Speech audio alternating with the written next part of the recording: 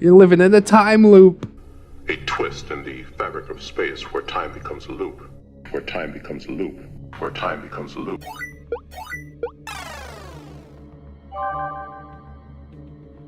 The kind Legbeard. Really? I guess anything's possible. Howdy. I still think about this a lot, and after listening to ReddX read a bunch of tales, I realized that this might actually be fitting. Although, if it does get read, please leave me anonymous. A lot of people can recognize my username. I'm just here to share my story. Ain't no glory with it. I respect that, dude. And so I shall respect your wishes. The story opens very early, around her and me being 8 years old. We were childhood friends, and we met because we both had mental disorders of our own. While I carried around a stuffed toy for comfort, we were both socially inept. For this, we were both bullied, and we became friends over that. For a long time, we were happy, but I acknowledged the problems very early, though I didn't mention them and they weren't deal breakers. I'm the sort of person that I get punched in the gut and will still give you a thumbs up. I just couldn't break off a friendship over it. I didn't like to leave my house because of my strong anxieties. Feel that? Even as a child, it made me uncomfortable just stepping out the front door, so very often she would stay the night at my house instead. It took about a year or so before I would stay at her house. The instant that I entered, I could smell it, and swiftly I was surrounded by a mass of dogs, like more dogs than I could count. That's a lot of dogs. It sounds like heaven in theory, but in practice, it's probably not. It was so loud and smelled far worse than I could possibly explain. I just put on a smile and she explained that these dogs were all her father's, but it was her chore to clean up after them, except none of the dogs fancied baths and they also weren't potty trained. Oh God. It was completely up to her, 100% her job, to pick up the poop of 20 plus dogs. Poor kiddo, gotta potty train your dog. What's going on here? So that explained the smell. I voiced my worries about the beds, and she quickly made sure to say that the dog stayed on the floor. So it wasn't a big problem for me. I was only a kid after all, so germs didn't exist as far as I was concerned. Ah, wonderful childhood. After a while of playing and watching cartoons on our bed, we decided that it was time to rest and went to sleep. The next morning, I awoke to something awful. My body covered in bites. Itchy, horrible little bites. I wasn't stupid. I knew they were from bugs. A fear hit me and I started looking around before she woke up, and my worst fear was confirmed. I flipped over the pillow and saw bloody spots, and when I looked at the cabinet beside the bed, I saw the dead bodies of bedbugs that I didn't notice before. Beardos and bedbugs, man. Goes together like grapes and ketchup, chocolate and spinach. Peanut butter and jelly if you're a normal person that didn't read that book in elementary school. Y'all remember that book? Nobody knows what I'm talking about. I made my way to the bathroom and checked my clothes, only to pull out living bugs that had tried to take up nesting. I was so uncomfortable, so disgusted, so scared, that I made up an excuse that my mom wanted me home before she went to work, and then I texted my mom begging to be picked up. And so it began. For years, it was the same story. She would invite me over, I would obtain some excuse or just leave it at ghosting. But the times that I couldn't, I found myself lying awake all night, in a war against the bugs that would eye me as their target. And yet, as the morning would come, I would still find bites. God, did you not inform your friend or something? I guess that's hard, that's a little kid thing. They're kind of shy to talk about stuff like that. Eventually, her family was reported for animal hoarding, forcing them to rehome a bulk of the dogs, leaving them with only 12 of them, with pregnant ones bringing babies. Oh God. The hoarding became more extensive, to the point that some rooms were just completely inaccessible. By the time we were 13, I'd stopped staying the night, but still allowed myself to visit during the day. One day, she suddenly stopped the game that we were playing and told me that she liked me romantically, and she was bisexual, so it didn't matter if I was a girl. Unfortunately, or fortunately, I couldn't say yes. Not only was her living situation just uninhabitable to me, but I could only like her as a friend after all these years that we had spent as just friends. I didn't mind that she had a crush on me either. It was flattering, but at the time I was still figuring everything out, and when she confessed, I decided that I was probably asexual and I wasn't interested in anything or anyone. I made sure to explain the second and third reasons, and she took it in an understanding way. Oh, well that's good at least. Don't flip that over on me. I hope she stays understanding and this is not a manipulation tactic. There was a relief for me. I didn't want to strain my closest friendship over something like that, but it wasn't over. Oh God, it never is. A few days later, I got harassing messages over Facebook from Legbeard's sister, making sure to call me out on my mental illness, saying, "You're definitely mentally ill to reject someone like her." To put it nicely, she didn't say mentally ill. I disregarded all the messages until she blocked me herself. Nevertheless, it just would not end. The next time I visited, her sister pulled me aside on the porch to tell me, "Legbeard's way out of your league anyway. Look at you. You're so fat. You have 2 chins. I don't care if you have autism or anything. You need to reconsider her." By the way, I wasn't fat when I was a child. Slightly overweight, but this one comment would soon change a lot about how I saw myself. Poor kids, man. I don't want to get off on a tangent, but it's like, you send these angels out into the world and everybody around them will just end up fucking them up. You gotta be super careful with your words and how you talk to kids. It seems like Legbeard's sister is the actual Legbeard here. The conversation is vague after all these years, but I do remember that clearly.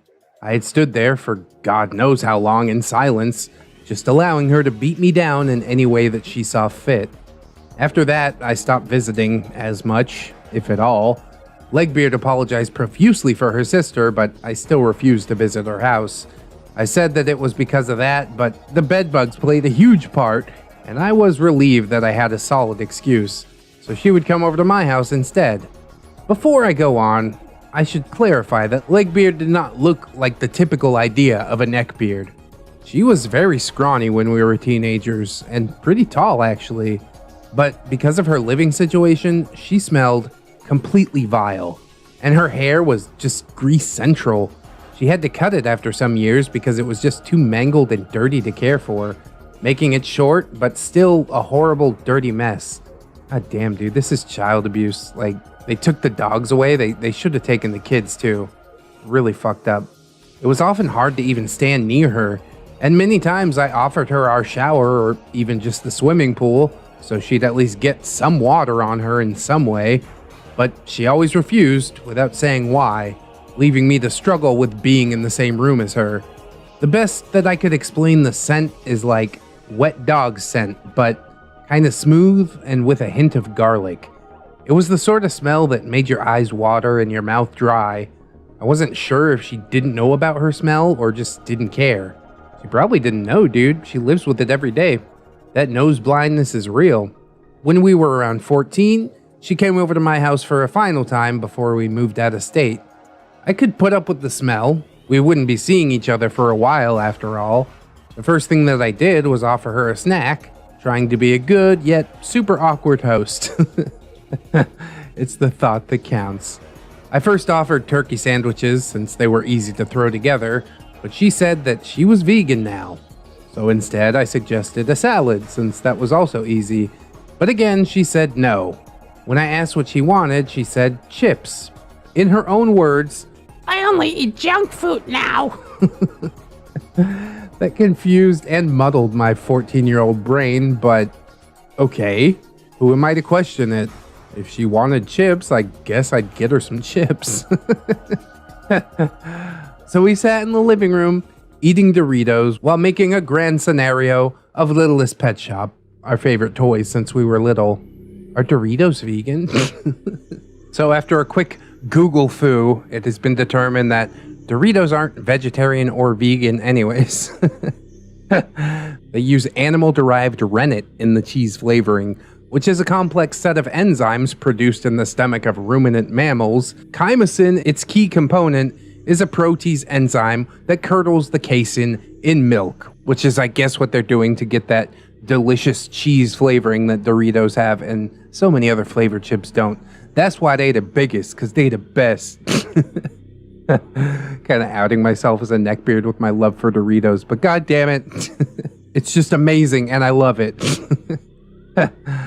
Now, back to the story. I'm getting off on like a lot of tangents. I wasn't much to play with toys, even as a child. I loved Littlest Pet Shop because I had so many pieces for it that I could make grand scenarios in giant cities and then sit there and admire my work. Legbeard, on the other hand, would rather just play, so she insisted that I join in and stop watching her roleplay with herself, which I did. So I took one of the animals and I approached hers. Immediately it was made creepy as she gave the usual Hello. with her toy, followed by, You're really cute. Do you want to go on a date?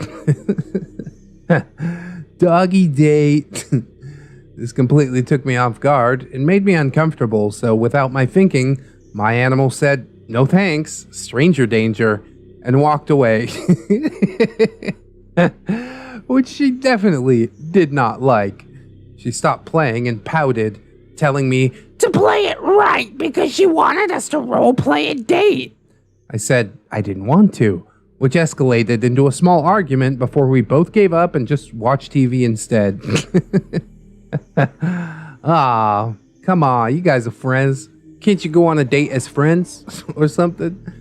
For our final hangout, I should have seen the signs of what would come, but I didn't. She was still really nice, but as we grew even older, it would become even more apparent what the problem was.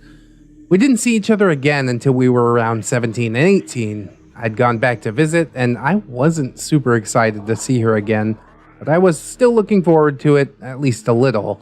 I was staying at a family member's house, and she told me that she'd come pick me up and spend the night. Immediately, I gave my concerns, only to learn that she had moved and was living somewhere new. So my relief grew, thinking that that would be the end of the bedbugs. You don't think they brought those mattresses with them? I don't know. When I opened the door to greet her, I stopped immediately when I saw what was before me. She had become a full-fledged Legbeard in that short time apart. Her scrawny figure was now incredibly overweight, complete with rolls, clothes that were obviously too small, ragged, unwashed hair, and literally carrying a chip bag. That's one of her accessories. I knew what I was getting into, but I still went with her anyways. As for her car, as expected, it was filled to the brim with trash and smelled of cigarettes. When I opened the door, piles of trash fell out onto the sidewalk like a mini waterfall, and she quickly grabbed what she could and threw it into the back seat. A lot faster and more mobile than I expected. Boy, she can move when she's embarrassed. At least she is embarrassed, to be fair. It was already off the sidewalk and my seat was cleared off before I even registered what I was about to do. Begrudgingly, I got into her Beardmobile and we headed off to her house. The ride there was fairly pleasant, at least. She told me everything that I needed to catch up on. Babies born in her family, the passing of a few of her dogs, and that she had some cats now. She still lived with her parents, but her mother was ill, and her father needed leg amputation due to diabetes. Jesus. She'd taken on the brunt of the housework. In the years that we were apart, I had ended up finding a boyfriend, now fiancé. It took a while, but when I realized my feelings, I had understood that I wasn't asexual, but in fact bisexual and just waiting for the right person. I danced around the topic when she asked about anything new in my life. I didn't want to make her feel bad or think that I was lying and just didn't want to properly reject her back then. So I ended up just never bringing it up. That's never the right answer. Communication is the key, OP. The faster you address it, the easier it is.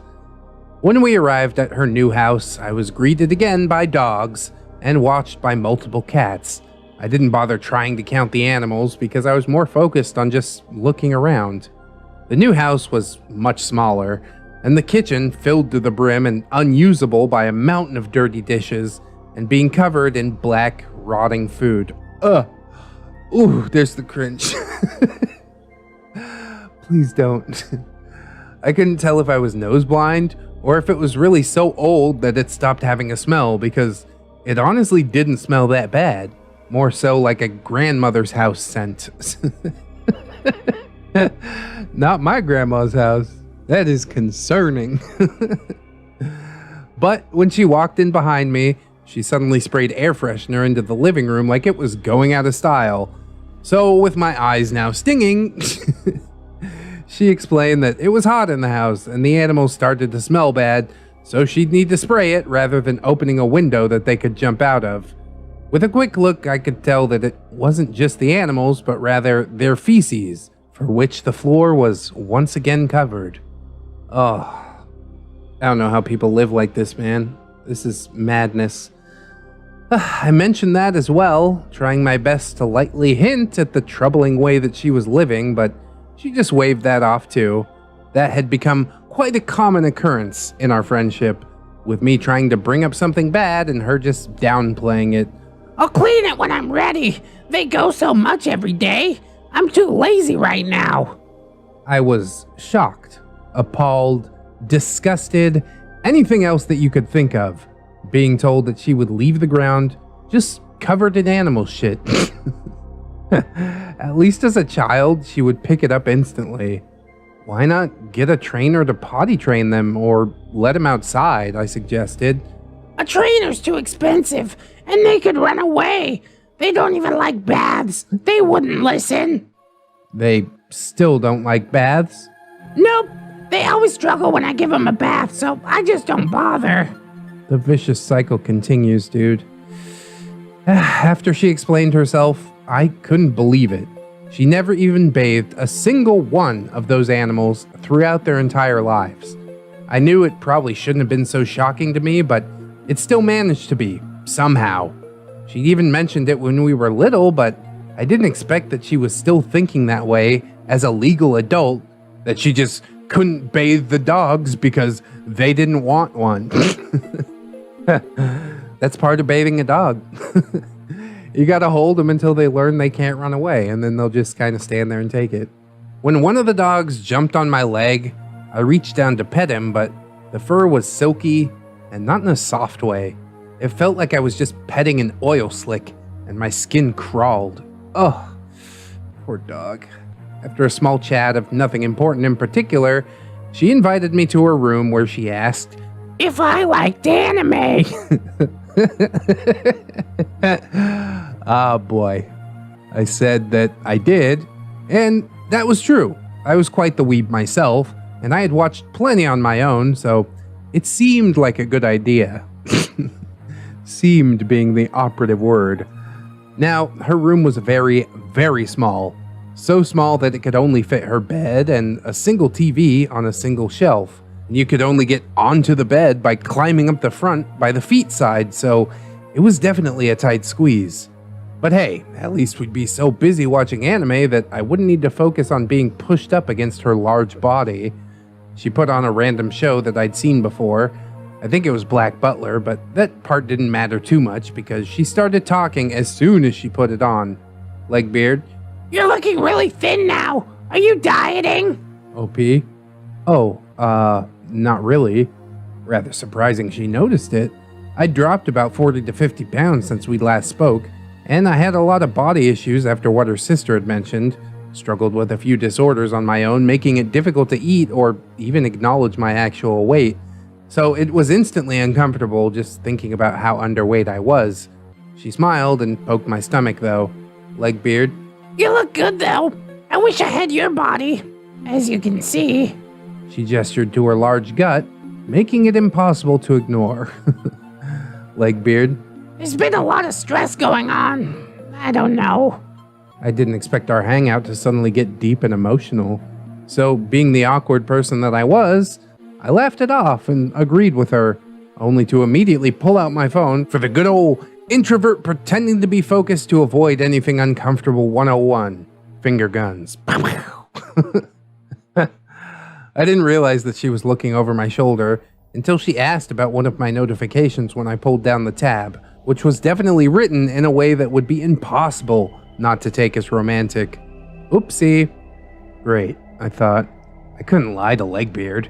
She was too smart and just knew me too well. I was just hoping that we could have avoided that topic. Finally, I explained the truth, that I didn't think that I was asexual anymore, and I had found a boyfriend. Her simple, "Oh," was enough to tell me that she'd been hurt, and I didn't really know what to say about it after that. For about an hour, we sat in silence watching anime, the awkward tension rising so much that I couldn't focus at all. Suddenly, her stomach growled, like actually growled, over the volume of the TV. And she quickly jumped up, saying she'd order some pizza. Which she did, and we ate in the living room, watching some game show with her father that had come out to us. For the rest of the night, we didn't say a word until it was finally bedtime, and she said I could sleep on the couch since her bed was too small for the two of us now. Bro, putting your guest in the doghouse? I mean, it was true. We weren't the tiny kids that we used to be, but I was also feeling that it was probably also because of her newly learned information. I didn't argue about it anyways. As much as I cared about her, she just smelled really bad. The house went quiet, and I texted my boyfriend for a little bit because I couldn't sleep, keeping him updated on the trip. It was a good comfort after finding myself in my current situation. And then he mentioned something that I'd almost forgotten about, and I was relieved that he did. I told my boyfriend about Legbeard before, and explained how she had had bedbugs when we were kids. When he asked if she still did, I couldn't give an answer. I had assumed that they were gone because she moved houses, but now that they were on my mind again, I needed to stay up and make sure, just like when I was a kid. God, this is so horrifying. You're living in a time loop. As it started getting later, I was unfortunately reliving the horrors as I was fending myself off from the bloodsuckers, getting up every so often to pull them out of my clothes. The night became less enjoyable as our casual texting turned into my crying to my boyfriend, just not knowing what to do. They had carried the bugs over from the old house, and after all of these years, never gotten rid of them. God, dude, how? How do people live like this? I finally found myself snapping in the middle of the night when I pulled one out from the rim of my underwear and mentally declared that I would not be staying at her house anymore, no matter what. I just couldn't take it.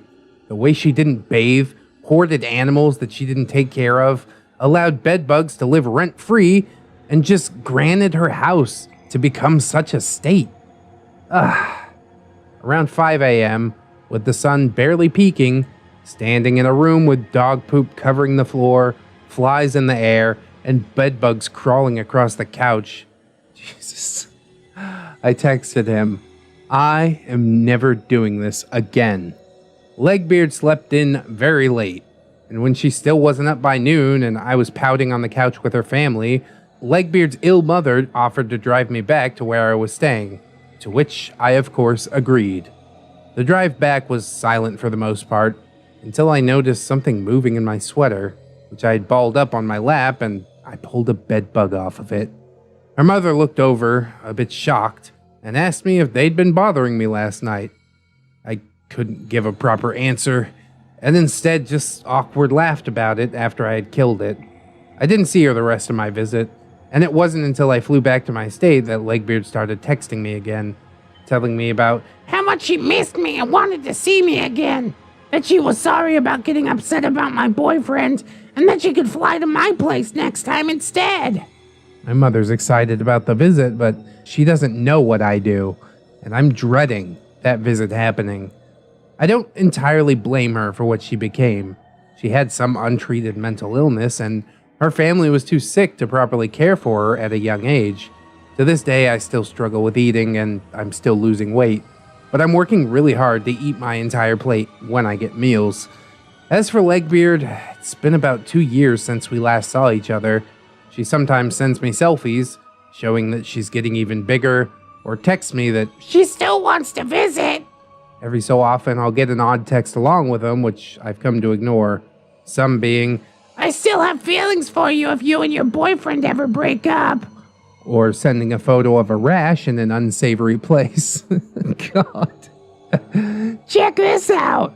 R.I.P. one of her dogs. And repeats this text at least once a month to remind me to feel sad. Do you think you'd love me if I wasn't so ugly? God, what a mess. I won't give out too much because some of the creepy ones are personal, and I still have some respect for her even as I type this, but luckily she texts me rarely now. I like being able to write all this out for you, but I still can't figure out if she fits Legbeard status now. I guess I'll leave that up to you. Well, living in a filth pile, I guess, wins some Legbeard points. There's also the fact that she's clinging onto a relationship that is quite clearly never going to happen. But I don't know either, man. She's got at least some reasons to be the way that she is, you know? But on the other hand, one of the biggest reasons why she is the way that she is because of simple laziness. If she had taken the time to potty train those dogs, her job would have been so much easier. And it's not that hard to potty train most dogs. Some dogs are super stubborn, but if you get them to do it at least a few times, then they pick up on it pretty quick. You know, dogs are way smarter than we give them credit for. I definitely understand that the family is, not physically well, but that's about the point where you call in some help. You know what I mean? And they might not have called in a help or hired a maid or anything like that because they were embarrassed about the situation that they're living in. The situation which they've created in 2 different houses now, mind you. So obviously things are not going to improve if OP, stands idly by. But I don't know, how much help can you offer somebody that really doesn't seem to want to help themselves? At the end of the day, I do have to give this one at least some sort of Legbeard stamp. It's about 70% Legbeard, you know? She doesn't have the massive, sense of grandiosity or entitlement that a lot of beards seem to have. But the watching anime, the living in the filth pile, the being lazy, brushing things under the rug, lacking self-awareness in a very extreme way, it's just all beard behavior, you know what I mean? Just like the post title says, she does seem like a kind Legbeard, all things considered, but a kind Legbeard is still a Legbeard, you know what I mean? I think the whole situation made me more sad than anything, you know? I don't understand how somebody could just let this happen and be okay with it. I'd make the argument that both of her parents suffer from some mental illness because this is not normal. This is not a normal environment for a child to grow up in. And the fact that she kind of just thinks it's okay means that vicious cycle will continue unless she gets some help for herself. So I would definitely encourage her, OP, to go to some sort of therapy, at least look into changing some things about her life. But I know it's kind of a lost cause. Like if somebody doesn't want help, then they're not going to take it no matter how much you try to push them into it. You can lead a horse to water and all that, but you can't make them stop drinking Mountain Dew. Kind Legbeard. Remember when I liked you as a kid? And you liked me? Wait, hold on. That's not how I remember things. There seems to have been a misunderstanding. Kind Legbeard, the years later update. Yes, 2 years is years. I'm gonna go ahead and throw that link down in the description for you guys if you don't remember it. It's kind of a different ReddX though. It's kind of when my wife was still sleeping in the same room I was trying to record in. Wow, it has been a few years now, hasn't it? Yes, it has. Welcome back, user Adayushi. Had our ups and downs. I wonder if people even remember the Kind Legbeard. I mean, it was a one-off. I don't hear it mentioned all that often, but I remember. Photographic memory, and that was one of the best performing thumbnails on the channel too, which I think is sort of weird, but okay. I'm not really sure how to start this post, so I'll just start it. The Kind Legbeard is not exactly kind anymore. My dear friends, Kind Legbeard has only become a full-on Legbeard. In the span of a few days, my world has been shaken. Yeah, it is like they thought it wasn't. I mean, they don't really think it be like it is, but it do, you know? And it all began with a phone call. People are still calling each other on the phone. That's crazy. A little phone call on a Tuesday morning. The birds are chirping. The sun is shining. I'm barely opening my eyes to turn on my phone and check the clock and stop everything. I'm getting a call on Facebook Messenger. Who else is it but Kind Legbeard seeing me online? I let it go to missed call for a minute, and then she texts me directly after telling me to call her. Well, because I haven't even been awake for 5 minutes yet, I don't respond right away. That's good self-care right there, I like that. I just needed a second to fully open my eyes and stretch, pull myself out of bed and... Okay, wait, no, I'm getting a call. Again. Tell me it ain't her. This time it was from my sister. Thank God. What wild timing. Kind Legbeard only messaged me 4 minutes ago. For my sister, I don't care, looking like a mangy rat on video, cause she's family. I'll answer. Maybe look so horrid that she'll hang up. This plan is flawless. Definitely relatable. I hope it's not Kind Legbeard like spoofing your sister's profile or something. Wouldn't that be crazy? But we don't put nothing past beards no more. So anyways, OP answers the phone and sister starts in first. Sister, hey, Kind Legbeard wants you to call her. OP, what? She messaged me 4 minutes ago. I'll get there. Sister, she just messaged me telling me to tell you to call her. OP, Christ. All right, let me wake up first. Yeah, you don't want to see me before the first coffee of the morning. I don't even really get pleasant until around 9 p.m. and sometimes not even then. At that moment, I got a text from my mom saying Kind Legbeard wants to talk to me. Seriously? Why is she messaging my entire family about this? Wait at least 5 minutes. After not talking for like an extended period of time, what I am to presume is years, you're now blowing everybody's phone up? Don't call me. Don't come by my house. We're done. She's out of her mind. OP, all right, our mom just told me to call her, so I guess I'm gonna call her. Did she say what it was about? Sister, no, but sounded urgent. OP, awesome. Okay, give me a minute to at least brush my teeth. In the time span it took me to drag myself out of bed and brush my teeth, I got another 3 messages asking for a call. I'm glad you took your time with your teeth. You gotta take care of your mouth rocks. The other thing that I'm coming to recognize about this story is that these supercomputers we carry around in our pocket essentially tether us to everybody else. Are we allowed to turn the phone off? What happens when I need some time away? Technological hellscape. That's what we're looking at. That's what we're living in. So, finally, I call her and... Drum roll, please. Elijah.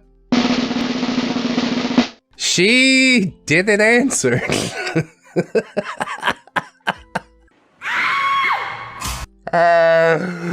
What an ass. Okay. I guess I'll call back later then. I'm not yet in a talking mood anyway. Oh wait, never mind. She's calling me back. I'm so freaking annoyed already. Don't even start. So I answer and Kind Legbeard is grinning ear to ear, her face red, like she had developed a sunburn. Kind Legbeard, hey OP! OP, hey there. What's up? Kind Legbeard, I just wanted to ask you something. OP, okay. Shoot, what's up? Kind Legbeard, remember when I liked you as a kid? Oh God. Can we not? This is not a ride I'm willing to take this early. But OP just says, yeah, Kind Legbeard. And you liked me? Wait, hold on, that's not how I remember things. There seems to have been a misunderstanding. I'm pretty sure I remember you asking me out and me turning you down, and then your sister harassing me on my porch. But details. Who really cares anyway? Continue on. Just say what you want to say. OP? Sure. Kind Legbeard. Do you still have feelings for me? Because I still have feelings for you. OP says, well, I mean, I have a boyfriend. Kind Legbeard. Do you have feelings for me though? OP, I have a boyfriend. You can also just say no. Alternatively, I think that would be a rather good answer. But maybe you are sort of into her. Maybe you do want to keep her on the back burner. I don't know. I can't tell you how to live. But for my part, I'm definitely just saying no. Also, I have a significant other. But that really doesn't matter because no. At the time, it felt disrespectful to my partner to discuss romantic feelings with someone else, even if I didn't have said feelings, just because of the awkward situation of kind Legbeard being under the assumption that I had liked her back. It's never too late to correct said assumption. I'm assuming that you guys aren't in regular contact, but okay, whatever's fine. You do you, you know?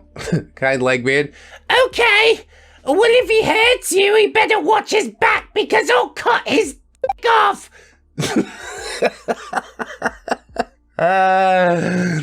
All right. OP says, whoa, no need to go there. We've been together since 2016. I don't think that he would. Kind Legbeard. I'll still cut it off, though. I'm happy for you, though. I haven't had much luck with love. Yeah, maybe it's all the castration talk. I don't know. I'm just spitballing here. OP. Oh, I'm sorry. Sad face. I'm sure you'll find someone, though. Kind Legbeard. Maybe. Do you have Discord? Oh, she's really trying to worm her way in, isn't she? OP says, yeah, I do. Kind Legbeard. Cool! You love Discord! You can meet lots of friends on it! I did! Do you want to join my chat? OP? Yeah, sure. I'll join. Sure, whatever, feel free. Add to the legion of dead group chats and servers that I never visit. I'm only in Discord to hang out on my own server, discord.gg/ReddX. Go check it out. I know OP did. From there, she sends me a Discord invite and I jump in. I introduce myself and wave at everyone and they all seem very nice. After a moment to take a look around the server, I can see it's heavily geared toward roleplay. I'm not that into roleplay, so I mute those channels and only talk in the general chat. What kind of roleplay, OP? Like normal roleplay? Or like Legbeard roleplay? At first it was nice. Everyone was welcoming, and eventually as more members started to come online, I introduced myself to them as well. The issues started when kind Legbeard introduced me to someone on my behalf. In case anyone forgot or doesn't know, I'm a trans person, and I clearly stated on my introduction, server nickname, and server about me that I was trans. I also stated my chosen name. I was offline during the interaction, and I only talked about it when I came back in. New person, oh, who's this? Kind Legbeard, this is dead name. She's trans. New person, oh, cool. He or she? Kind Legbeard, dead name is a he. Maybe she thinks she's helping. I sort of want to give her the benefit of the doubt because she is the kind Legbeard after all. But yeah, you guys have known each other for long enough that this should probably be a no-no in your friend group, right? OP says, okay, cool. Well, she just told an entire server what my legal name is against my permission. Gotta love that, huh? Not like I was trying to hold on to that bit of privacy, but it's cool. It's fine. It wasn't malicious. Yeah, bit ham-fisted, I agree, but not malicious. Maybe I'll just add an extra note in my about me to specify exactly what my name is. It should be fine. One would hope. Well, the next day, that note did not work. Readers, Redditors, and rebels alike, this is where the fun begins. I like that line. Looking back, it's like the boss's theme song is playing in my head. Well, like Big Boss, Metal Gear, or you talking about me? I do have a theme song now, don't you know? It's on the outro card.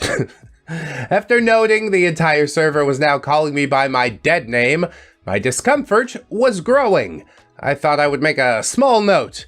Just a quick PSA to the server. Nothing bad. Not blaming anyone. And again, I like that. That's good self-care. Hey everyone, I'm more comfortable being addressed this way. They still might not do it, then you leave the server. The problems solve themselves. So OP says, hey, I didn't want to say anything, but I probably should since it makes me uncomfortable, but I don't like going by that name. My chosen name is current name, if that's all right. Member 1, oh, sure. Kind Legbeard, I'm a failure! Everyone hates me. I should just give up on life. Now I've gone and messed everything up with my childhood friend. Oh. Holy macaroni. What are you talking about? She's just seeing somebody else in the limelight for a split second, and she can't handle it.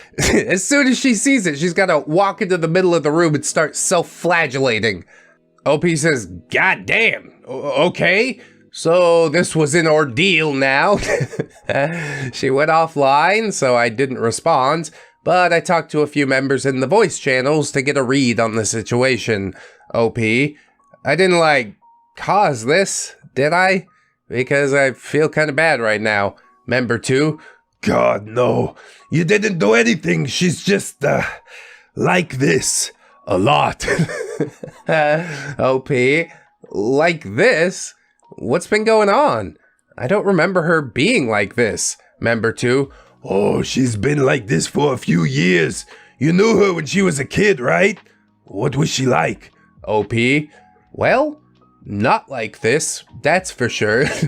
I think the cracks were there, OP. You just, were a kid yourself, so you didn't see them for what they were. But that's just a theory, a trace amounts of science theory. We're trying to make it happen. It's not going to happen. Another member says, I'm checking on her now. She's going to be fine. Oh God, I think that's the plague doctor.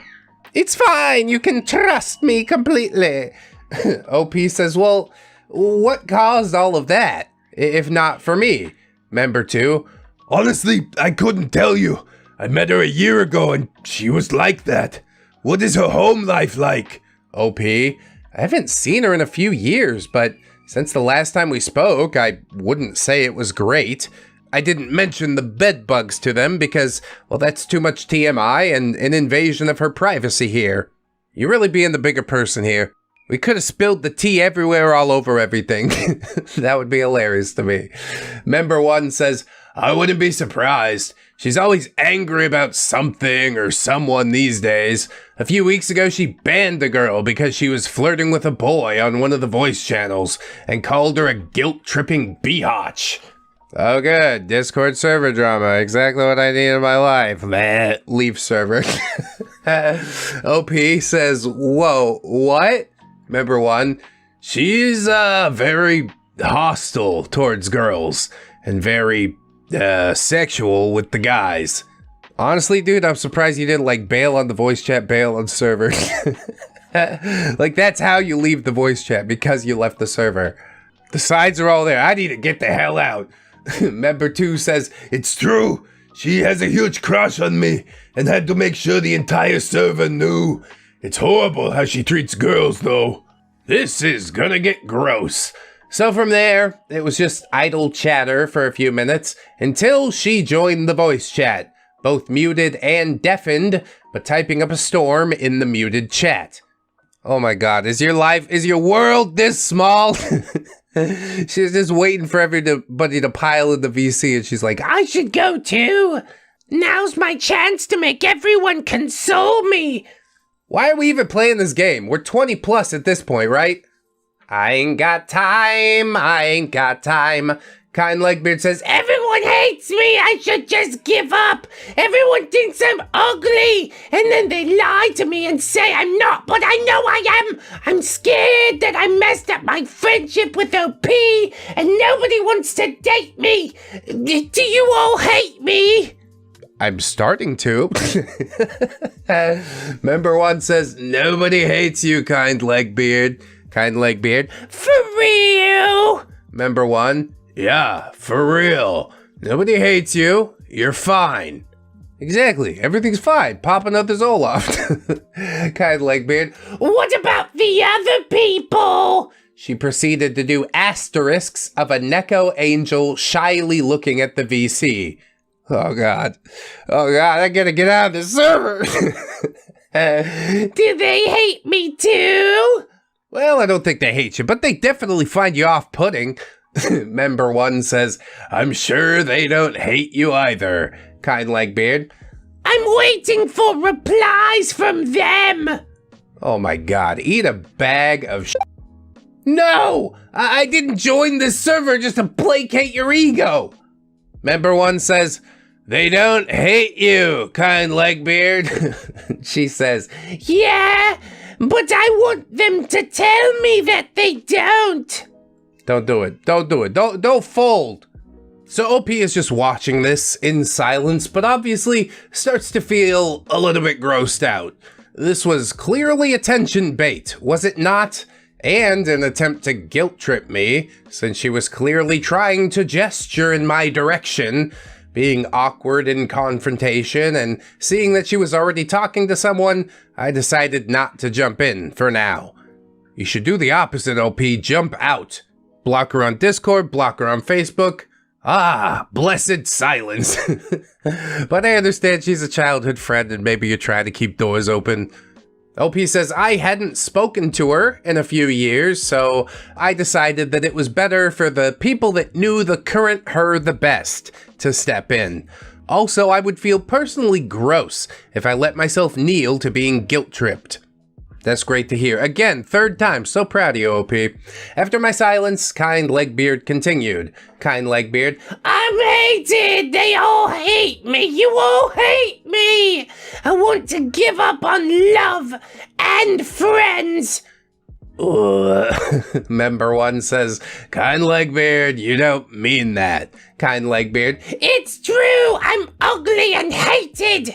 I see how it is. I'm ugly. And nobody is saying otherwise. I'll always be ugly. inside and out, apparently. She left the call from there, and things went quiet for a few hours. Well, thank God for that. But not before naming all the voice channels to either Heartbroken or crying. oh my God, dude, I couldn't stay here any longer. Later that night, I get a DM from one of the other server members sending me a delivery. Whoa, we just got a letter. Wonder who it's from. That's from Blue's Clues. We just got a letter. Wonder who it's from. Hey, shout out Blue's Clues. It's from kind Legbeard saying that She's not talking to me. great. OP says, okay then. But wait, I didn't even do anything wrong.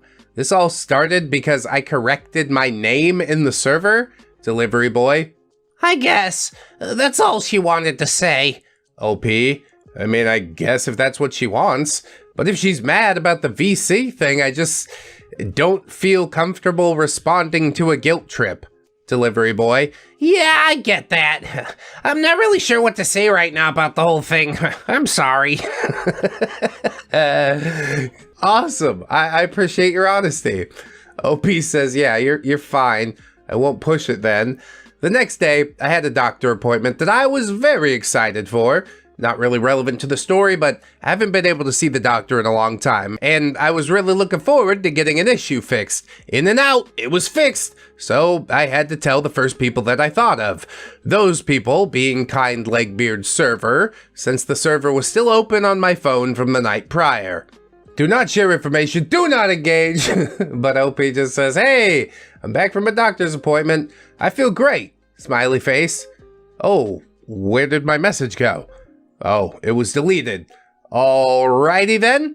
Got the mood that the server's going for. Okay, so then I have server powers, so I'll just make my own channel and talk about the things that make me happy there.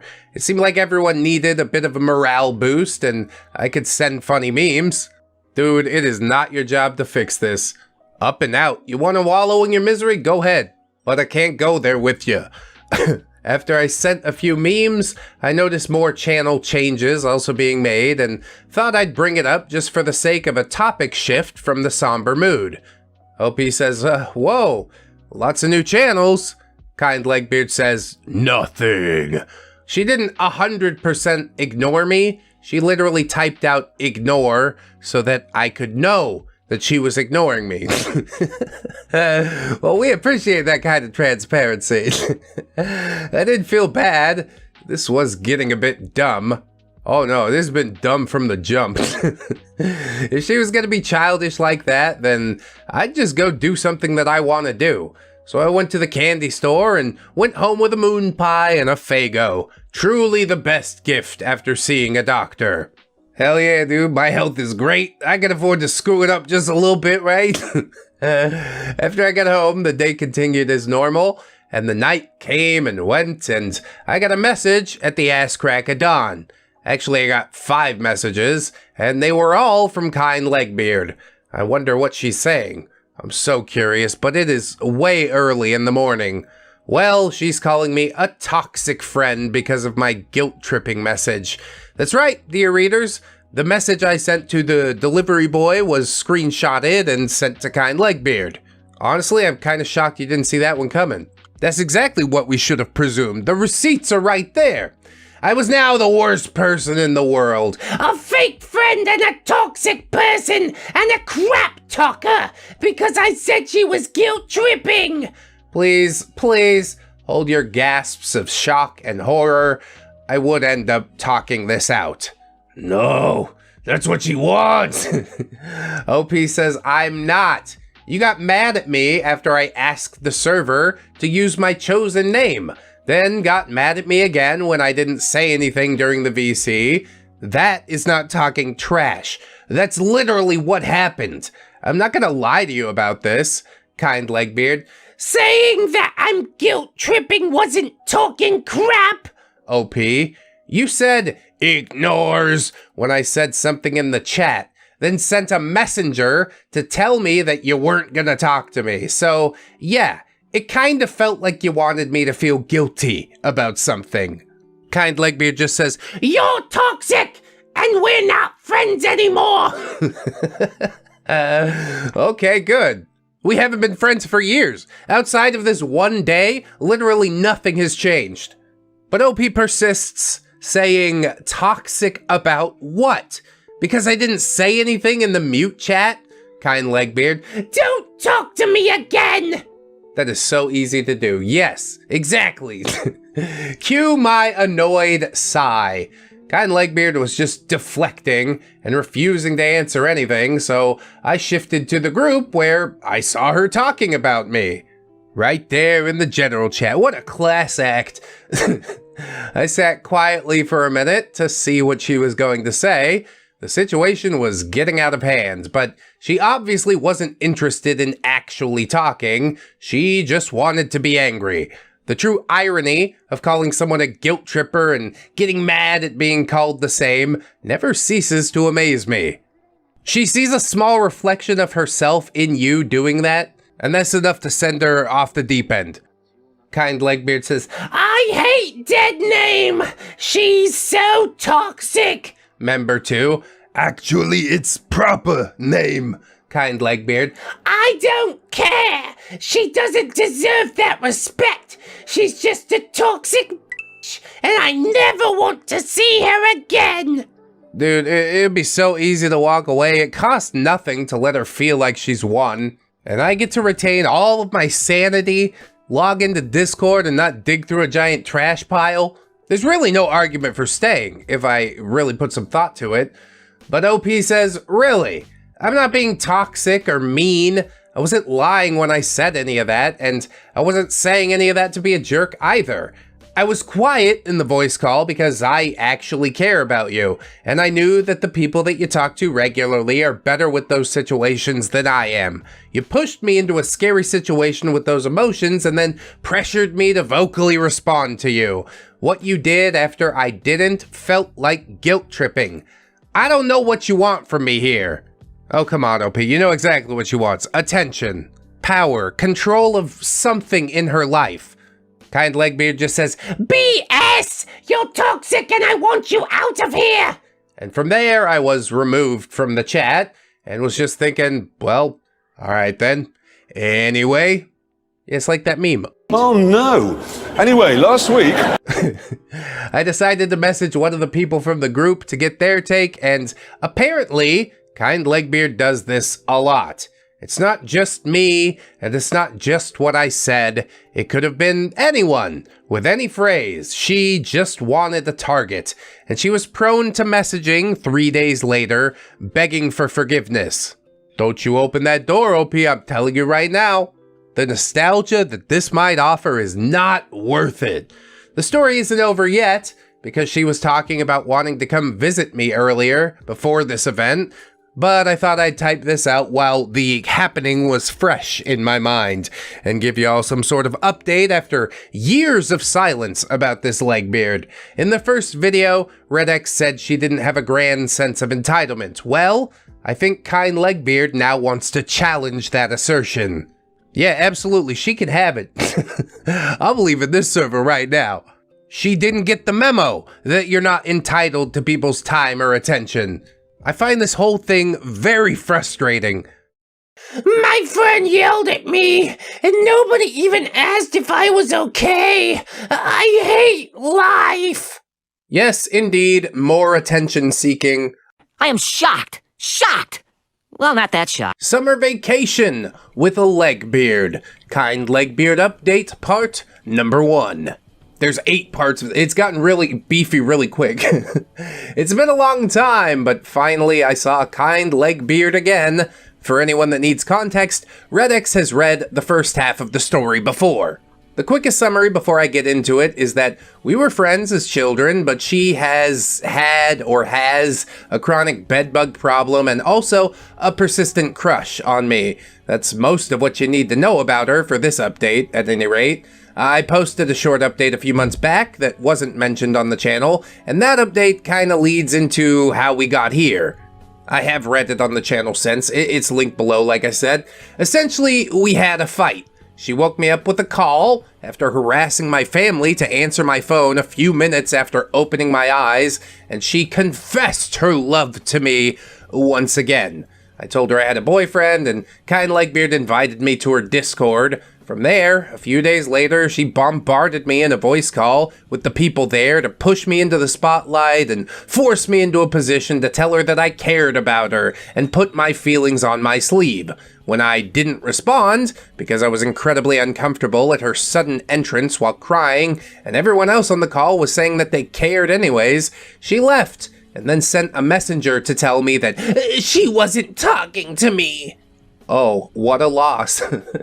I told the messenger that I was baffled because it felt like a guilt-trippy situation that I didn't want to be a part of. Also, because she knows I don't do well in high-emotion situations. But if that was what she wanted, then okay, I wasn't gonna fight it. Yeah, sounds like an easy out, to be honest. The messenger sent a screenshot and then, all hell broke loose. Suddenly, I was an evil villain talking all this crap behind Kind Legbeard's back, and I was just a toxic person, intent on hurting her. She cut me off everywhere, except for Facebook. It was getting out of hand, so after giving her some time to cool off, I messaged her. I still don't think I was in the wrong for what I said, but I don't like leaving bonds off with a fight. So I told her I'd buy a plane ticket for her to come and see me, and she agreed. Wow, that's a hell of a way to try and make it up to her, isn't it? You've already gone above and beyond just by interacting with this person. I use that term loosely. From here, I'll tell the story of the visit day by day. The ReddX Discord asked me to name Kind Legbeard Vriska from this point forward. Although I'm confused about the request, that I can do. Vriska seems to be a Homestuck reference, but we're just gonna stick with Kind Legbeard for simplicity's sake. We don't always have to listen to the Discord, okay? It's great you want to contribute, etc., etc. If that's the case, write your own story. Name her whatever you want. I should also note, I don't describe anything that went well or where we bonded, since there's not much of a story there, and those moments really were few and far between. I can't imagine the audience would enjoy hearing about how we browsed the store for an hour or got excited about a sale. These are only the events that made me uncomfortable or just didn't seem quite right. That's right, the bonding and the mushy stuff, that belongs on another channel. We're here for the cringe, baby. I'll post in parts because this story is long. For the first week, I'll introduce the characters. Me/OP, a 22-year-old autistic trans man. I like keeping to myself, hate confrontation, and I suck in emotional situations. Kind Legbeard is the Legbeard of our story. We knew each other as children until I moved out of state. She doesn't understand boundaries, is always swept up in some sort of drama, most likely of her own making, and she has had a crush on me since we were kids, currently 23 years old. Mother? Yeah, my mother. She's a security guard. I currently live with her and the rest of my family as I'm working a job to make my way into moving out. Sister, my younger sister, she's the mother of a newborn baby. Doesn't live with us, but visits often as she lives in the neighborhood. That's convenient, man. Grandma's always coming in clutch. I love you. I love you too, you little shit. And with that, dawn of the first day begins. We picked up Kind Legbeard at the airport, and she immediately hugged me. Not bad by itself, although I do dislike physical contact. I took it because, well, it's been a while, and I could at least give her a hug. Nah, you don't owe nobody nothing. Draw your line in the sand and hold it. We've already started out with contrition. I don't like where this is going. Kind Legbeard took a picture of me, something else I wasn't fond of, but again, I bit my tongue. It was a happy meeting, so I wasn't going to ruin it by being a prude. It's not really being a prude, is it? It's just having firm boundaries. So, okay, sure. Kind Legbeard could have a hug and a photo. It was a moment of discomfort to make a friend happy. Yeah, not much of a friend though, is she? After that moment, she let me go so I could look at her. It looked like she had lost a decent amount of weight, but aside from that, she looked exactly the same. Her hair was greasy and her body odor was powerful. She was also covered in body marks. From the bedbugs? Cystic acne? What's going on now? OP says indeed, her face was full of acne. Not that I'm judging, I'm just describing. And her hands and arms were marked with small insect bites.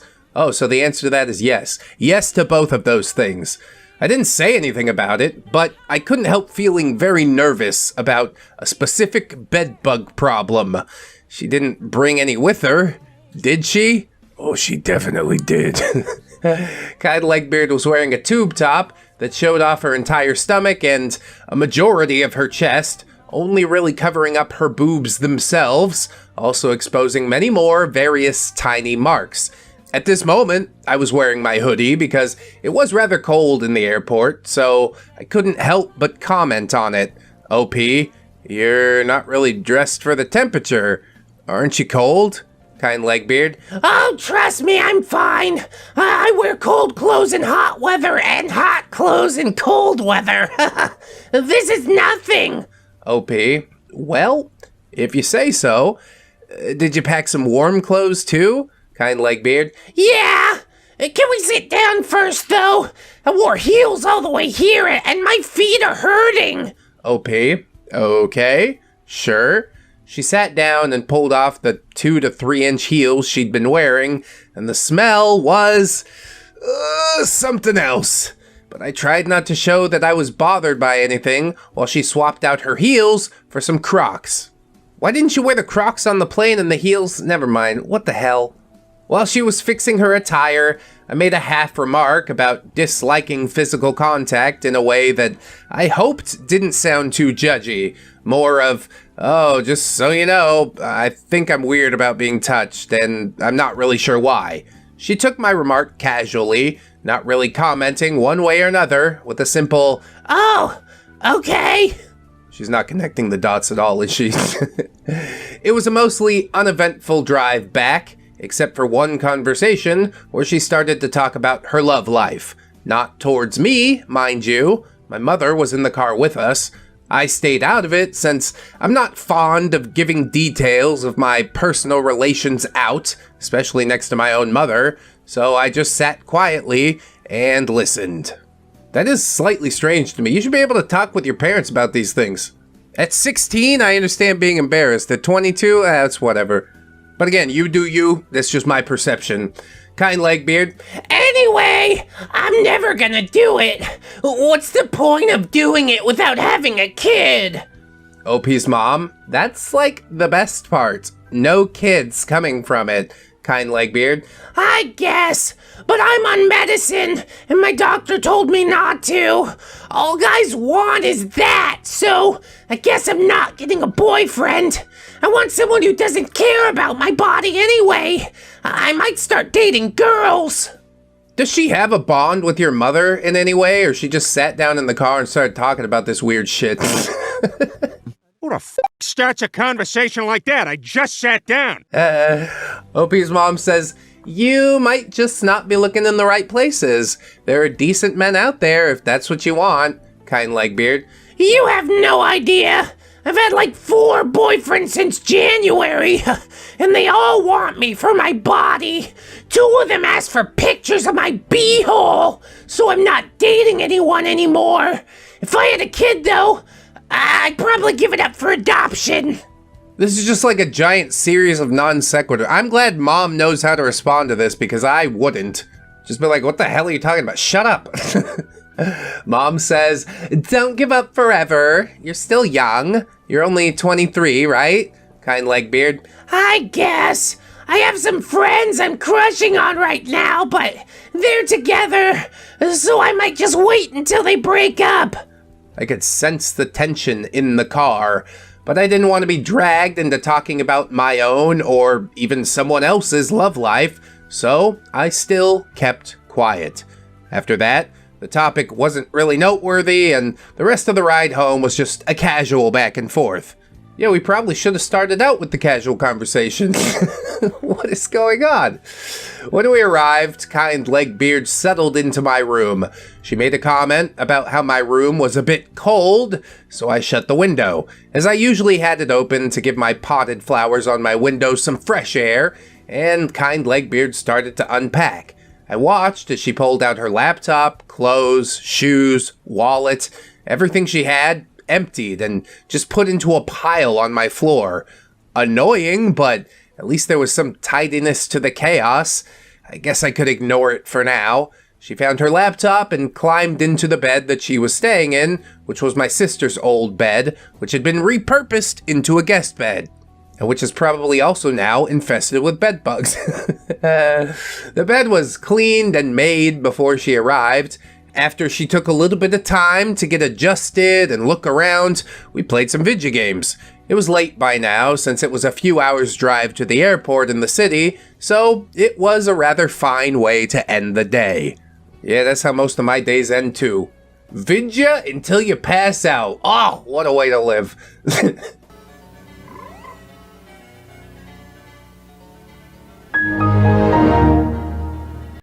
Day 2. On the second day, we had to go into the next town over because I had a doctor's appointment. The trip was entirely uneventful, just trying some new desserts and showing Kind Legbeard the best shops around, so yeah, this outing was rather skippable, except for one moment where she joined a video call on Discord while we were walking together, and I quickly said that I don't like being on camera, and asked her to keep me out of frame.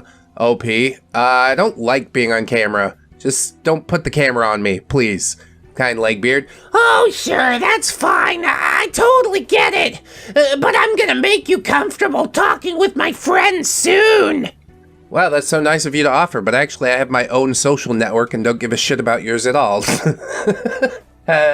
OP just says, I'm not sure about that. I'm not fond of voice calling strangers online. I have to know them first before I consider showing my voice. Oh, and that's really nice. I know what Adayushi sounds like now. He showed up to a game night in the Discord. Discord.gg/ReddX, thanks so much. Kind Legbeard says, I don't believe you. I'll make you comfortable soon. They're cool and super protective of me because I've been hurt a lot. OP, that's cool. With the microphone still on, I kept my voice to a minimum and let her talk all she wanted. At one point, she mentioned she was spending time with me, and as she mentioned my existence, the camera was swiftly pointed in my direction. As though on instinct, I ducked aside in a panic, and Kind Legbeard gave me a scowl. She said, I wasn't planning to put you on camera. OP. I just do it automatically. I saw the camera move towards me, kind Legbeard. I wasn't going to. Just chill out. I'm just trying to make you comfortable with them. Why is this so important for you? I hate it. Why else would you move the camera towards me if not to put me on camera? Ugh, she's not the most hateable Legbeard ever, but she's definitely annoying at this point. Respect the boundaries. What if I didn't want to be comfortable with them and had no interest in knowing these people? I didn't recall even being asked if I wanted to talk to them. I was sure that they were lovely people, but I'm not always interested in getting to know everyone that I have the opportunity to talk to, you know? I definitely know. The inner circle is tight, and we's keeping it that way. Just to keep the peace, I gave her my Discord and let her stupid friends add me. A few private messaged me, but my responses in return were short and minimal, especially because we were out in public, and I was trying to spend time with kind Legbeard. She was my current priority, so why couldn't she show me the same respect?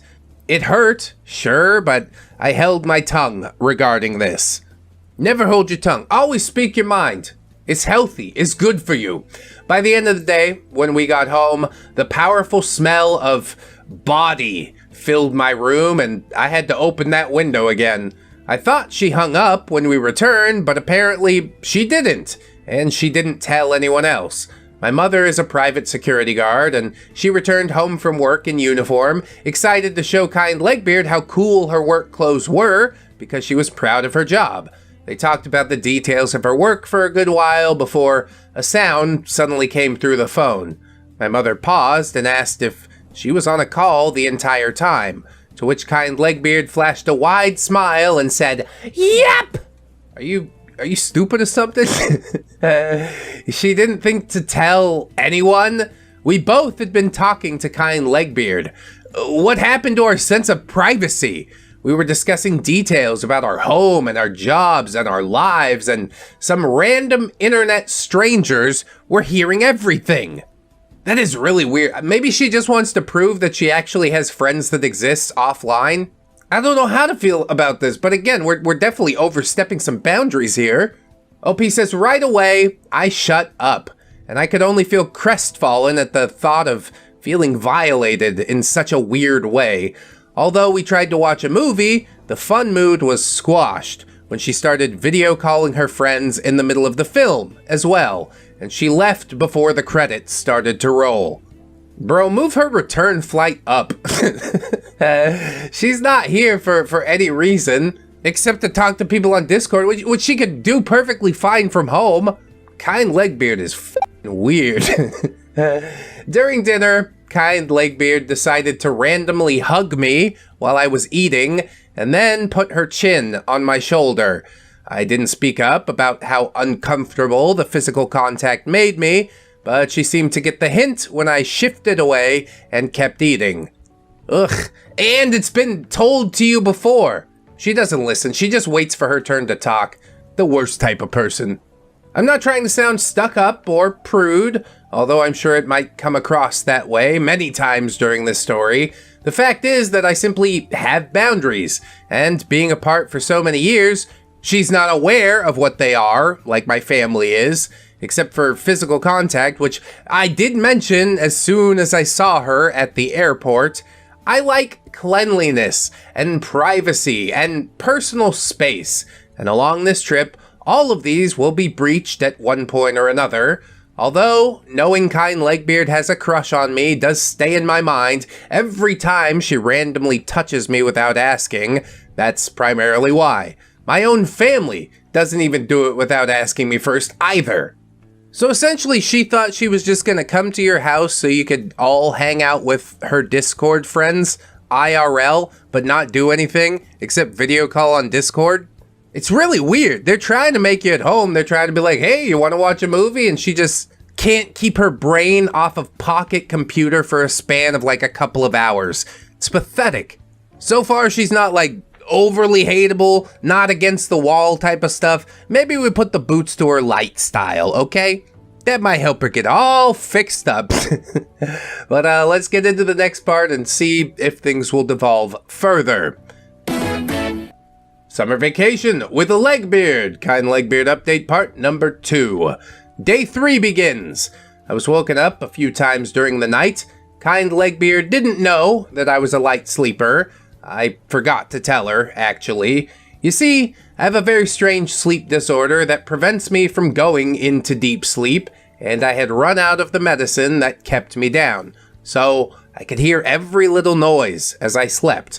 This becomes very prevalent as she wakes me up. The first time was very minor, as she left to use the restroom, but the second, it made my skin crawl. I could hear her across from me, talking to nobody about me. Mind you, it woke me up, so my memory's very hazy, but I could gather a good bit of dialogue. Kind Legbeard. Oh, Opie's so cute when she sleeps. Look at that. Look at her face. That's so cute. Oh my god. Dude, we're only on night 3. Night 4 is like, if I can't have you, nobody can, and then night 5 is just she stabs you to death in your sleep with a steak knife. You gotta get her up and out. That's what I know. OP says, look, I might have been dizzy, but I was awake enough to know that I did not like someone watching me sleep and then verbally commenting on how cute I was.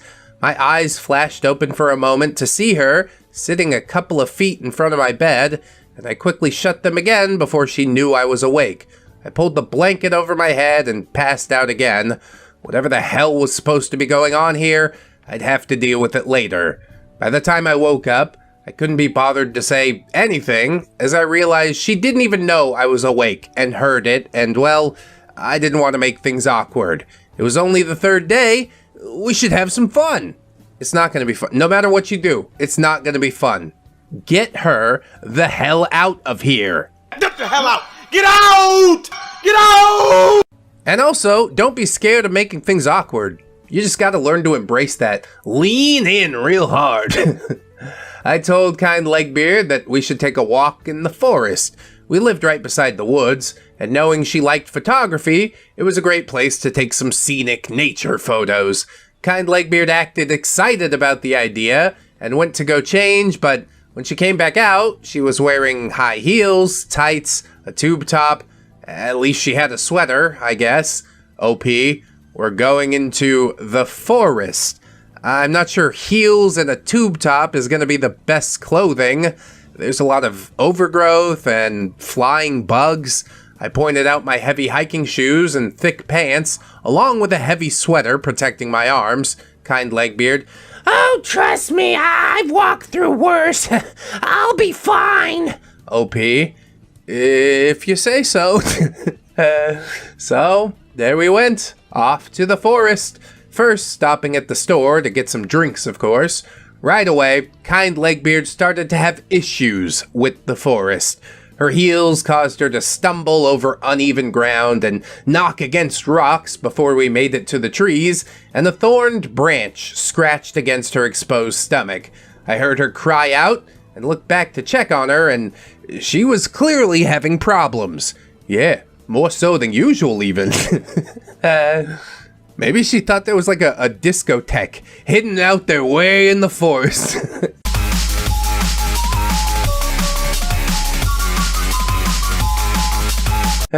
OP says, are you doing all right? Kind Legbeard. Yeah, I'm fine.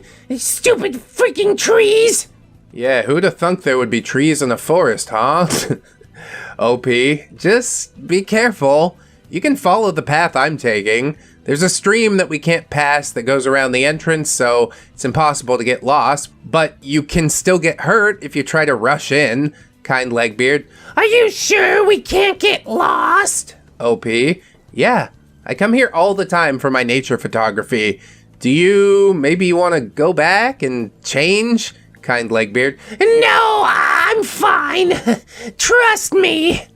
I definitely don't trust you, but okay, it's your funeral. She tripped over logs. She was hit by branches. She fell into multiple thorned plants, all of which I had given her a warning heads up about, but finally, we made it to what I wanted to show her most of all. After a bit of marveling and photos of the strange tree, she suddenly joined the Discord voice call with some strangers. Bro, you gotta get her out of, like, cell phone coverage range. This is ridiculous. Did she really just start voice calling a group of people next to me on a vacation that was meant for us to reconnect in the forest? Rather rude, but okay. How did she even have service right then? At a certain point, you do have to call it out. It's not gonna get any better. You keep sucking it up, and she keeps thinking that it's just fine. After showing her online friends the tree, we made our way out of the forest and returned home for dinner. She wasn't interested in staying in the same room, though, and right after eating, stood up to leave. OP, you're going already? Do you want to watch a movie with us or something? Kind Legbeard. No, I'm fine. Mother, oh come on, don't leave. Hang out with each other some more. Kind Legbeard. Nah, I want to play on my laptop with my friends. They asked me to play Minecraft with them. Mother, since when do you play games? Kind Legbeard. All the time now. Trust me, it's all I do at home. Just video games or video calling my friends. I barely leave my room. And you don't think that this would be a good opportunity to change that? She probably doesn't want to change it, honestly. She's probably comfortable in her misery. Just leave her to it, and also get her the hell out of your house. Mother says, that doesn't sound very exciting. What sorts of games? Kind Legbeard. Minecraft or Roblox, mostly. Suddenly I got a whiff of the pungent body odor and tried to gently allude to it. OP, did you bring any shampoo and conditioner? We have some you can use if the plane didn't let you bring any on. Kind Legbeard. Yeah, I have some, but I haven't taken a shower yet, though. I was gonna do it tomorrow. She's not going to do it tomorrow, is she? OP just says, well, okay. Just let me know if you need anything. She left after that, and for the rest of the night, we didn't speak too much, as she was more interested in voice calling her friends. Dude, this is a bunch of bullshit. What a waste of my time. I paid to drag your useless ass out here, and all you want to do is sit on Discord the whole time? Pathetic. Day 4. Today, Kind Legbeard wanted to go shopping. She had money that her mom put on her card and wanted to get a professional camera. So we went to the store, and she examined the cameras before finding one that she liked. The only problem was that it would have only left her with a few dollars to spare for the upcoming 2 weeks. Oh my god, you gotta do this for half a month? Even Ramtide, my best friend in the world, after 1 week, I'm like, bro, you gotta get the hell up and out. It's time for you to go and give me a little break. Some solitude, okay? And he gets it. He's not offended. That's why he's my best friend, I guess. OP, are you sure? This is going to take your entire card. Don't you want any souvenirs or food? I haven't gotten paid yet. I can't afford to get you anything before bills. Kind Legbeard. I'm sure. I've wanted a camera like this for a long time. OP, okay. It's your money. You get whatever you'd like. No, this is going to be a disaster. She's going to run out of food. She's going to lean on you for more food. OP's mom's going to end up giving her money. I see it. I see it coming right down the pipe. So Kind Legbeard got the camera, and while waiting for a ride home, we decided to walk around. Kind Legbeard and I found ourselves at some food trucks. Because she looked interested, I didn't see any harm in window shopping. Plus, I knew one of the food truck owners and wanted to say hello. The food truck owner opened the window when she saw me, and I went to say hello, only for Kind Legbeard to cut me off before I could speak. Kind Legbeard. Can I get some French fries? What do you want, OP? OP? I don't know. I wasn't thinking of actually getting anything. I had something to eat already at home. Kind Legbeard. Well, you need to eat more. Get something. OP, I had a burger, but fine. I guess some chicken strips. God, OP, look at you buckling like a belt, and I hate to see it. Hold the line on something. You can't let this buffalo trample all over you, you know? So the lady at the food truck rang up the order and kind Legbeard looked at me. OP, you're gonna make me buy it, aren't you? Kind Legbeard. Yeah, I don't have any more money. And you know what? Now you're gonna pay, baby. I couldn't help but feel a deep irritation, but I caved in, again, and just bought the meal, which came out to $22.90 for both. What the f***? For french fries and chicken strip off a truck? You gotta be kidding me. You gotta be kidding me. What a disgrace! I'm gonna start robbing food trucks. We sat at one of the tables and started eating. Kind Legbeard joined a voice call with her friends, again, and started talking about me and the trip. Right away, I noticed a little something. The fact that she doxed my full legal name to a bunch of online strangers. Firstly, this was instantly alarming. I didn't tell anyone online my real name. I'm a private person that values my anonymity and personal information.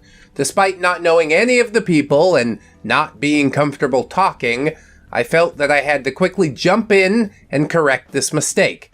I asked kind Legbeard and the voice call to use a different name that I offered to them. It wasn't relevant before now, but yes, I am a trans person. Yeah, we got that. It's been revealed in every part thus far. Normally, I can't be bothered with correcting names and pronouns, but after getting my full name told to some strangers, I didn't seem to have a choice but to swiftly try to wipe away their memory of my legal name and tell them my chosen name. Kind Legbeard. Oh, that's right. OP's trans. She uses he, and he is called their chosen name. Oh, God. I cringed. I looked around to the other tables with people eating. Did she really have to out me so loudly?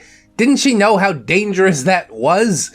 She was LGBT herself, but it's fine. Everything is fine. Yeah, I was feeling totally great. Suddenly, kind Legbeard pushed her plate of fries towards me. It barely looked eaten. She said, Here, have the rest. OP, you don't want them? No, I'm full. But you still have the full bowl. Those cost almost $10. Oh, egregious. That's the part of the story that's getting me more heated than anything else. How could you actually agree to this? Kind Legbeard. I'm just over him now. If you don't want him, then I'll bring him home. OP, sure. You can save them for later. Yeah, you might as well. That's your snack for the next 2 weeks. We returned home when my family picked us up, and I greeted my sister. My sister is a ball of chaos, and she has a child of her own, barely 5 months old. This is important to note for this part. My sister and I don't get along. We never have, but our relationship has been improving since she had her child. Our relationship dynamic is normally full of passive-aggressive comments, poking each other's buttons, and roughhousing, as siblings do, you know? Anyone with siblings, I'm sure you understand. I mean, yeah, sorta, when we were kids, there was a lot of roughhousing in that. But when I came back from the Navy at 22, it was like a switch had flipped. I saw my siblings as actual independent people with their very own lives. And I was shooketh. But it also led to me treating them with a lot more respect, which I think is important. Anyways, my sister and I had a slight argument not too long later when she tried to change her child's diaper on my new floor rug that I just bought for my bedroom. Oh boy. OP. Come on, don't change your baby on my rug, sister. It's fine, it's just the ground, OP. It's not though. That's my new rug. I don't want baby poop on my rug. I don't know if the baby poop on the rug is like an inevitability. You've been changing diapers for 5 months. You probably got a system together, right? Sister says, the rug is on the ground. People walk on it. OP, they shouldn't. They should be taking their shoes off. Sister, it's on the ground. It's fine. Don't make a big deal out of it. Kind Legbeard. Really, OP? OP, it's my new rug. I just don't want poop on it. You're really gonna make me side with kind Legbeard here, aren't you? It's 30 seconds, there's not gonna be any poop, and the kid needs his diaper changed. Could they change it somewhere else? Yes, but where? Your bed? You like that better? Truly seems like a nothing fight to me. My sister opened the diaper, and the small argument ended as we saw that there was only pee, and that there was no poop whatsoever, so I didn't care. I wasn't happy about it, but my main worry was gone, so whatever. Siblings will bicker. I would hardly call such a thing a fight. Everyone would know if we were really fighting. We didn't even raise our voices this time. She finished changing her child's diaper and left again. All was fine. Why does this part even bear mentioning? About 5 minutes later, kind Legbeard left the bedroom, entered the living room, and began to cry. The drama just never f***ing stops, does it? This is great. This is some good drama. You can't pay for that. No, you can't. It just simply is. I heard my mother question if she was okay, and kind Legbeard confided in her, saying that she was just feeling homesick. What was said specifically isn't important, but my mom knew just the right words to comfort her and stayed with her until she stopped crying. Much better than I could have done. As I should mention again, I get very awkward in emotional situations. When kind Legbeard stopped crying, she returned to the room. There, I also asked if she was okay, and she said that now she was. So that was that. All good. Not long later, I got a text from one of kind Legbeard's internet friends. Oh, she giving out your freaking phone number now too? Forget about it, dude. I'm checked out. Who was this? I only knew that they were friends, but I didn't know this person personally. Stranger, what's going on with kind Legbeard? OP, what do you mean? Stranger, she said someone yelled at her. OP, what? When? What happened? A screenshot was sent to me with the following text in plain sight. Kind Legbeard, my friend yelled at me, and nobody even asked if I was okay. I hate life. Yes, indeed, more attention seeking. I am shocked. Shocked. Well, not that shocked. I closed out of the screenshot and returned to the messages to set the record straight. There was no yelling. People did ask if she was okay. What the hell did she get from lying? Attention, OP. It's all about attention. No yelling was going on between my sister and I, let alone any yelling toward kind Legbeard, who wasn't even involved. I didn't speak for a little while, trying to calm my irritation first. If I said anything while having it in my mind that she was lying to strangers online about me, well, I was gonna get snappy. So about 15 minutes passed before I finally spoke. Sometimes that rage is a good thing. Harness it. Aim it at her. I don't know if snappy is gonna fix her, but it's definitely a sight better than pretending everything's fine, isn't it? So OP does finally speak, saying, "Are you okay?" Kind Legbeard in a happy tone. Yep, all good. OP, I remember you saying before that your computer was having issues. Do you want me to look at it? I'm not fully trained, but I do fix computers for fun. Kind Legbeard. Sure, maybe you can get me Steam. Do you not know how to download Steam? What the fuck? OP says, yeah, okay. I'll see what I can do. After spending a bit of time fidgeting around, I worked on the computer and returned it after installing Steam, helping kind Legbeard make an account and getting them a few free games. This wasn't a great way to address what happened, I know, but fixing computers makes me happy, and being allowed to fix hers would improve my mood a lot. Bro, what the f***? You didn't address it at all. You didn't at least, like, snoop around on the Discord and see exactly what was said? You're just doing her a bunch of favors and hoping that eventually she'll get the message somehow? I'm losing my mind here, dude. Where's the logic? Ugh, kind Legbeard says, I can't add friends on Steam. OP, what's it saying? Kind Legbeard. My account doesn't meet the requirements. Come to find out, you can't add friends on Steam without spending at least $5 first. Awesome. She practically gave me puppy eyes before I finally sighed and forked over the money to get her a game. Okay, but what about the her lying to other people about you?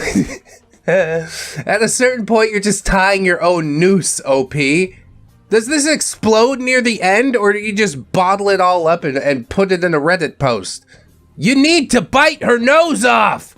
It's the only way. It's the only way she'll learn. Now that her account was made, she added her friends. And for the hell of it, I gave her my library share so she could play all of my games when I was at work or sleeping. I thought it was done, and I went to sleep because I had work in the morning. Tisk, tisk. That's all I can really say. I don't know how any one person allows them to become a doormat to such an extent. You had the receipts that she's lying about you, and you're just like, I'm not gonna address that. Let me fix your computer and buy you a Steam game? Reward your bad behavior? What the f***? Did we think any of this out at all? I'm so frustrated. OP, can you turn on the light? Kind Legbeard. Sure, I'll join you on your bed too. Hell no, to the no, no, no, hell to the no. Summer vacation with a Legbeard. Kind Legbeard update part number 3. Previous links in the description for you. Day number 5 is where we're at. Morning came and my alarm rang at 9 on the dot. Before I could even open my eyes, Kind Legbeard was talking to me and was giving me her laptop. A Kind Legbeard, something unintelligible because I'm dizzy. How's it with a rocket launcher? OP, huh? Kind Legbeard hands me her laptop and OP says, wait, what did you want me to do? Yeah, brain is still booting up. Let's take a breath. She said something again and showed me her laptop screen being on the Minecraft homepage. I still didn't understand what she said, but I could gather an idea when I saw the price tag. OP, are you wanting me to buy you Minecraft? Kind Legbeard. Yeah, it's only $40. OP, I can't afford a $40 game right now. I haven't gotten paid, and I spent money for you yesterday. Please, I'm gonna say a little prayer right now that you don't cave. I know OP's gonna cave. Kind Legbeard. Please, it's not that much. When do you get paid? My free trial is about to expire. OP, I don't know when I get paid, which was a lie. Today was payday, but I didn't want to spend $40 for Minecraft for someone else before I paid even a portion of my bills. What about your card? I asked her. When will that be filled? Kind Legbeard. I'm not sure. Please, I really want to play. I need games. Oh my god, if you give a mouse a cookie, dude, they're gonna ask for some milk. OP says, I just shared my 600 game Steam library with you yesterday. There's also a bunch of free games on the store. I got out of bed and went to get ready before she could ask me again. After I was done, I returned to the room to say goodbye. OP, alright, I'm heading out. I'll be back tonight. Kind Legbeard. Okay. Oh, wait. Can you leave me a note to take a shower? OP, a note? Why don't you just take a shower right now? Kind Legbeard. I don't want to, and I'll forget later. What am I, your fucking secretary?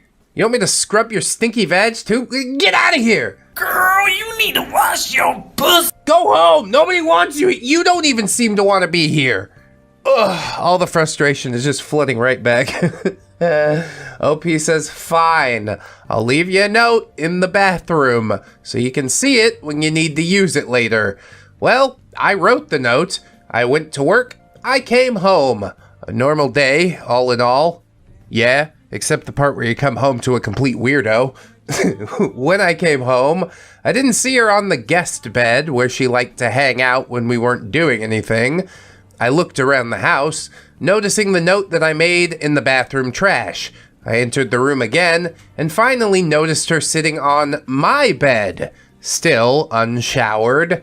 I actually told her once before, as soon as she arrived, that I liked my bed because it was my safe space that nobody could enter, so this felt very personal. Not only that, she was eating on my bed, full dinner plate in hand. Why the hell would you do that? Because she's pushing the boundaries. She's seeing at what point you'll address it. I gotta admit, I'm also kinda curious. I simply left the room. No! Address it! Giving her a chance to move so I can pretend I didn't see what I'm sure I just saw. Look, denial, that's easy, okay? But if something really matters to you, then maybe it's worth fighting for. OP continues, I went to have a short conversation with my mom, then returned to see that she had gotten off my bed and was now on the guest bed. Okay, I won't say anything then. It's fine. It's still fine. Is it, though? Then I took a note of the state of my room. My room is usually clean because I'm a very tidy and clean person, and being stressed out in my room space was just not any fun at all. Her items were all over my room at this point, no longer in a pile, but spread across my floor and on my dresser and even on top of my hamster cage. OP, the room's a bit, messy, kind Legbeard. It's fine, trust me. It was messy before I got here. OP. Seethin' mauled. Nope, wasn't even gonna fight that one. I was not going to get into it. Come on, just one fight. You'll feel better after. You never get into it. Come on, just get into it. We didn't speak very much that night, as I got ready for bed for an early work day the next day, and she focused on talking to her friends online, as usual. Some type of internet drama went on, but I kept myself out of it. Although I kept getting DMs from her friends asking me to talk to her about what was happening. Dude, I only got one life. I ain't gonna spend it like this. I still don't know, and I'd rather keep it that way. Not my place to get involved. Afterward, though, kind Legbeard changed her online profile to be very edgy and depressing. Super goth. Her status telling everyone that she would never date again. Yeah, maybe that's for the best. You might be wondering why I never say anything or give any sort of verbal pushback when she crosses my boundaries. It's a question I'd ask too if I wasn't me.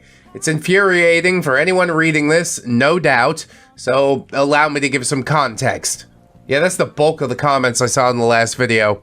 People very, very frustrated, so good. Maybe the explanation will make all things clear. The truth is, kind Legbeard is very, very sensitive. Sensitive enough to entirely cut off friends if she doesn't like hearing something that they say. She's attracted to online drama, and she crumbles easily and plays the victim card. I'm not saying this to be mean. God, no, that's simply how she is, and will self-admit to it if asked, which she has.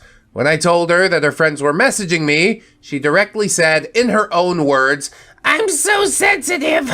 Did you notice? With a bright smile on her face. At least, knowing is half the battle, I guess. Wait, is she depressed or not? But yes, this is why I can't or don't want to argue with her at any point. I despise drama, and I do everything in my power to avoid it. If that means being slightly annoyed or uncomfortable, I'd rather that than an emotional war. I mean, I can't tell you how to live, but couldn't be me though. Day 6. Kind Legbeard was still asleep when I got up for work, so I got ready quietly and left without waking her up. The day passed with nothing to note at all. No texts, no calls. I arrived back home around 7 p.m. and went to say hello and check on kind Legbeard, only to see that she was on my bed again. At least she wasn't eating, but She still hadn't showered in at least 6 days now, and she was laying all over my clean blankets. My neat freak mind was not happy. But you're just gonna take those feelings and stuff them deep down in there, aren't you? OP says, hey, kind Legbeard. Hey, I'm on your bed again. OP, I can see that. What's up, kind Legbeard? I don't like the guest bed. I mostly slept in your bed all day. OP, all right then. No, that's the point where you say don't do that anymore. I don't like it. You are dirty. Then she freaks out and blocks you, and good! One less thing on my plate. Kind Legbeard says, oh yeah, remember those people I had a crush on? OP, yeah? Kind Legbeard, I'm dating them both now. I have a boyfriend and a girlfriend now. OP, cool, I think. I don't care, he doesn't care! Nobody cares! Kind Legbeard, neither of them knows the other is dating me too, though. OP, oh? You're wrong, and you know you're wrong. You're telling me because you expect me to sign off on your bad behavior, but I'm not gonna. You're disgusting. You're gonna wound both of those people for no reason whatsoever except your own ego. And also, get the fuck off my bed! Yikes. Yikes indeed, OP. I got out of my work clothes without following up on that. You never do, come on. And I went to go sit in the living room with my family. I would have sat in the bedroom with her, but seeing how she was in my bed and the guest bed was currently trashed, perhaps not. You're just giving this guest the run of your house? I bet she's just gonna decide not to leave, and OP's gonna be like, well, okay, I guess she lives here now. It's time to stop. No, this is not okay. It's time to stop. It's time to stop. I had a meal, and I spent some time with my mother before kind Legbeard came out and asked me to come into the room because she was bored. So I packed up my stuff and I went into the room. At least I'd have my bed back, so I was fine. Yeah, all of a sudden you want to hang out with me now that you're done with your little Discord call, right? You're bored? Fucking twiddle your thumbs. What do I look like, a clown? You think I'm here to amuse you? When we entered the bedroom, I set my laptop down on my blanket and turned around. OP, can you turn on the light? Kind Legbeard. Sure, I'll join you on your bed too. Hell no, to the no, no, no. Hell to the no. OP says, ha. Kind Legbeard. I'll lay next to you in your bed. OP. Not sure about that. That's my bed. Hey, there you go. Slivers of spine cropping up. The experiment was a success. Kind Legbeard. Fine! I guess I'll go back to the guest bed. Yes, the guest bed. For guests! When are you leaving again? She acted upset, as though I'd changed my mind, but as upset as she was, I wasn't intending to change my mind about this. Alright, credit where credit is due. Proud of you, OP. My bed was too small and too crowded with pillows to share with someone else. She climbed onto the guest bed and joined the Discord call, leaving me to my own devices on my bed. What? Hey, it looks like you're really enjoying yourself. But could you come into the room and sit in silence while I take a Discord call? No, I don't think I want to do that. I would get up and leave, but then you're sacrificing the bed again. There's just no winning. On day 7, 1 week in, I woke up this morning and noticed something on the foot of my bed when I pulled my blanket off. I carefully picked it up and noticed that it was a clump of dark hair with small particles of poop caked in it. What? What? Disgusting! It was too dark to be anyone but kind Legbeards. My mother was a brunette, her boyfriend bald, my sister was blonde, and my hair is dyed red. Kind Legbeard was the only one with dark brown hair like this. How long had this been in my bed? And I slept with it just right there? I quickly threw it away and tried to go on with the day. Bro, put it in her bed. Put it in her mouth while she's sleeping. It's time to go full-on antagonist. But again, baby steps, I guess. My mother insisted that we do something. Annoyed that kind Legbeard had been spending a lot of time on Discord in the bedroom, I suggested the beach since she hadn't seen it before. Although it was too cold to swim, the sand would be nice and warm, and walking on the shore to find shells is a lot of fun. Kind Legbeard sounded very excited about the idea and went to go change. Yes, what could possibly go wrong? I waited for her to change, and then when she left the room, I went in after her to get my swimsuit on. My swimsuit consisted of swimming trunks and a long sleeve swim top. It covers a lot of skin and protects me from sunburn, which I'm prone to due to being incredibly pale. I put my trunks on, but I couldn't find my swim top. Because it's plain black, it blended in with my undershirts and I needed an extra minute to find it. While I was topless and searching, I heard the bedroom door open and quickly grabbed my shirt to cover myself. OP, what's up? Not what's up. What the fuck are you doing? And or get out. Kind Legbeard. Are you getting changed still? OP, yeah, I'm almost done. I'll be right out. Kind Legbeard. Oh, what's your swimsuit? Go away. OP, it's nothing exciting. I'm almost done. I'm just looking for my top. Kind Legbeard. You can't find it. Go away. OP, not yet. I know it's in this drawer. Just give me a minute. Kind Legbeard. Do you need help? Just end me, you know? OP says, no, I'm fine. I'm half naked right now. Kind Legbeard. That's fine. I don't mind. OP, no, I got it. Thanks, though. Thanks for nothing, creep. Finally, she closed the door, and a minute later, I found my swimming top and finished up.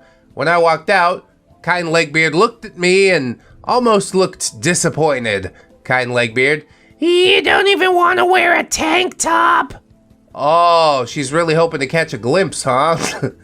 OP, no. I like my swimsuit. It covers a lot. Kind Legbeard. But we're going swimming. I thought you would have had a bikini or something. Aren't you a D cup? OP, what? Kind Legbeard. You're a D cup, aren't you? You should show it off. Ew, gross. I don't want to go to the beach anymore. OP says, I'm a double D, but I usually wear a binder. I can't wear it in the water, though. But I really don't like people noticing my size. Kind Legbeard. Why not?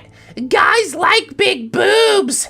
What about your boyfriend? Show it off for him. I wish I was as big as you.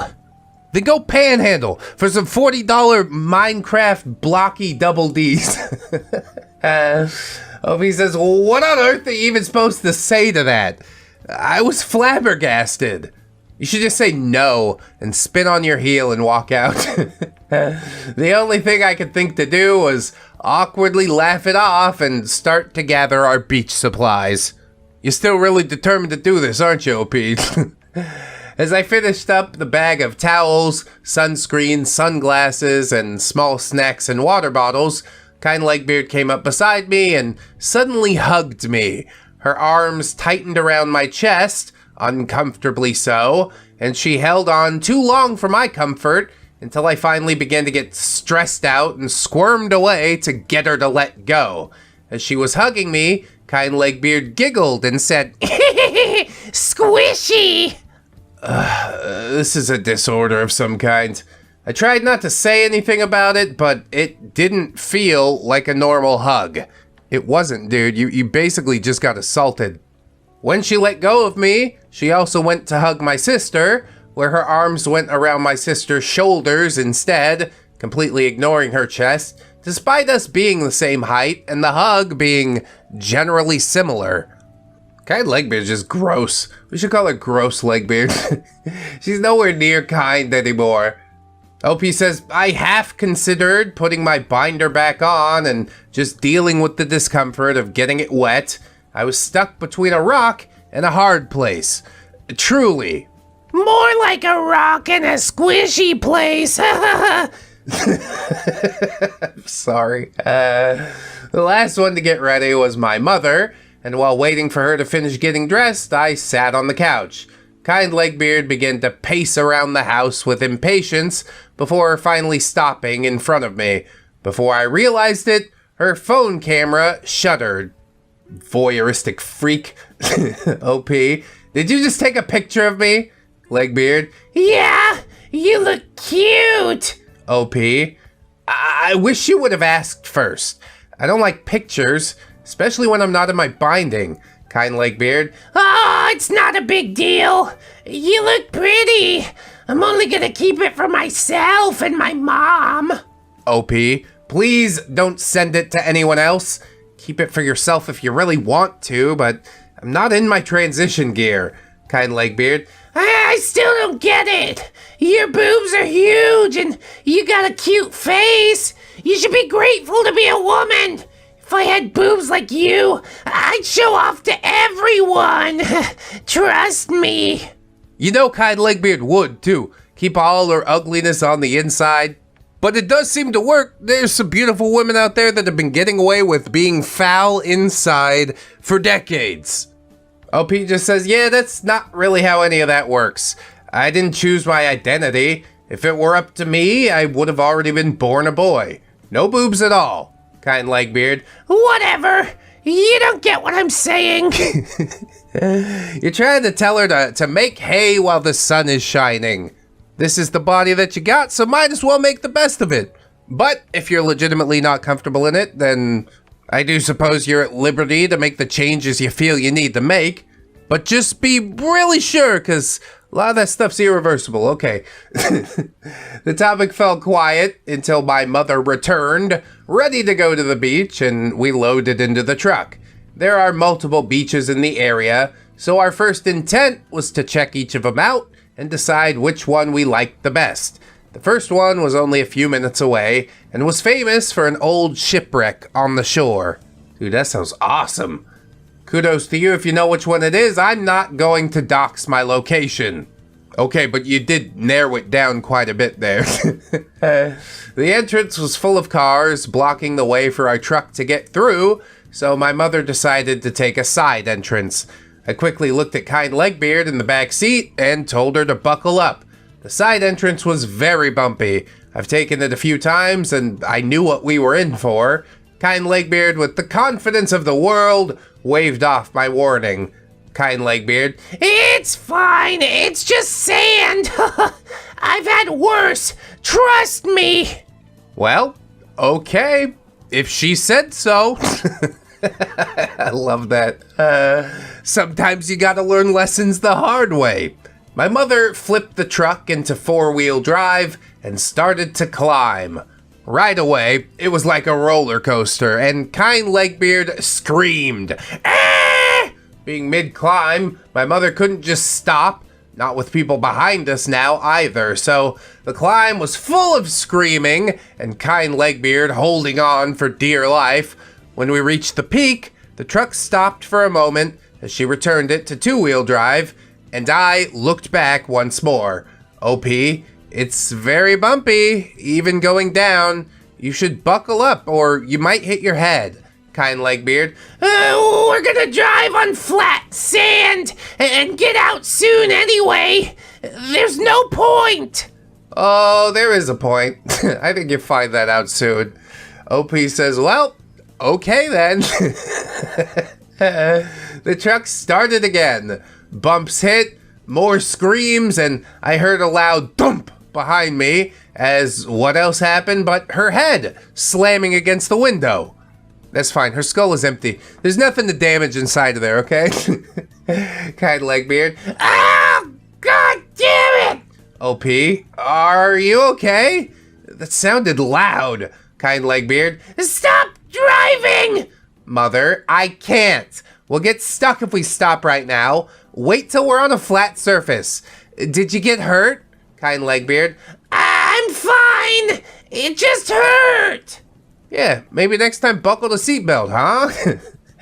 Right then, we reached the flat shore, and the truck slowed down while my mother looked for a spot to park. Luckily, or not so luckily, depending, Kind Legbeard wasn't hurt too bad, and there were no cracks in the glass, so that ended up all right. Do you think she learned her lesson? We'll find out when we drive out, I guess. We found a spot, and I went into the beach bag to grab a towel and some sunscreen. The towel was for the wind. If you've ever been to the beach, you'll know that it's constantly windy.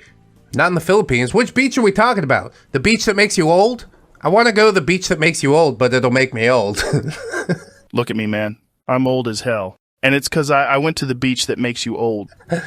Day or night, hot or cold, the chilly wind was permanent on the beach that makes you old. Heh, that rhymes. I wrapped the towel over my head to keep my hair out of my face and followed Kind Legbeard to the water. Kind Legbeard. It's so cold! What the hell? OP. Yeah, the beach is always a bit windy like this. Should be warmer tomorrow and on July 4th. Are you gonna get into the water? Kind Legbeard. Maybe. What are you wearing? You look like one of those Russian things. OP. What? Kind Legbeard. The Russian toy thing? OP. Sorry, I'm confused. Kind Legbeard. Oh my God! You know, the Russian thing that goes inside itself? OP, a nesting doll? Kind Legbeard. No! Like the vine! The babushka dog!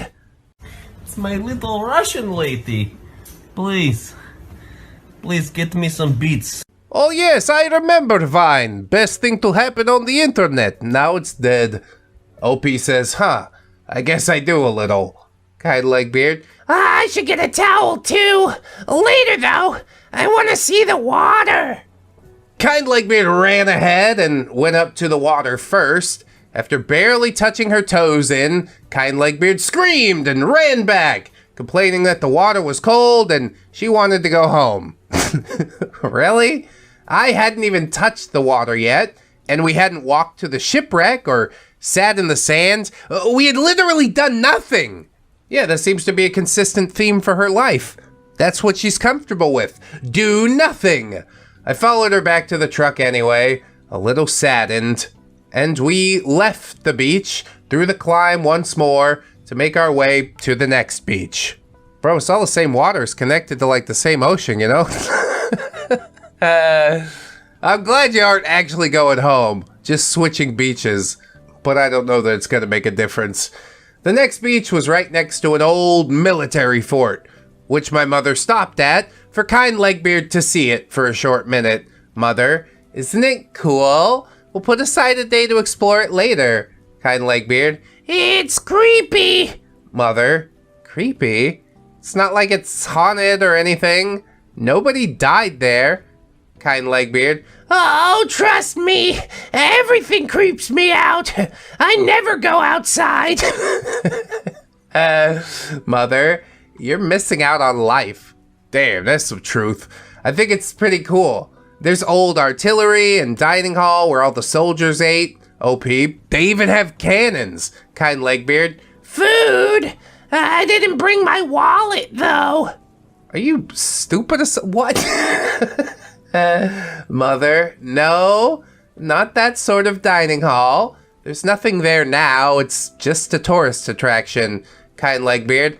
Okay, can we get food, though? Yeah, and you guys will have to pay for it. Isn't this a fun vacation? Aren't we having a good fucking time? Can we just drop her at the next gas station and leave her there? Mother says, we'll get food later. Beach first. We're almost there. For this beach, it was even bumpier. And still, kind Legbeard did not use her seatbelt. So, warning ignored, she screamed at every bump. When we made it to the next shore, I got out of the truck and looked back for kind Legbeard, but she didn't come out. OP, aren't you going to see the water? Kind Legbeard. No, it's cold. Mother, it's warmer than the last beach. Kind Legbeard. Nope, I'll wait here. OP, but we're here for you to see it. Mother, don't worry about it. If she doesn't want to go, then she doesn't have to. Yeah, suffocate in a hot truck like a baby or a dog. My mother was right. I couldn't force her to come to the water. Instead, my sister hopped out of the truck. She had been otherwise quiet most of the time, with nothing of note to add to the conversation and simply going along with whatever we did. She followed me to the water where we walked along the shore, searching for interesting shells and watching out for jellyfish. Sometimes they wash up on the sand and yeah, it's not a fun time to step on one. So I was pointing them out to my sister so she didn't step on any. The pain really is excruciating. I only got stung by a jellyfish once because it was trying to eat my watch. But yeah, definitely the type of thing that you won't forget. Maybe you should bring one back for kind Legbeard. Throw it in her face. Create some memories, you know?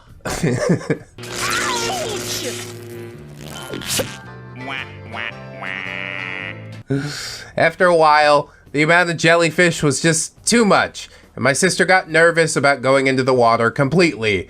After letting the water wash over our feet, we just returned to the truck.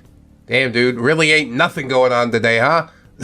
OP says, haha, she got scared of the jellyfish. Sister, they were everywhere.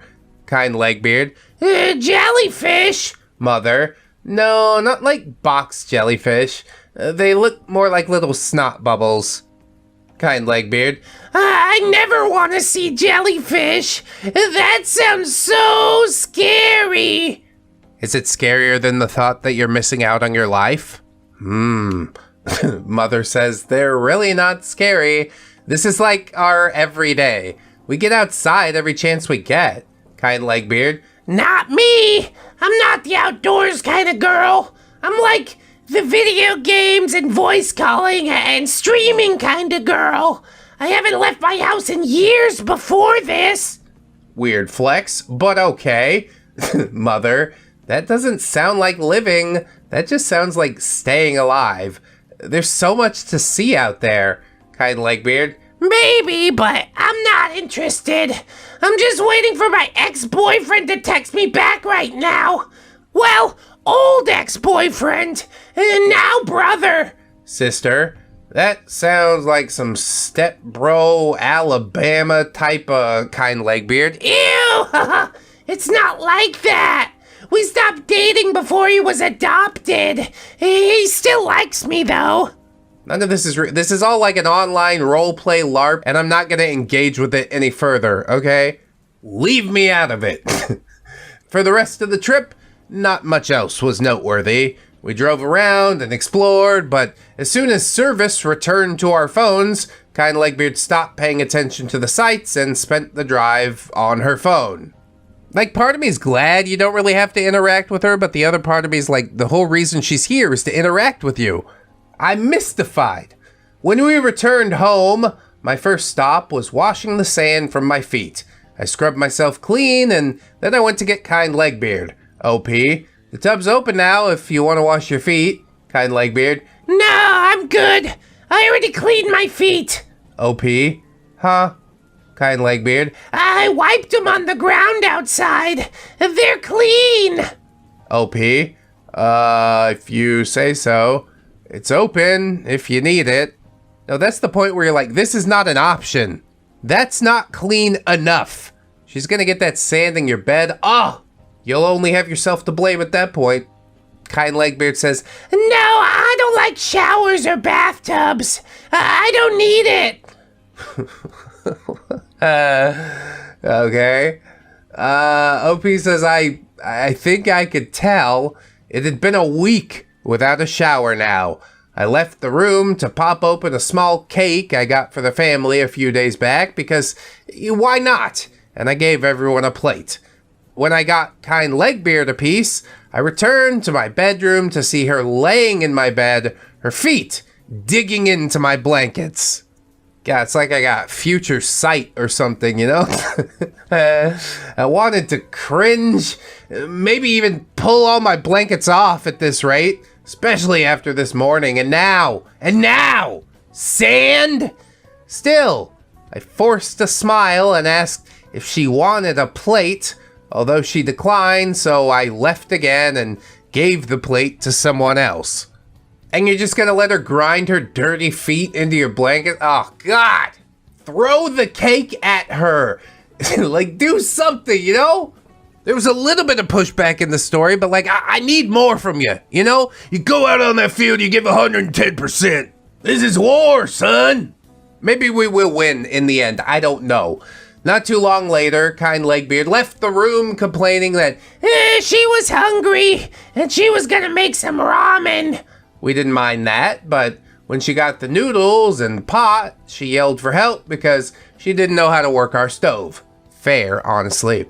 I got up to show her, and when I entered the kitchen, I took note that her phone was propped up on a video call.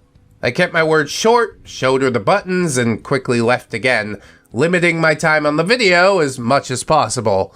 I like how OP is just minimally involved. She doesn't even care who the Legbeard's talking to. She's just like, I gotta get the hell out of here. This should be the modus operandi from this point forward, you know? Well, Kind Legbeard got her noodles and ate, and then left to return to the bedroom once again. No doubt to be on my bed. A few hours later, my family went out to dinner, leaving Kind Legbeard and I home alone.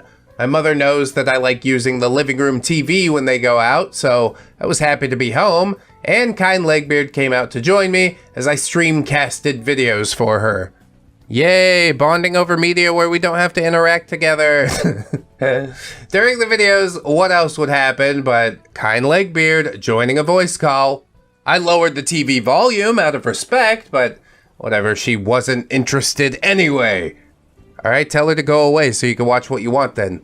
Maybe some more ReddX videos. I have a lot of animals, and she decided to take the call around my house and show strangers parts of my house with my pets. I watched her show off my snake, and then poke the mouse nearby. The mice had been climbing around, and despite me saying that mice climb, Kind Legbeard opened the cage anyway and poked them until they fell. Well-trained mice, honestly. My rats would bite the hell out of anyone's fingers except mine. I'd always tell people too, don't put your fingers near the cage. They never learned. I was about to get up and stop her from hurting the mice, but she closed the cage before I could. Next, I watched Kind Legbeard approach one of my 3 cats on her cat tree, resting peacefully. Kind Legbeard, and here's the cat! She's a bitch! OP, she's just like that. She likes to be alone. Kind Legbeard, she doesn't let me pet her. She's just a goddamn bitch. You think you two might be able to relate on that? When the cat tried to nip her for poking her, Kind Legbeard pulled back and went to the gecko tank instead. My leopard gecko is elderly. She's very sweet, but when her lamp is on during the day, she can't see anything. It's a reptile condition specifically called day blindness. Suddenly, Kind Legbeard was aggressively tapping on the glass. OP, what are you doing? Kind Legbeard, trying to get your gecko's attention. Last time I did this, she hit her nose in the glass. It was so funny. OP, she's blind. Kind Legbeard, your mom told me. She could see me hitting the tank, though. The gecko didn't hit the glass, and eventually Kind Legbeard stopped hitting the tank and left to enter my mother's room and show the strangers my parents' bedroom, where the other cats were sleeping. Just no sense of privacy. What the hell, dude? I could only sit in the living room, dumbfounded that she thought everything that she was doing was normal and okay. Maybe someone should inform her that it's not. Either someone in the voice call or OP themselves. But I guess as long as she's not breaking anything and only harassing small animals, it's fine. Finally, kind Legbeard returned to the living room and sat down to watch the TV again. I recognized that she was talking, but I wasn't listening to the specific words until kind Legbeard began to yell to her phone. "Take it outside! Go somewhere else!" I paused the video, playing currently, in a bit of shock, and turned back to her, entranced on her phone and saying some of the most hateful things that I'd ever heard her say. Kind Legbeard, "Listen to what I said him, are you ready? I said, go KYS, you effing a-hole! I know what you did, and if I ever see you online again, I'm gonna call the police on you in your state and get you arrested! Do you guys think that's good?" No, it's bad. It's unhinged. It's insane. Even for you. A few people in the video call agreed with her text and she hit send. What the hell was going on? "I don't care. Take it outside." Also, her Discord friends seem just as toxic as she is, so that's great. OPS, what was that all about? Kind Legbeard. Don't worry about it. Just some piece of crap. OP, what did he do? Kind Legbeard. I wanted to make a group call with someone, but they added them to my server instead. And I told them that if they made me upset again, it was over for them. And they still did it. Wow, how vague and uninteresting. OP says, Jesus Christ. I suddenly realized that I was still in her server and turned on my phone to see what was happening and noticed a few of her own friends saying it was an overreaction and defending whoever this guy was from the mistake. You know what? I wasn't involved in this and I was planning on keeping it that way. Well advised. Kind Legbeard left the room to continue her threat texting in the bedroom and I went to the bathroom. By the time I was done a few minutes later, it was over and she was asleep? Or pretending to be asleep. I suppose that was that then. I returned to the living room and curled up on the couch for a bit before returning to my room as well. And she seems to be sleeping in the actual guest bed, so that's great. So concludes the first week of the vacation with Kind Legbeard. As I wrote down in my notepad each day of the events to keep my memory straight, I started to realize the pattern of behavior that made me want to write out this story. I'll post the second week and final outcome of the trip soon, but I'd like to take a moment to consider what's happened thus far. I feel that I might be distant to her, and that's hard to help right now. We haven't seen each other in so many years, and she's very stuck in the past while I'm trying to move forward in my life.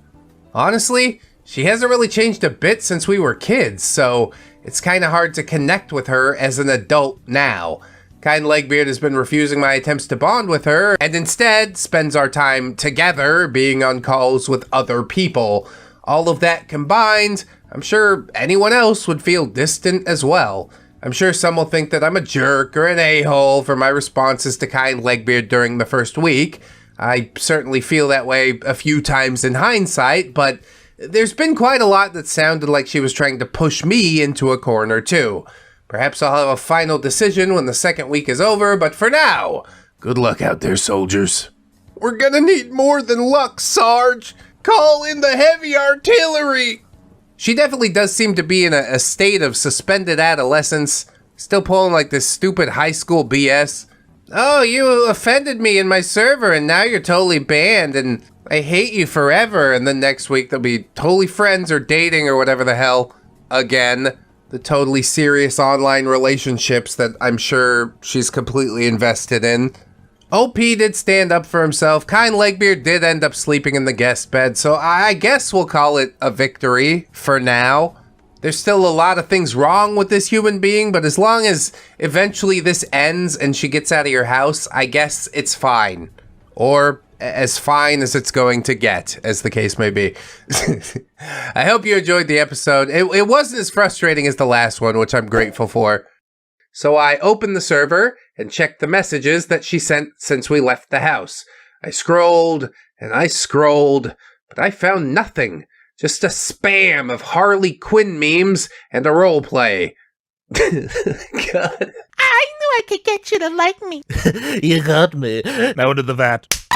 Summer Vacation with a Legbeard. Kind Legbeard update part number 4. And we start with day number 8, the second week, the final week, according to OP. The day begins early, before sunrise, around 3 a.m., in fact, when Kind Legbeard decided to play music to sleep.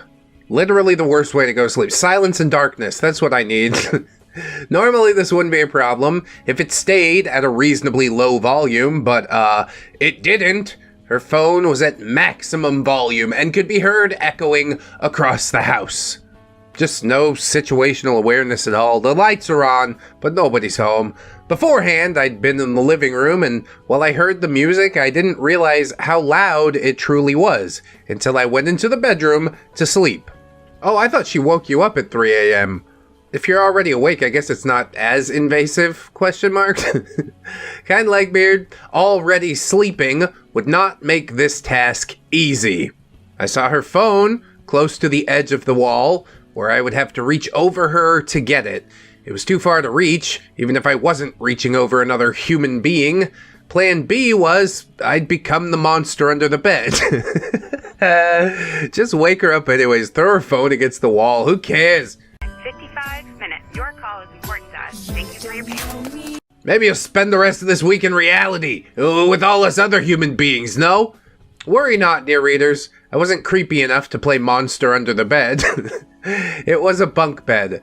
I crawled onto my bed and reached my arm up the side to try and grab the phone.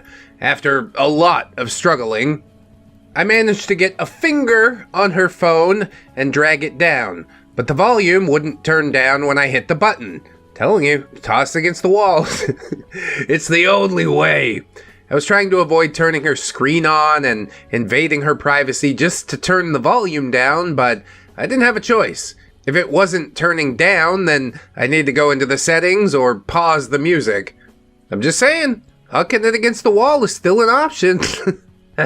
The screen turned on automatically when I touched it, showing that she was sleeping in a video call. And the reason it wouldn't turn down was that it automatically turned down the call volume.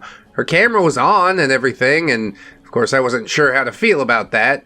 How does the camera stay on when the screen is off? I'm not sure how I feel about that.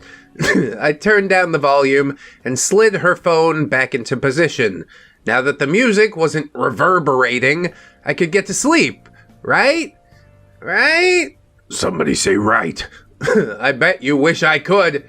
I wouldn't wish for that. Sorry, I'm not going to waste a wish on that. The only sleep that truly matters to me is my sleep. I'd only been asleep for about 4 hours when I was awoken by a loud voice above me. The voice woke me up in a shock before I realized what it was. Did Kind Legbeard really just join a call right now, knowing I was asleep? Maybe if they were more quiet, I wouldn't care, but that would have been too easy. The call was turned up loud, and the people were very talkative. Yeah, why you want to do all that? You don't need to do all that. I made an attempt to alert Kind Legbeard that it was loud and had woken me up through sighing, rolling over, tapping the wall lightly, or anything else I could think of to not be obnoxious and still relatively quiet in hopes that if she caught on, I could easily fall back asleep. But such a thing did not happen. Well, you see, the problem is you're using these subtle signs that are never going to be noticed by a person with this little self-awareness. You need to use your human words, is what I'm saying. Hey, keep it down up there! Something like that. You are not getting between me and my sleep. I had to give up, and could only leave the room to escape the call, where I sat on the couch and nodded off for a while, before my body slowly woke up. You buckled like a belt. By the time I was finally awake, my mother asked what we wanted to do today. I suggested the next town over for a delicious dessert called elephant ears. If you haven't heard of them, they're like fluffy pancakes with a crunch along the edge and covered with powdered sugar. They're highly desired in my area, with a restaurant dedicated to selling them, and I was sure that kind Legbeard would enjoy them. That's right, she's got to keep her sugars up. Oh, now Moby Vic is bleeding over. My mother considered this for a moment, and then refused, because the upcoming 4th of July holiday would make traffic around that area just horrible to get through. Instead, she wanted to go shopping to repair a light on her truck, then go out to eat and decide from there. God, I hate this type of crap. Hey, what did you want to do today? Oh, I have an idea. She's like, no, we're going to do the things that I want to do. Well, like, why did you ask me? Just say that's what we're doing and okay. Don't pretend like I had any input here. Kind Legbeard and I decided to go with her so we could walk around and window shop while my mother got the new light. The closest store was a Goodwill, which we went to so we could see if they had a CD for the band Theory of a Dead Man.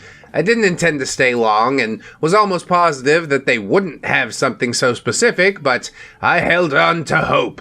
I made sure to remind kind Legbeard that I didn't have money for anything big, as I hadn't paid my portion of the bills yet, and I was intending to pay a part of our dinner tonight. All right, you've established the line then. Let's see if OP can hold it.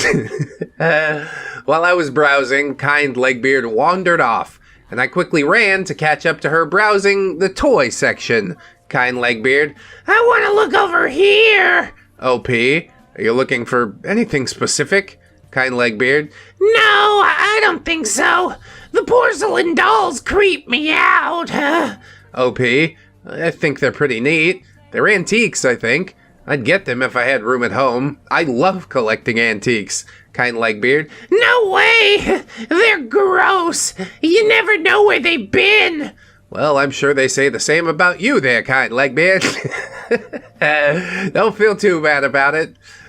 Instead, OP says, I mean, just clean and take care of them well. Kind Legbeard moved away to go down another aisle that had a lot of clocks and painted bells, where she picked up a small pink trophy that was engraved with the words, Girl Power! Kind Legbeard says, this is so cute! I want it! How much is it? She turned it over to see that the price tag was ripped off. Oh, that means it's free. Kind Legbeard says, let's go see how much it is! OP, will it even fit in your bag back home? Kind Legbeard says, I want it for you! I think it would look cute on your dresser! Yes, gift a trans man a pink trophy that says Girl Power on it. I'm not sure she's actually your friend anymore.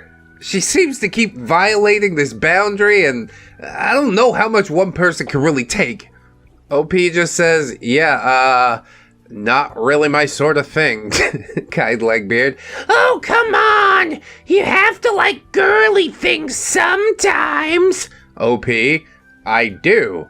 I love flowers, but that doesn't mean I have to like those sort of things.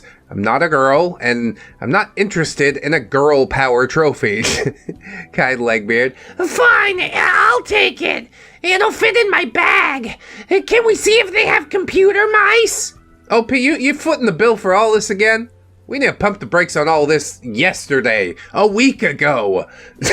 OP says, yeah, sure, but I wouldn't rely on a Goodwill mouse. Sometimes people don't donate them with their USB cable.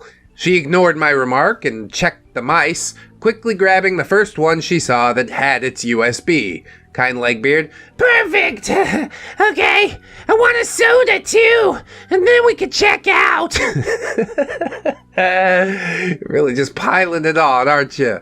OP finally asked the dreaded question, you're expecting me to pay for this, aren't you? Kind Legbeard. Please! I really want them! And I'm craving a soda! OP, why not just wait until we get food and order a soda then?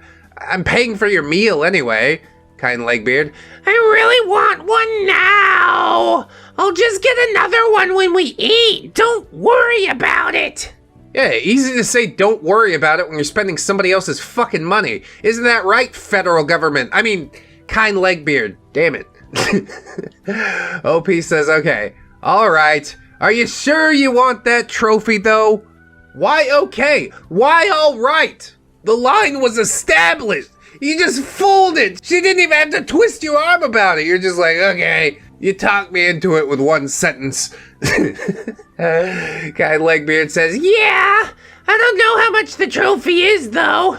Could you get it for me, please? I swear I'll pay you back. You buying that? I'm not buying that. OP says, fine. I guess so. Depending how much it is. No. The word is no. N-O, no! Try it out. It feels really good. When we went up to the register, her collective order came out to $17. After they checked the catalog for the trophy, I paid and we left.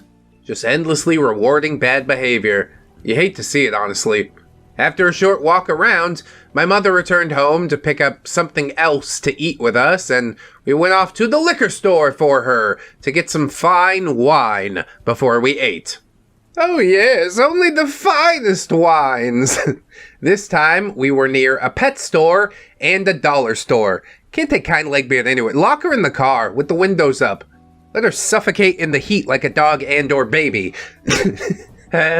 More window shopping commenced with nothing of interest to note, and soon enough we left to eat. Well, thank God for small miracles.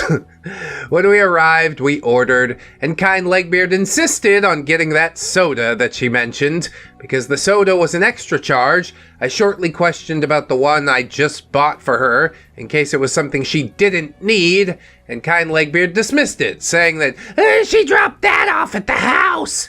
Awesome. I'll just get the soda, if she was serious about paying me back. Isn't it funny the lies we tell ourselves? It sort of seemed like Kind Legbeard wasn't entirely respectful of me, saying that I needed to prioritize bills, and I kept finding myself getting pushed into buying her things, but I would hold my tongue. I'd say we're about past the point where you need to hold your tongue, okay? It's a clear violation of the social contract. They start pushing on you, you go ahead and push right back. No jury in the land will convict you. Why did she have to get that camera? I hadn't even seen her use it yet. She's only been taking photos with her phone. She's an idiot. During the meal, Kind Legbeard joined a video call and complained that her friends were messaging her about it because she always joined a call at 6 p.m. I wondered why she couldn't just say she was busy. It seemed rather rude in the middle of a restaurant while people were eating. I think you need to inform her of that. Point your finger directly in her face and say, the phone goes off for dinner or it goes off forever. And then you drop it in a glass of water or something. I finished eating first and Kind Legbeard followed afterwards when she asked if I could join her outside. The family was still eating, but okay. I followed Kind Legbeard outside where she began to talk. Kind Legbeard. So, I'm not in the poly relationship anymore. Okay. Cool non sequitur. OP says, oh, okay. What happened? Kind Legbeard. Drama! I got jealous thinking about them doing each other and not me. And they found out about the cheating. You're a sad little person with a sad little life. Did anyone ever tell you that? Do you realize that the world stretches out beyond your Discord server? Like she never actually even met these people. This is all an online relationship LARP. I hate it. It's the dumbest thing ever. OP says, okay, I see. That sucks, I think. So, are you poly then? Kind Legbeard. Yeah, probably. But I don't want my partners to be poly. I want them all to be with me. But I don't want them being with other people. Oh my god. Legbeard La Ogre vibes right now. Have you checked out the Osgood Saga? You really should. OP says, yeah, I'm not sure how that'd work out. I mean, if they're not okay with poly or open relationships and you are, that would kind of be considered cheating if you're with other people while being with them. Kind Legbeard. I know. That's why it's so hard. I only want my partners to do it with me and no one else. I like feeling wanted by everyone. Ugh. How do you even get wanted by one person? OP says, I see. Do you want to take a walk around? I didn't know what else I could say to that information, so I defaulted to a topic change. Too much relationship issues. I wasn't qualified to give advice about this. What did Kind Legbeard gain from pulling me away from dinner to tell me this crap? Attention, she's trying to make you jealous, so she feels like you want her as well. She's about as transparent as it gets, honestly. There was a performance theater nearby that I thought Kind Legbeard would really like. It was like a Phantom of the Opera type of place, with beautiful chandeliers, a stage, and the walls painted gold. In general, yeah, it was pretty. When we arrived, there was a sign at the entrance ticket booth mentioning a concert that started any minute. What luck! It must have been for the 4th of July. Are tickets sold out? Probably not. Nobody goes to see performance theater anymore. Hey, if you have a local playhouse or something in your area, you should really go and see what they're up to. My jaw has literally dropped at the quality of some local productions, and people don't even know. That's crazy to me. Anyway, I couldn't help getting excited, but Kind Legbeard seemed bored as she followed me in. No culture whatsoever. I asked her to simply see the theater and take some photos for trip memories, that we didn't actually have to stay for the concert, but when we walked in, Kind Legbeard refused to leave the doors. I couldn't force her if she didn't want to go inside further, but it wasn't often that I made it to a theater performance, so I wanted to get a bit of footage of the scene for my mother. Just leave her in the lobby. Kind Legbeard will talk to her Discord friend. She'll be fine. I'm going to partake in the arts. I split up, telling Kind Legbeard I'd be back any minute, and entered the audience booths to do a short recording. While I was recording, I kept getting notifications that Kind Legbeard was sending me stuff, which I obviously couldn't see while my camera was rolling. I recorded the concert's welcoming performance and turned off the video. I would have loved to stay longer, but I couldn't keep Kind Legbeard waiting for long, simply out of respect. Yeah, that respect is a one-way street. Who gives a shit?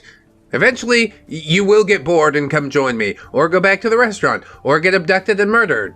Any outcome is fine at this point. I'm not invested in your continued survival if you aren't.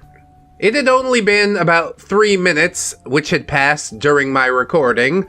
When I closed my camera, I checked the messages to see that she had been sending me Harley Quinn memes. Of course she did. Of course she's that person. One was along the lines of, a woman's strength isn't defined by how much she can handle before she's broken, but how much she can do after she's broken. Oh, so the breaking is just like an inevitability? That's sad. Another stating, man may have discovered fire, but women learned how to play with it. The last one was just a picture of Harley Quinn with, I'm broken, written across her face. And that's the one thing that you've decided defines you as a person. You're just broken. You don't want to do anything else. You don't want to be anything else. You might be broken, but the point of acknowledging it is in order to overcome it. Not so you can sit on top and be like, well, guess it's not worth doing any work. Okay, then. I wouldn't ask, OP continues. I returned to Kind Legbeard and sent her the video I took for her to forward to her mother.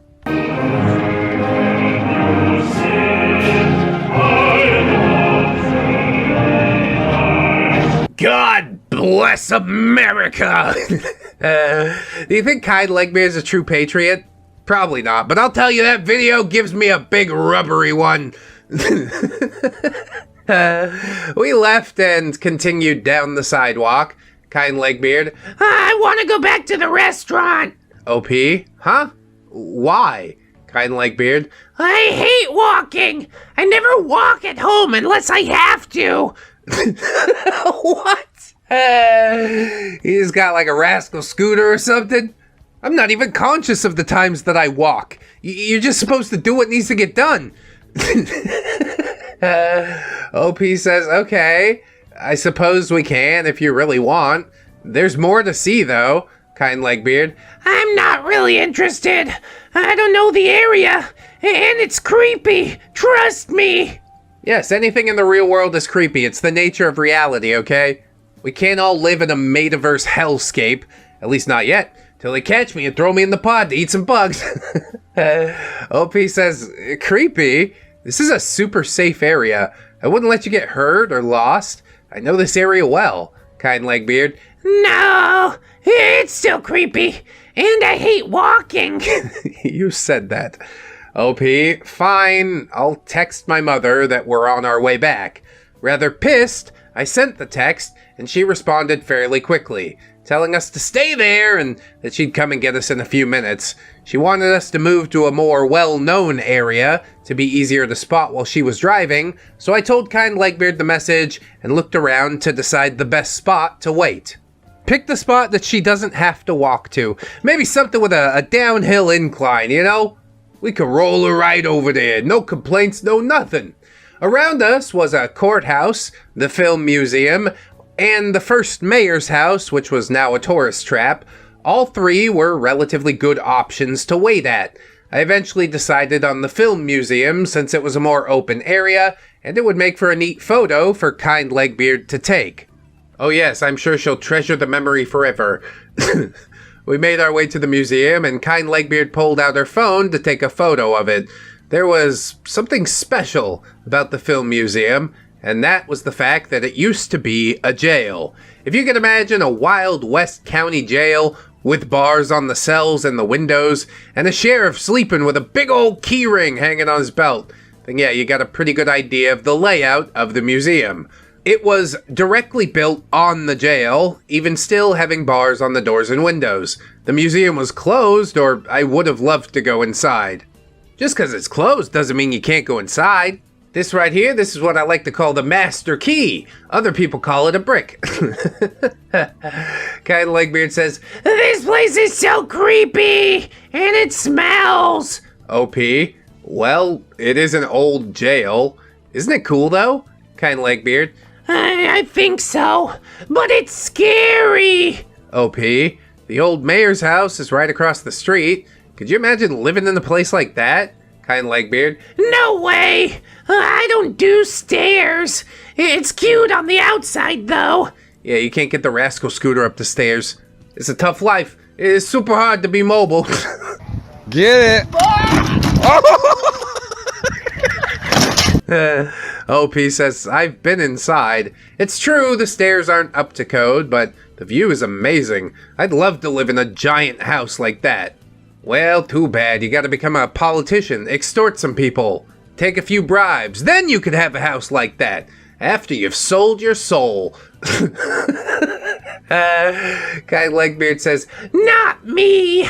I like my room. My mom might, though. Do you think they'd rent the house out? We're still talking in hypotheticals, aren't we? Or you think they're actually gonna do that? OP says, oh, definitely not. It's a museum at this point. It's almost 200 years old. Kind Legbeard. So what? OP. So it's a museum. I don't think they'd let anyone rent a room inside. Kind Legbeard. That's dumb. They should. It's just a house. I'll call my mom later and ask her about renting. Holy God, she's never going to be able to function in society. I don't know what's wrong with her specifically, but something is deeply, deeply wrong. The conversation, which was quickly starting to get stressful, was saved by the sight of my mother's truck driving up to pick us up. Kind Legbeard and I moved in front of the museum, and as she saw us, pulled over for us to climb in. Did she make a complete stop? Because I always make my kids jump in. I find that's more exciting. It's not true. On the way back, a conversation about one of my mother's friends shifted into kind Legbeard admitting that she didn't know what a hillbilly was, when an offhanded remark was made about my mother claiming that said friend was a carbon copy of one. Despite our attempts to explain what a hillbilly was, kind Legbeard didn't have a clue. Yeah, her lack of knowledge doesn't surprise me anymore. She's literally an idiot. She wants to rent a room at the Mayor's House History Museum. She spent all her money on a camera that she doesn't use. How much more do I need to know? OP says, was she really that much of a shut-in? Should I be concerned? Yeah, probably. Our attempt ended in failure, and we had to admit defeat. When we returned home, kind Legbeard immediately broke off from the family to slink back into the bedroom and lay on the guest bed. What a useless fucking lump. I followed after and tried to ask her about playing a game or something, but she refused, only seeming interested in her phone. I wouldn't fight it if that's what she wanted to do, I suppose. Instead, I grabbed my laptop and went to check my notifications, only to see activity in kind Legbeard's server. Maybe I'll get some insight into what she's thinking, I considered. Maybe I can connect with her if she said anything that could help me. So I opened the server and checked the messages that she sent since we left the house. I scrolled and I scrolled, but I found nothing. Just a spam of Harley Quinn memes and a roleplay. God. You know, maybe I kind of do like you. I knew I could get you to like me. You got me. Now into the vat. This cringe is visceral, like on a different level. There's many assorted flavors, but this one, I don't know. It's hitting me kind of weird. The first message of the roleplay that I saw was kind Legbeard Eats ice cream while watching a relationship show, but the relationship ends. Followed by an image of Harley Quinn sitting on a couch eating ice cream. What? She changed her profile picture to said image and said nothing else of interest that could possibly help me. I knew nothing about Harley Quinn. I'd never seen a movie with her in it. Sure, I'd played the Arkham games and Batman Telltale, but this was the Suicide Squad version, and for whatever reason, kind Legbeard suddenly became obsessed, and I had no clue what it meant.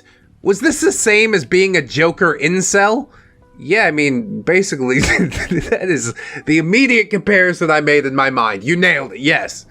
Needless to say, this didn't help me at all, and I still had no idea how to bond with her. Ah, yes, but I think the true question we need to ask here, OP, is she actually worth bonding with, and why? Okay, you've had a long relationship, but just because people are in your life for a little bit doesn't mean they have to be there forever. They're probably not going to be there forever. 3 words. Scrape 'em off. I know you won't, but this is just me trying to help. Probably we should do another one for today. We'll see if we can't get some resolution for this Harley Quinn plot thread. And let's get over there and see how it goes. Summer Vacation with a Legbeard. Kind Legbeard update part number 5. Day 9.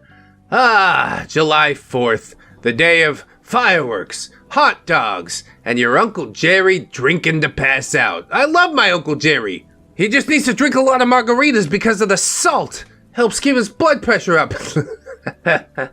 We had plans today, and I was looking forward to them. Every holiday, I go to the town's police and fire station to help in the town's parade.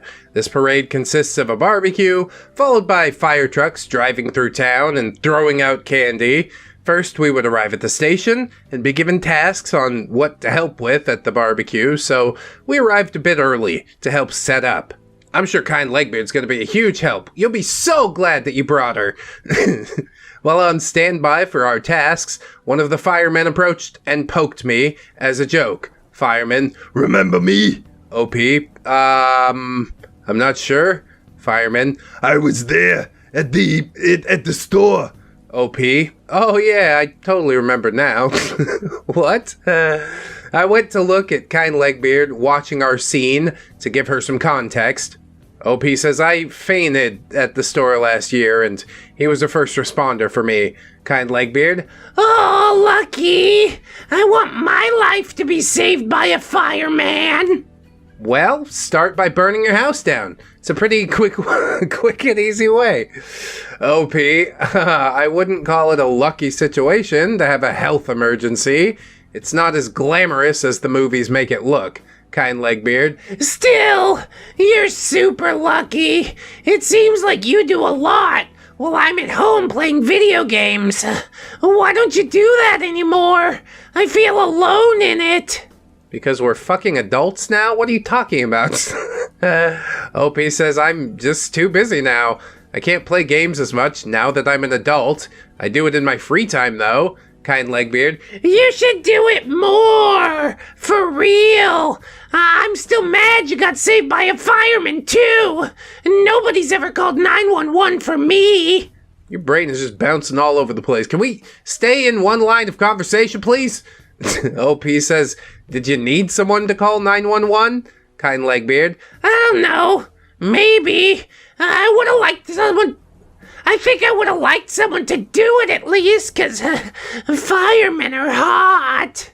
Do you think with anything besides your rotten clown pocket? Clearly not. I looked around at the firemen, many around us being volunteer boys right out of high school, or old enough to be our grandfather. Where are the firemen that she was thinking of? And who wanted to have a medical emergency? Somebody who hungers for nothing but attention, I guess.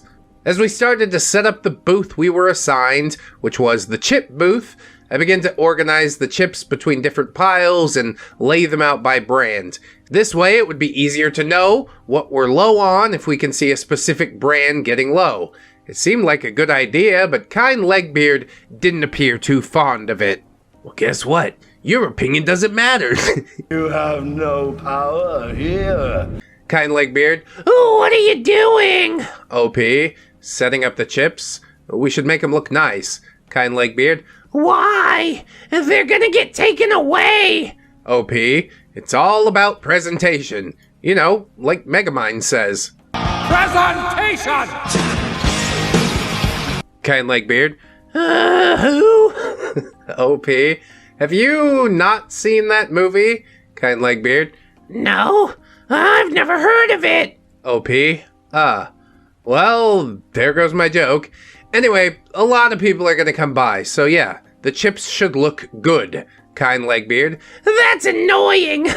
You really do work in retail. Yes, and you really do offer no value to society at all. OP says, what is that supposed to mean? Kind Legbeard. Most people don't care. It's not that big of a deal for them to be set up. OP.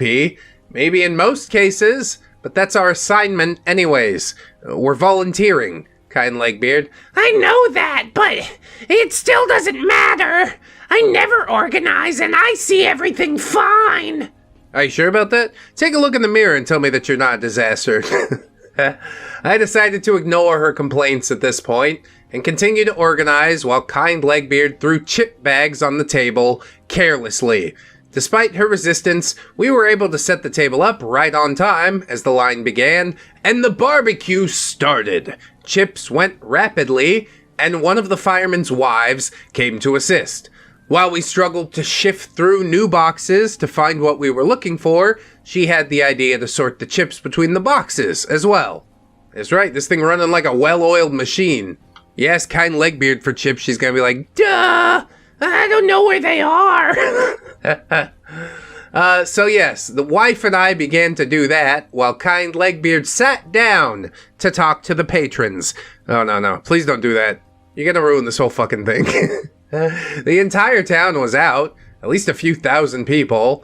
I wasn't worried about it. We had enough food and chips for everyone in town to have 10 bags. Our only assignment was to fill the table when the bags got low. There was no requirement to talk to the people coming by, and I told Kind Legbeard that too, as she started to complain about anxiety. Why even here if you're not gonna help? Go find a hole, lay down in it. Die if you really feel like it. I don't care anymore. Child says, could I have another bag? OP, sure, grab as many as you like. Kind Legbeard, no, you'll have to wait until later. OP, huh? Kind Legbeard, everyone should get a bag first. OP, it's not a problem. We have plenty. People can grab as many chips as they want. Kind Legbeard. I know, but it's a me thing. People can't have seconds until everyone gets one. Are you talking about yourself right now? Are you the one who didn't get one? Then just grab some. Shut the hell up. OP says, it's a food giveaway to the town. We have no way of knowing who's had them or not. By this point, the child walked away without getting a second bag. Oh crap, seriously? Kind Legbeard. Just forget it.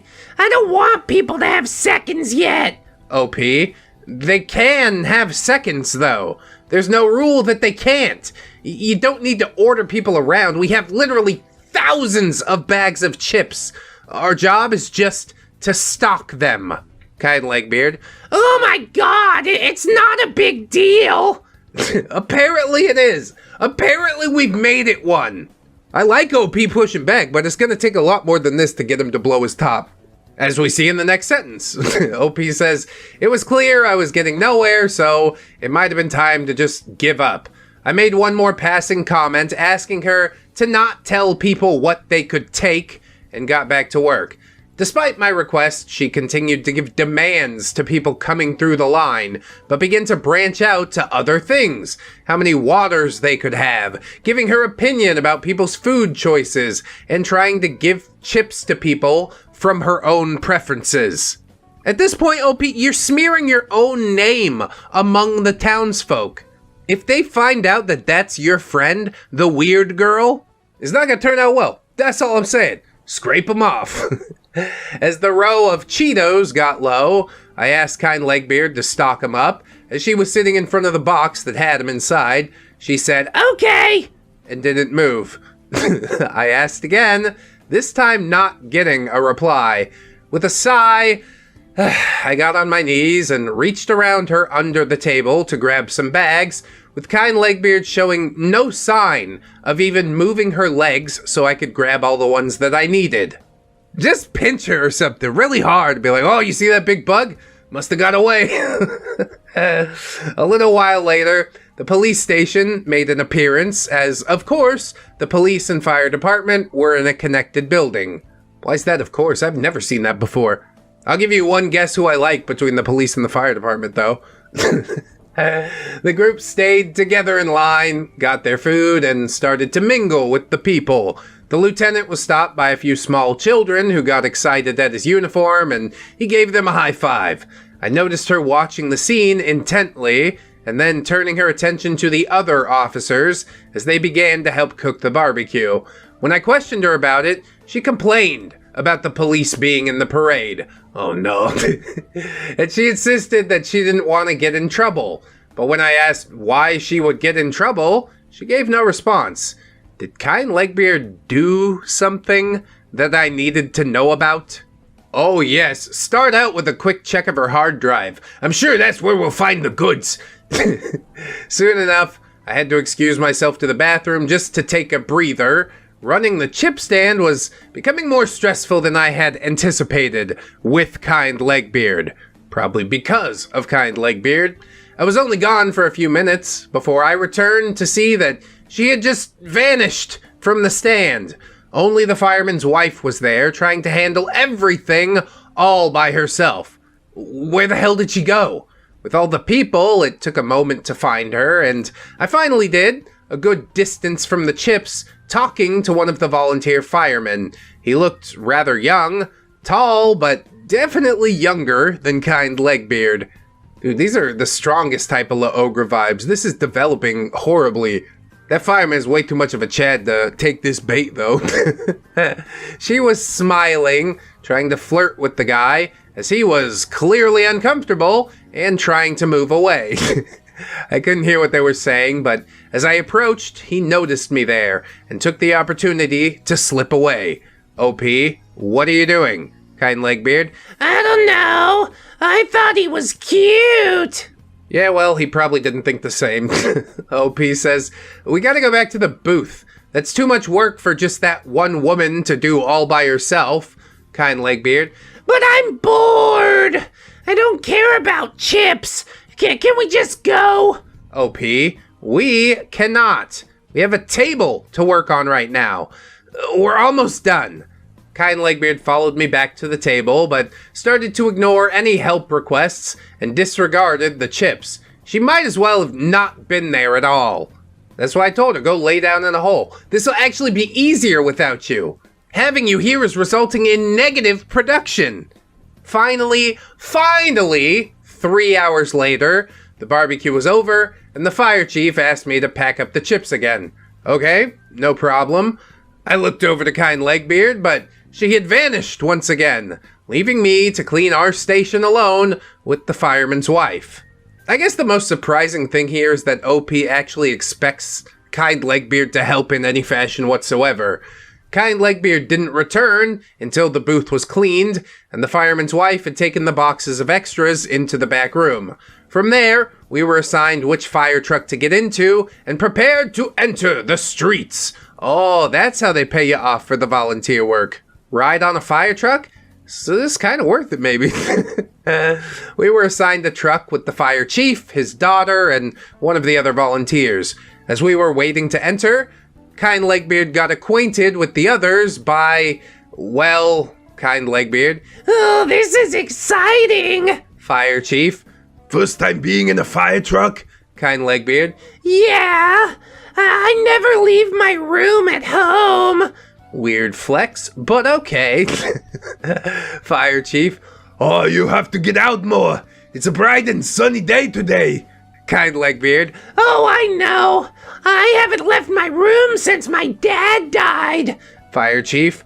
Oh, sorry to hear that. Kind Legbeard. And you know what's funny? I watched him die right in front of me. Jeez, what the fuck? Run, man, it's crazy! Boy, that escalated quickly. I mean, that really got out of hand fast. Fire chief does have a retort somehow and says, so, hey, let's talk about some happy stuff. Kind Legbeard. And my brother cremated him.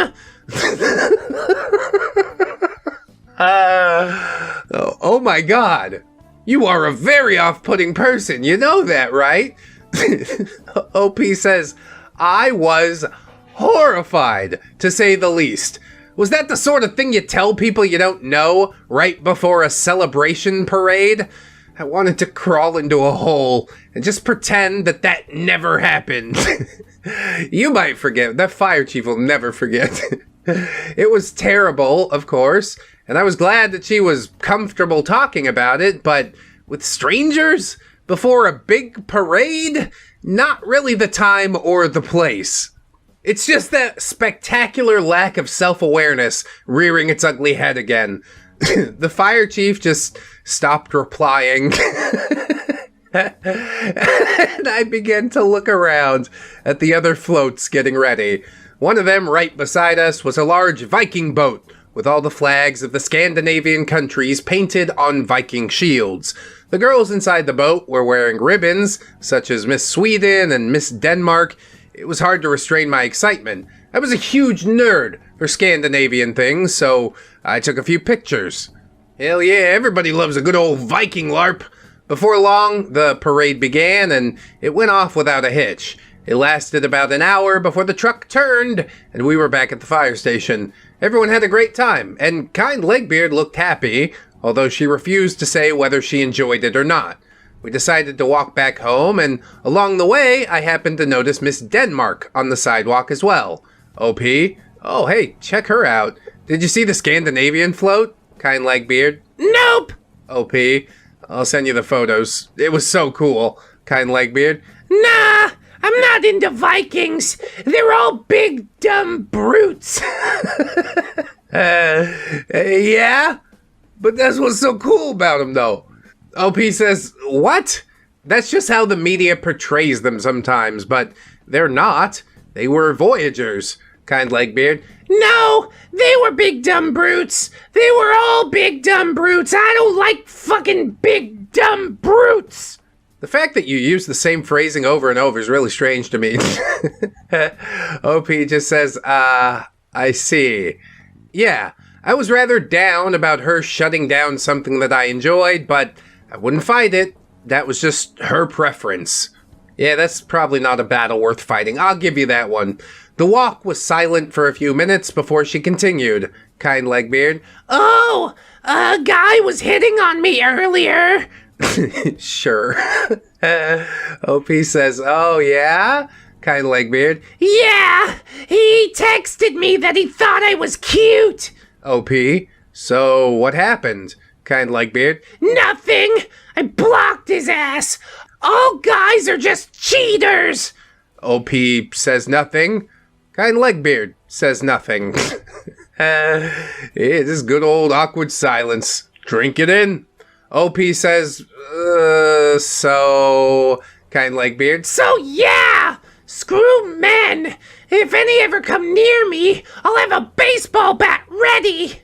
If any ever come near me. Somehow I don't think you need to worry about that. OP says, did something happen? I remember you saying that the poly relationship didn't work out. Kind Legbeard. Oh, it has nothing to do with that! That's just how men are! I'm surprised you don't know! OP, what do you mean? Kind Legbeard. You're dating a guy! I still don't know what you see in men so much that you want to become one! OP, I am one. Kind Legbeard. Whatever! They're all just cheaters that go after hoes! OP, by any chance do you watch Reddit reading videos? Oh, we're gonna get the plug IRL! Kind Legbeard's gonna hear her saga as read by ReddX. Seems to be happening a lot lately, it's kind of ridiculous.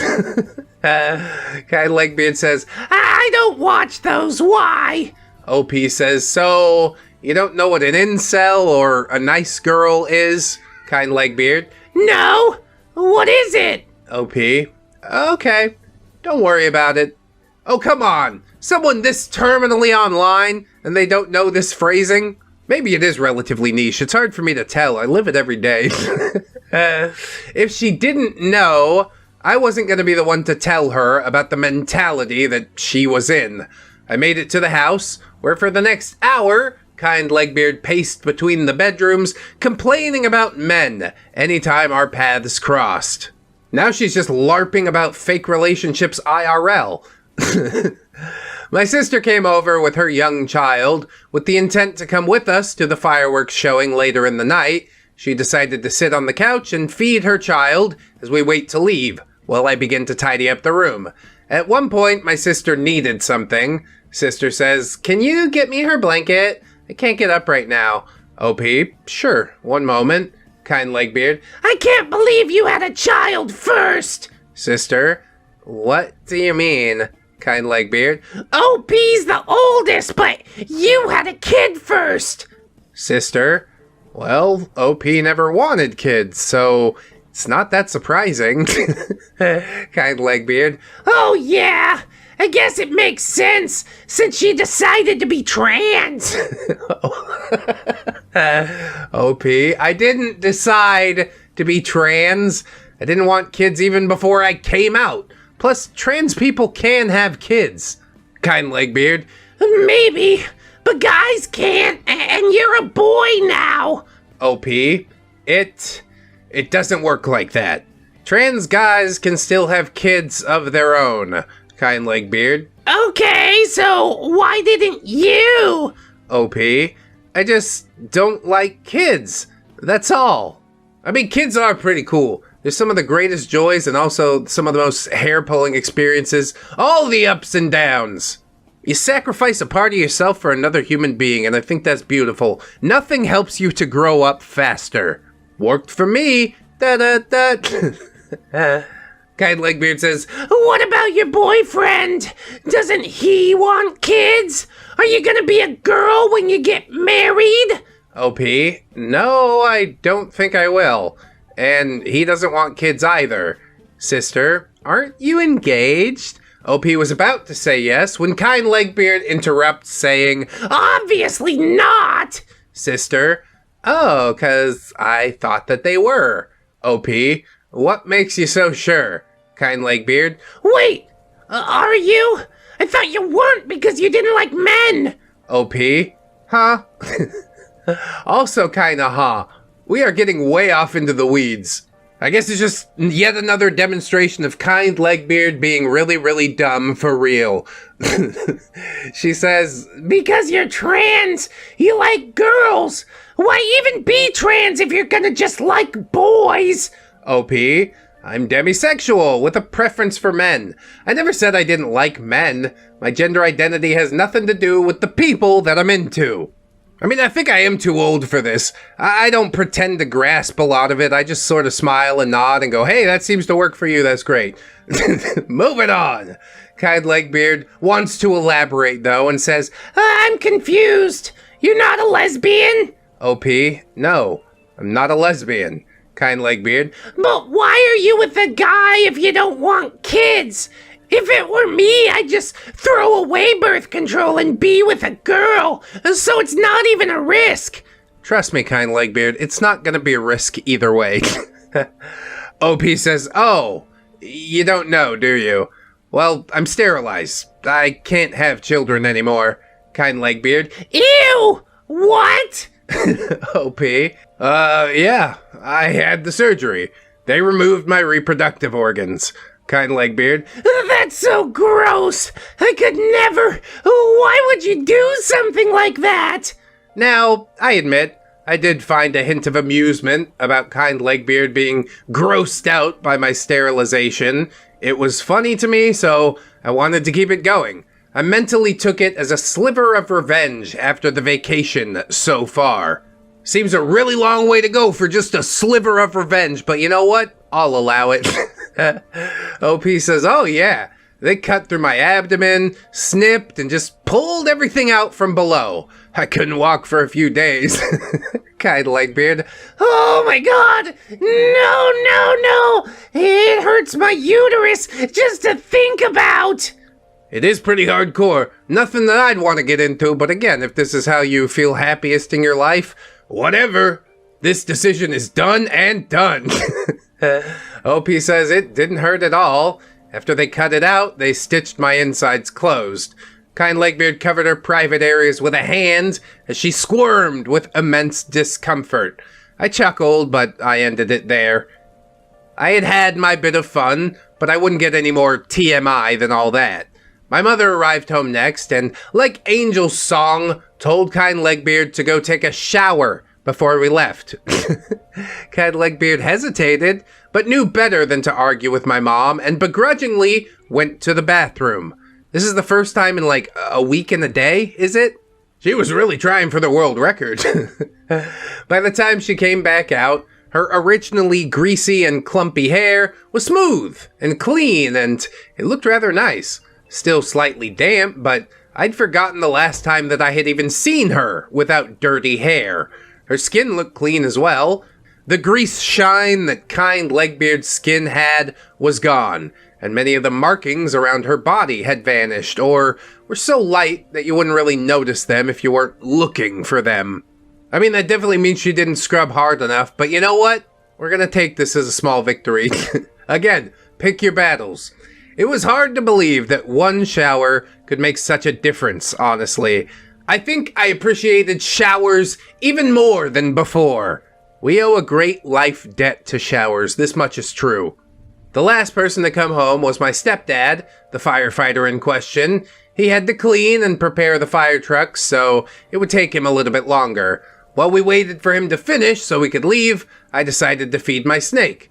I noticed that the snake was more active and squirmy than usual, so that might have been a sign that she was hungry. If it were up to me, she would have been fed before Kind Legbeard arrived, but the snake began to shed right as she did, and if you don't know, snakes can go on hunger strikes when they're close to shedding, so we really had no choice but to wait.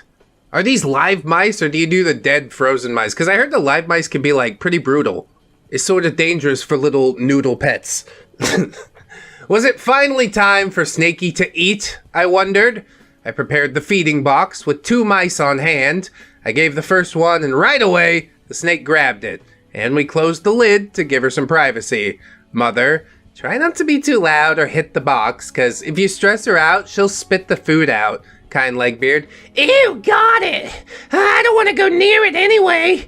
She might bite. OP, she's not a biter. We just don't want her to regurgitate. Kind Legbeard. You don't know if she won't, though. I'm scared of snakes, especially after they've eaten. Again, are you stupid? OP says, wait, after? Not before? Kind Legbeard.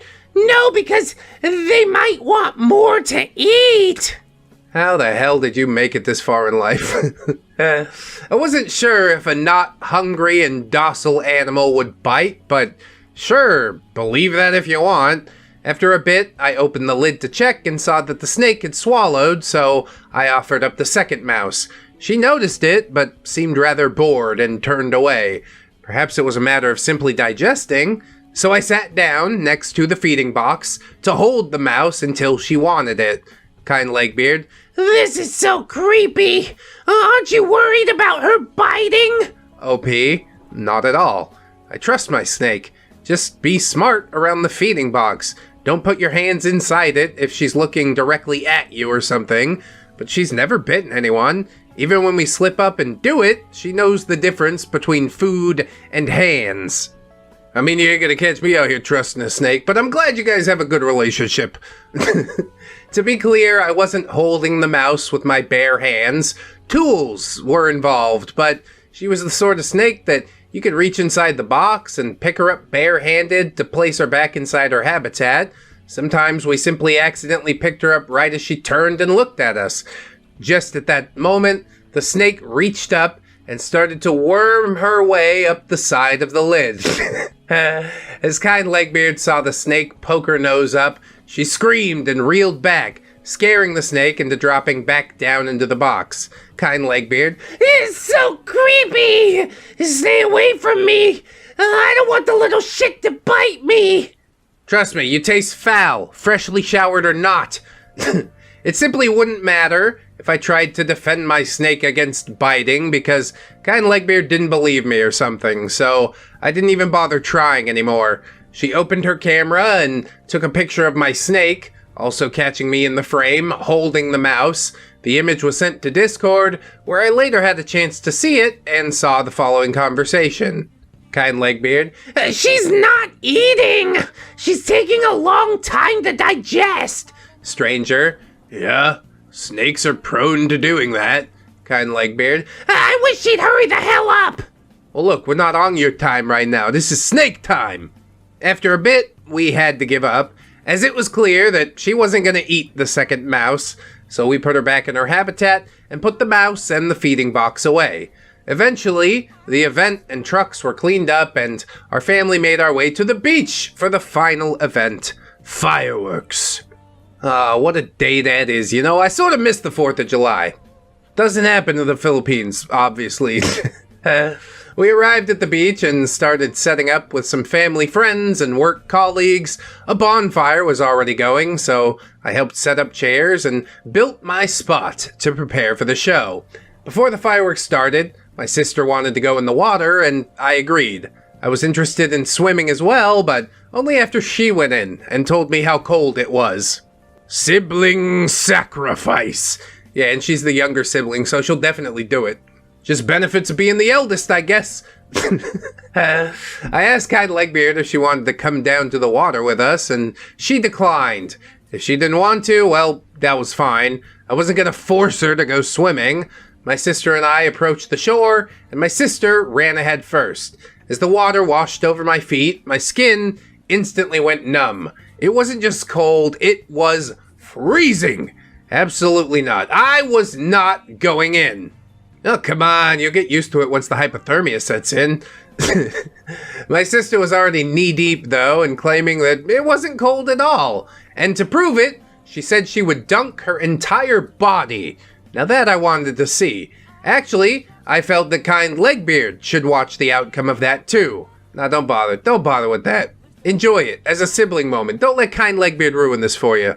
That's my advice. I told her my sister's plan and to come and watch, and that she didn't have to go in, but again, Kind Legbeard refused. This one hurt a bit more, because my sister and I were both excited for it, and it didn't seem like she was interested in spending time with any of us or having any fun. I accepted her refusal though, and after a bit of time spent with my sister by the freezing ocean water, we returned to dry off and warm up by the bonfire. Now was the time for something else, when my mother pulled out sticks and a bag of marshmallows. I had never roasted marshmallows before, and I called out to kind Legbeard to join me in doing just that, and for a third time, she refused. Again, why are you even here? Go find a hole and lay... You can't find a hole? I'll dig you a hole. I was starting to recognize a pattern, though. It wasn't just me, it was everyone that asked her to try something out. Lighting sparklers, setting off fireworks, having a snack, anything people offered her, she didn't want. I didn't know what I could do to make her trip more enjoyable. Nothing, this is an internal problem. Make it enjoyable for yourself. Fuck everybody else. For perhaps the first time, though, I really didn't care.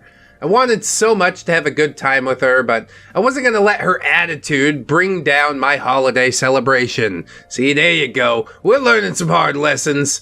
I roasted the marshmallows with my sister, set off a sparkler, watched the show of fireworks across the beach. As it got darker, the bonfire and fireworks were the only light that we had. In the darkness, I ended up losing track of where kind Legbeard had gone. Come on, we were doing so well. Who cares? Not my circus, not my monkeys. A few people commented on her vanishing, but nobody went to find her. We assumed she was nearby, of course. There weren't many places that she could go, and perhaps we simply just didn't see her. A few minutes passed, and then an hour, but no sign of her appeared at the bonfire again. It was around here that I began to get a bit worried and got up from the sand to try and find her. No, it's exactly what she wants. Don't do it.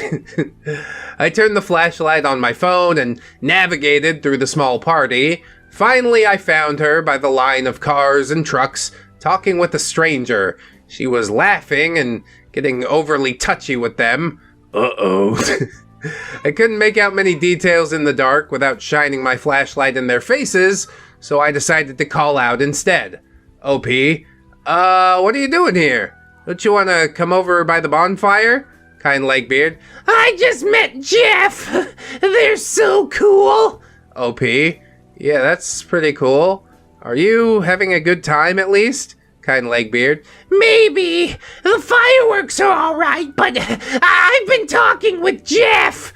I honestly don't remember what their name was, but they kept quiet for the entire conversation. Yeah, I'm worried about Jeff. He's probably imagining what her head is going to look like mounted above the fireplace. I didn't want to interrupt, so after checking on kind Legbeard, I waved a goodbye and returned to the bonfire where my mother questioned me. I told her where kind Legbeard was and that she was alright, but my mother seemed rather displeased at this situation. She voiced a complaint about kind Legbeard being here to spend time with me and not flirt with random people, but that was all she said on the matter.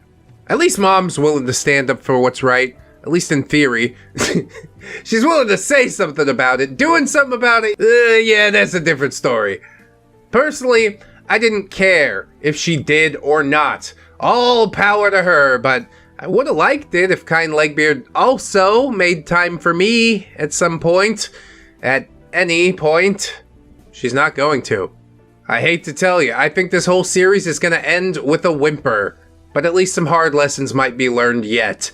When the party was over and we were heading home, I asked her how she enjoyed her first beach fireworks show. Kind Legbeard. It was great. I got that person's number, and I took a picture of them. Mother, okay. What about the fireworks? Kind Legbeard. Oh, that was okay too. Do you want to see a picture I took of them? She pulled up the picture as my sister changed the topic. A picture of the fireworks, or are we still talking about a picture of Jeff?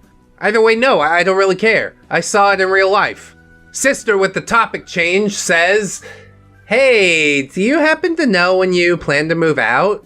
OP, I'm not sure yet. I need Social Security to approve my pay stubs so I can qualify for housing assistance and turn in my application. Mother, you haven't turned it in yet? OP, well, I tried, but they refused to accept it. They said they needed to run my pay stubs through the system first. Kind Legbeard. Can everyone stop fucking yelling? OP. Huh?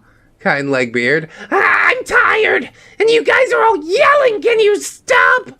Bro, what the hell are you talking? Get out of the car. Go hitchhike home. You will not dictate the conversation that is happening in what is clearly not your car, okay? OP says, now, our voices were slightly louder during this conversation, but where on earth were we yelling during any of that? Whatever. I guess I could just change the topic then, OP. So, maybe on another free day we could do some more tourist things. We still haven't gotten elephant ears. I'm sure you'd love them, Kind Legbeard. No! OP. Oh. Okay then. Well, that was a shutdown, if I ever heard one.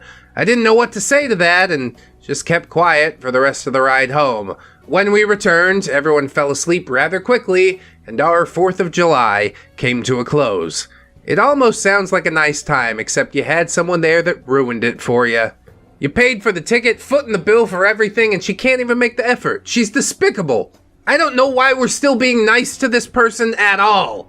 I hope the levee breaks soon. I hope at least OP's mom freaks out on her or something.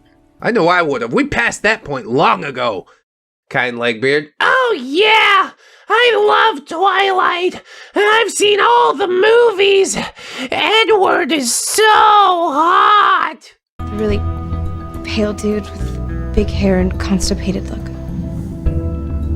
Summer vacation with a Legbeard. Kind Legbeard update part number 6. We are into day 10 out of 14. We're in the home stretch, essentially.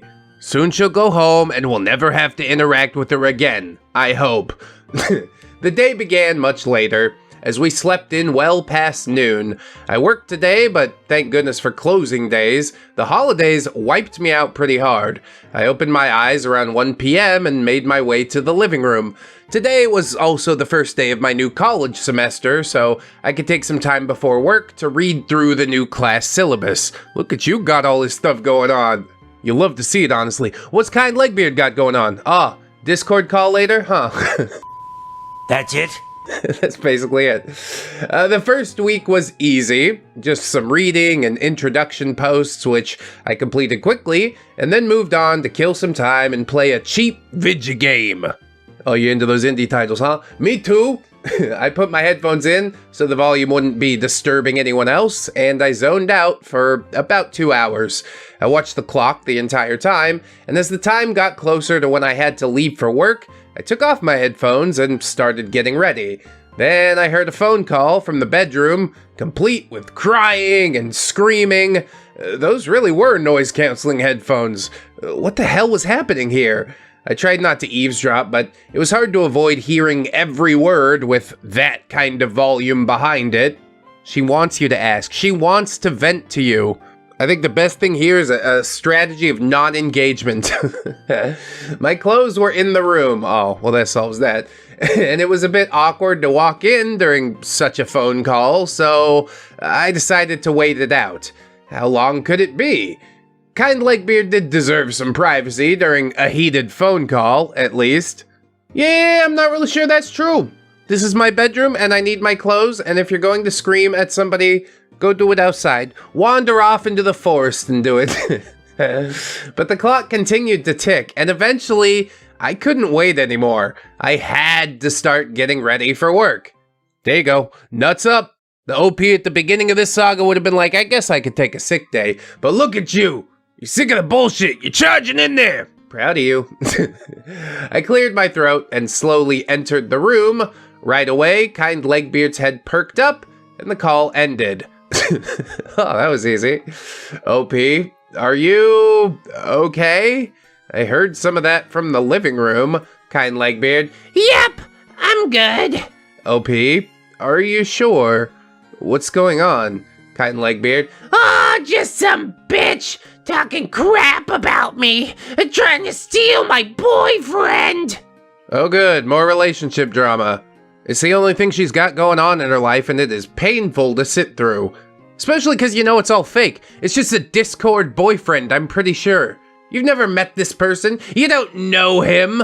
You're gonna sit on Discord and giggle together for 2 months until you just grow apart in some way. But OP is sympathetic. He says, oh, I see. I'm sorry to hear that. Boyfriend, though? Are you with someone now? Kind Legbeard. Yeah, I'm with new person now.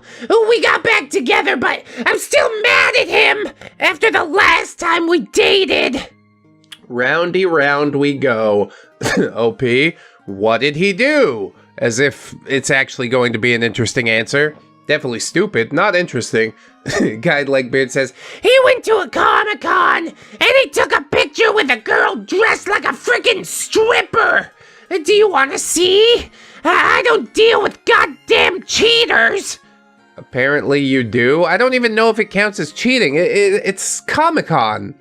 Then she showed me a photo of a guy that I'd never seen before, posing next to a girl dressed in a surplus of pink.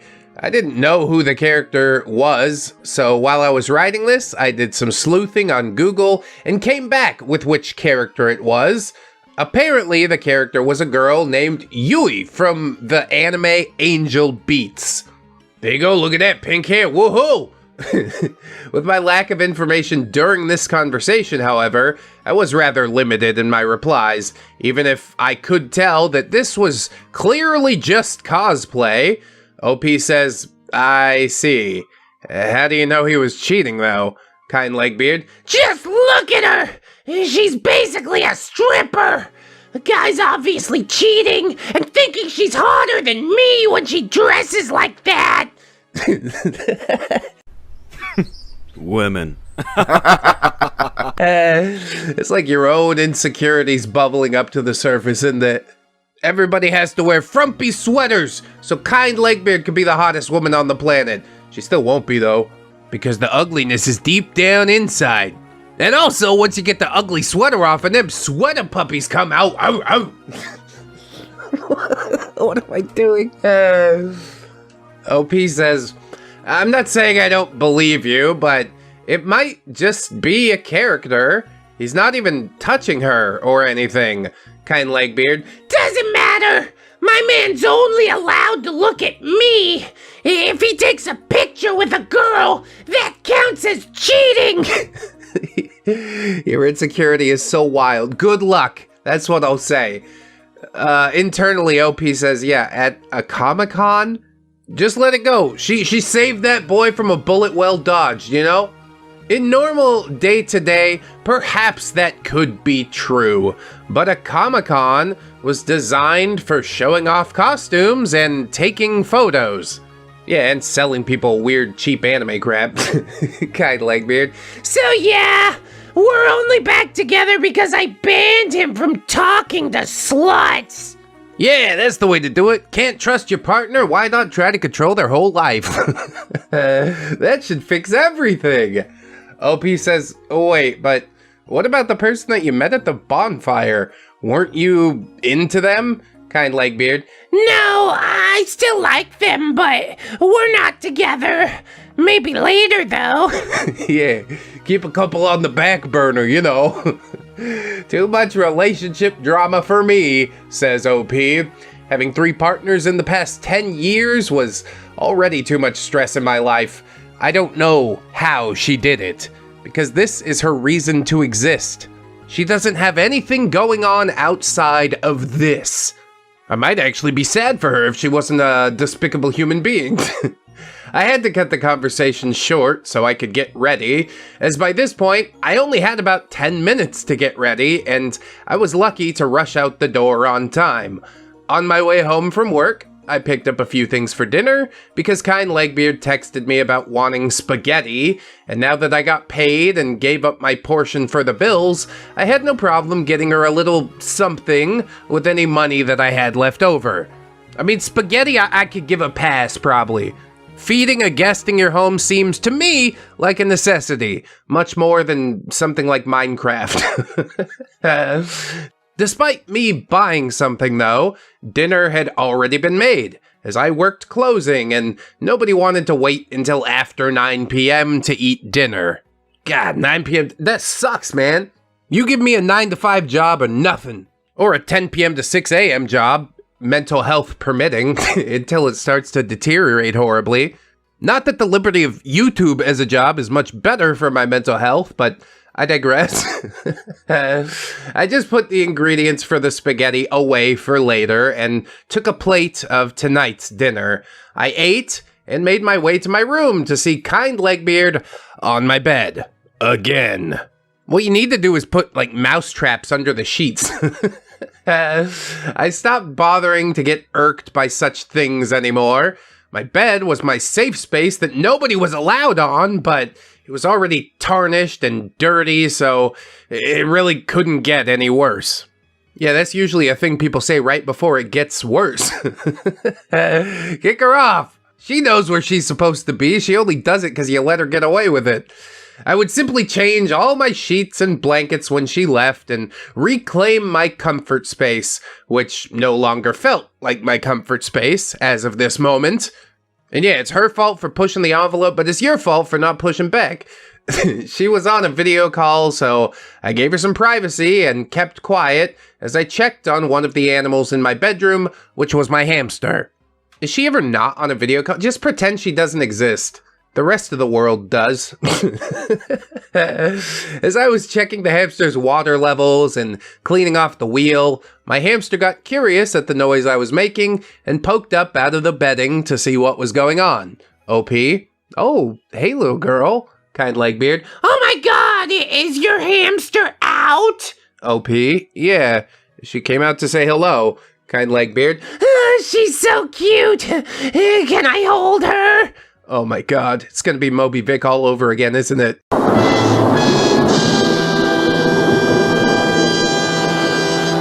OP says, sure. I'm sure she'd love the physical contact. I don't get a chance to play with her every day. So I picked my hamster up gently and waited for kind Legbeard to get up to accept her. My hamster is a dwarf hamster. They're smaller than normal-sized hamsters and much more delicate. Even a short fall can permanently damage their backs, and they can get hurt or sick pretty easily. That's what you get when you breed for size instead of sturdiness. I gently placed my hamster in kind Legbeard's hand and watched carefully to be there in case there were any, slips. I didn't know what I would do if my hamster was injured in any way. I didn't think kind Legbeard would hurt her intentionally, but accidents happen sometimes, and I was overprotective.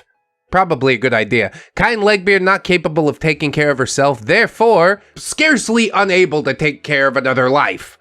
Kind Legbeard stood up and held the hamster with one hand as she propped her phone up on my dresser to point the camera at herself holding the animal. See, she doesn't really want to interact with the animal. She just wants to show everybody else in the Discord call that she's supposedly interacting with an animal. Why don't you hang that shit up, huh? Spend some time in the real world with the rest of us. It ain't so bad. I couldn't help but be struck with anxiety as kind Legbeard's hand tightened around the small, fluffy body rather roughly. While the hamster wasn't crying out, I noticed the stressed body language of my hamster trying to free herself. Some of Mice and Men vibes. Tell me about the rabbits, George. Bye-bye, Lenny. I reached out, ready to take my hamster back, but I stopped myself. I'm not sure why I did. I just hoped that I was simply overreacting and perhaps everything was fine. Yeah, it's totally fine. Eventually, the camera was set up and kind Legbeard stepped back to show her friends my hamster. Wow, amazing, super cool and interesting. Nothing better's going on in my life. Why not? I stayed out of the shot and let her show them, as I didn't really have any problem with something like that. Suddenly, she raised her hands up over her head, holding the hamster over 6 feet in the air.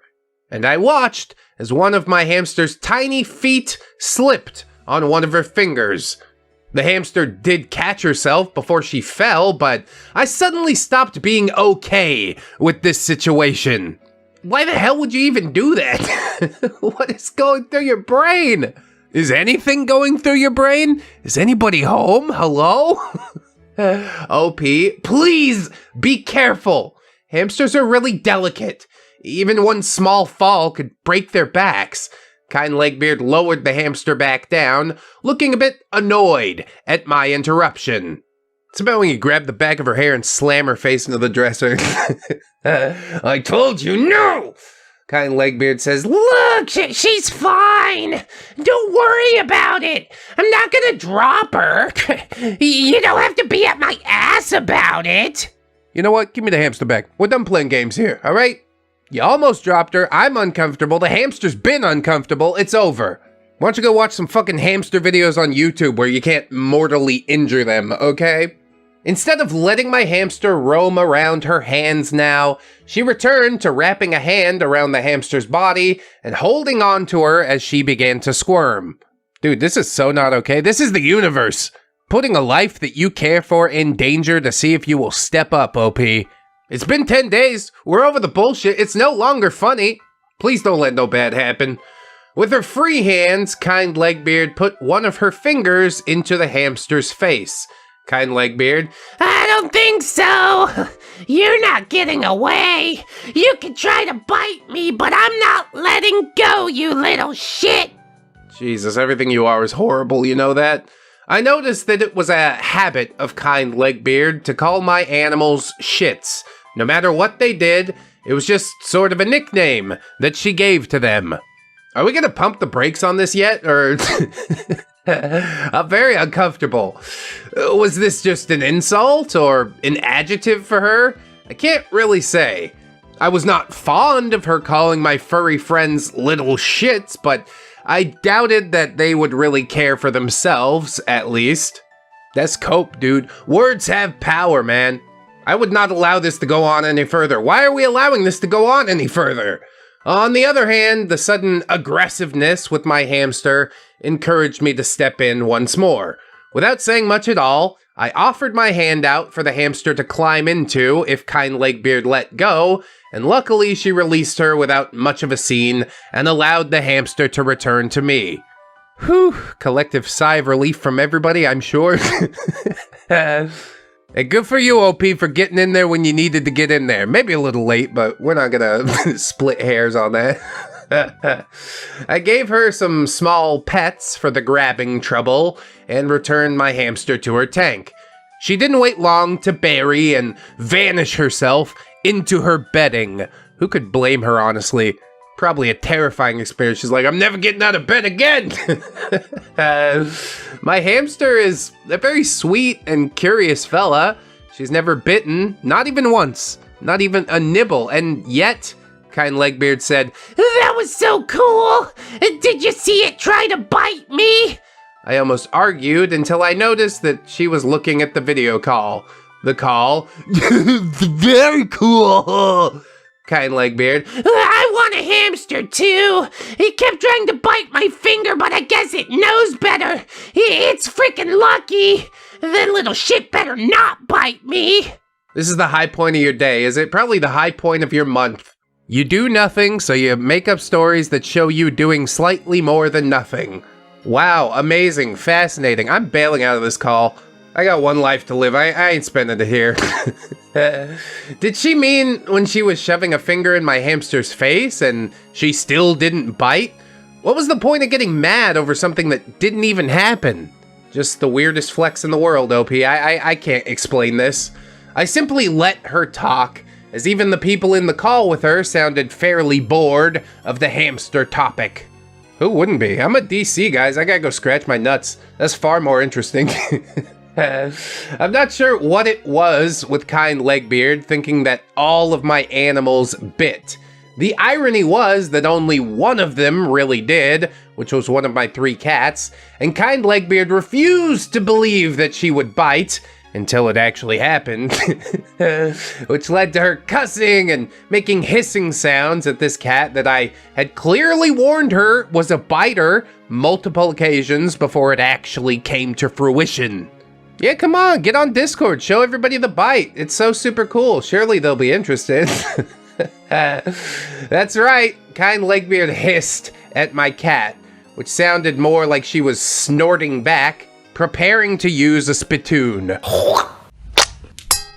As you might have guessed, The cat only got more annoyed and ready to bite her again before I stepped in. Love that, dude. Cats don't take no shit. I still love dogs more, but you gotta respect cats. While kind Legbeard was off my bed, I took the opportunity to climb in, and when she was ready, she went to the guest bed. It didn't take long for the quiet, dark room to be illuminated by a blue computer light as I was trying to sleep. This would be a long night. I mean, you got the noise-canceling headphones, you just need like a nice little blindfold or something. I really do like the way this situation was handled as well. OP didn't need to really say anything, just put your hand out, give me my hamster back, and then climb into your own bed. No words. I don't need your approval. I'm taking what I want from this point forward. I hope that streak continues. Moving on into day 11. As I expected, I didn't sleep well that night. I awoke multiple times to that illuminating blue light, occasionally flashing to a yellow that flooded the room. What's she watching? Hypnotoad? All glory to the Hypnotoad. Maybe that's why her brain is a completely empty vessel.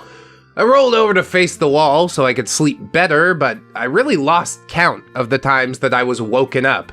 My alarm was set for 11 a.m., just in case I slept in and needed an extra wake up, but I ended up not needing it, as I was woken up 2 hours prior by a video call starting directly above me.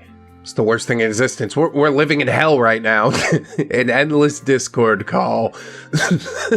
Yet kind Legbeard had fallen asleep. She slept in a video call that night and allowed people to join and talk while she was passed out. Maybe feed her some subliminal messages. Be a decent person. Do something with your life. That wasn't fair at all. And it was starting to get on my nerves that I was being awoken by Discord calls. I already had a sleep disorder that made it hard to sleep, and kind Legbeard knew about it now because I had told her the details of it a few days ago. Even the slightest sound would wake me up. I guess that's why no noise-canceling headphones. I can fall asleep with music on real easy. Some people, not as lucky. If it was a reasonable sound, I wouldn't be upset at all. If she rolled over or had to get up for the bathroom, okay, whatever, I'd be just fine. But a video call was not reasonable. You could avoid joining a call right above a sleeping person that worked the day prior and worked the next day as well. She really is just a bag of trash. Does she work when she's at home? Does she live with her parents? Is she on disability? What's her home situation like? Because I can't imagine her just doing this every single day. I mean, I can, but at a certain point, it definitely qualifies as a mental illness. I got up and let kind Legbeard sleep while I took my time getting ready for the day. Being so early, I was in no particular rush, but I had an appointment at the barbershop for a simple wash and hair health treatment, so I wouldn't be too long. Bro, you getting your hair washed at the barbershop? Ain't that like 20, 30 bucks right there? I mean, I guess good for you for fitting that in the budget, but couldn't be me. It's a luxury I can only dream about. I made my way there, and my appointment with the barber started. While I was under the dryer, I took out my phone to idly check my notifications and kill some time. I normally marked my Discord servers as red. I didn't actually care to read every message of every server that I was in, but seeing as how I was under the dryer with nothing better to do, I thought, what the hell? What's going on with my servers? Social interaction's overrated. I want to play Blizzard's newest game, Warcraft Rumble.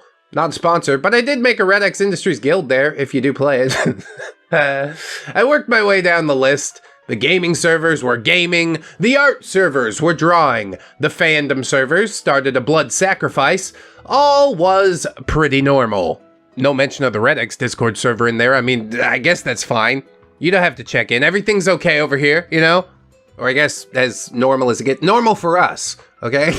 Then I got to kind Legbeard's server, and when I opened it, I almost felt sick. During the night, she had posted screenshots of her messages with someone. I can't bring myself to type out everything that was there, also because it was paragraphs long, so I'll simply paraphrase. I'm not the one that dresses like a slut on Minecraft.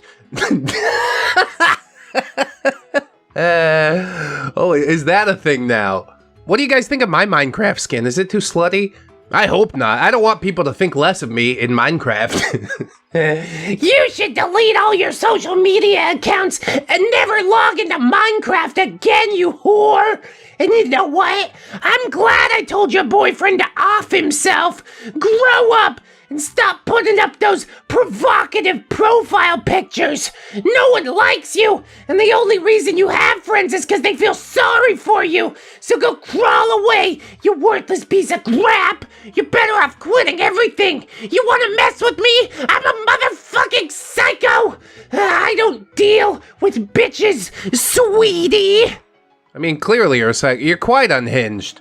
But if I was whoever this Minecraft girl is, don't pay her any mind. The attention is exactly what she's looking for.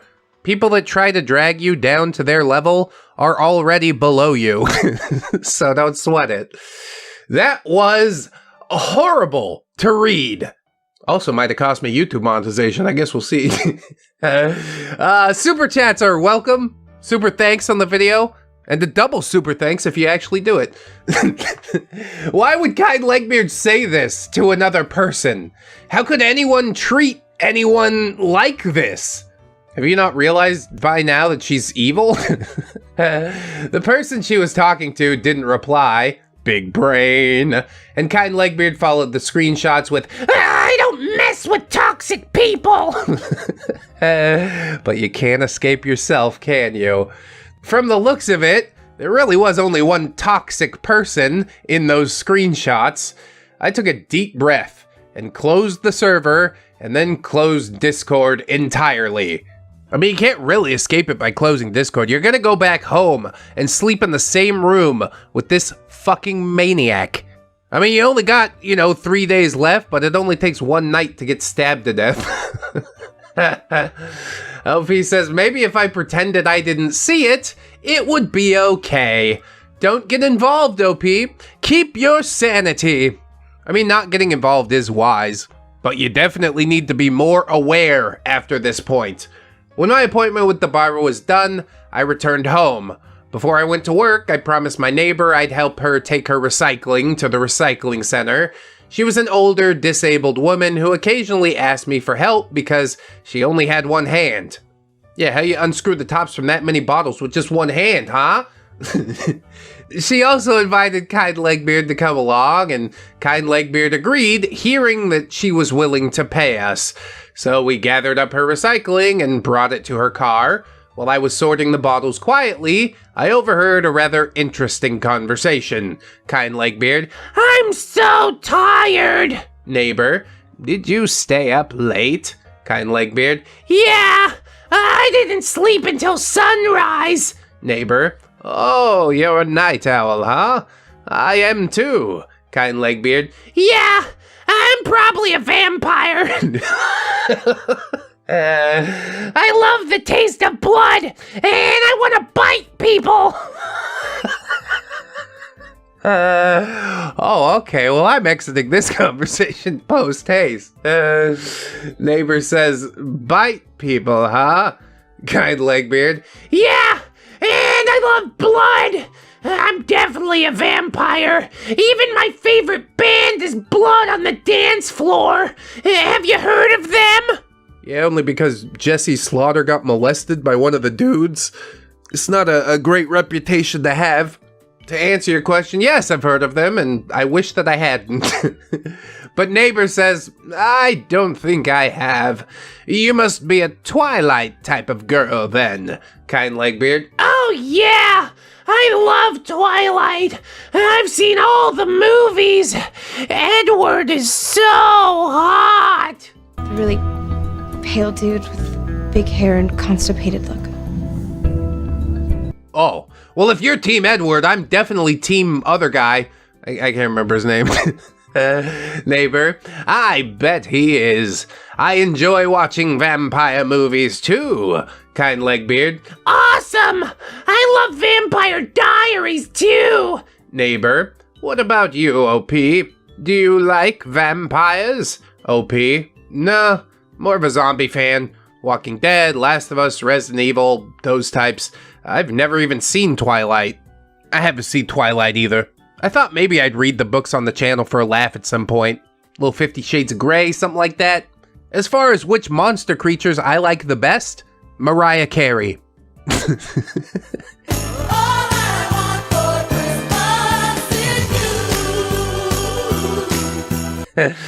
Basically any crappy SCP monster, yeah. I'm sort of halfway into it.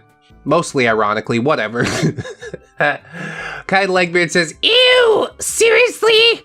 How did you get through high school without watching Twilight? You've at least seen Edward and Jacob, right? Who do you think is hotter? That's all life is really about for you, huh? Daydreams about which guy can scratch the itch inside of your nasty clam hole. OP says, neither of them. They're not my type. If it helps, though, I think Wesker and Heisenberg from the Resident Evil games are attractive. It doesn't help. She's completely uncultured. Although I hadn't played Resident Evil until this Halloween, and I didn't even play that much of it. Maybe we should go back. Maybe we should do it again. As expected, Kind Legbeard says, Who? I seriously need to make you watch Twilight. I'll tie you down if I have to. There's no way you haven't watched them. I watched them like every day in high school. Bella even had a baby that was a vampire. Oh, it was so romantic. I want a boyfriend like that. I wouldn't even struggle if you wanted to turn me. Yeah, living with you for eternity, I think I'm good. She's like, please turn me. He's like, nah. I find it a lot easier to put up with you for 60 years than 6,000. I started to get a bit lost in this conversation, so I went quiet again and let Kind Legbeard and my neighbor gush about their vampire preferences. I watched Hotel Transylvania, and I played Castlevania before. Did that count? Yeah, close enough, whatever. Which Belmont is your favorite? I felt completely out of the loop. You're not alone, OP. Just do what I do. Turn it into a joke. Easy. Finally, we finished the recycling, and I made my way to work right on time. From there, the workday was otherwise average, aside from Kind Legbeard sending me a link to another Discord server towards the end of my shift. No, man, I got room for 10 Discord servers. That's it. When I arrived home, I attempted bonding with Kind Legbeard once again. Now she's busy with her brand new Discord server. Recalling what she said about me not playing any video games as often back on the 4th of July barbecue, I offered to play a game. Any game. I don't play many games now, but I was still an avid collector of all sorts of games, digital and physical copies. It was impossible that there wasn't something that she would like.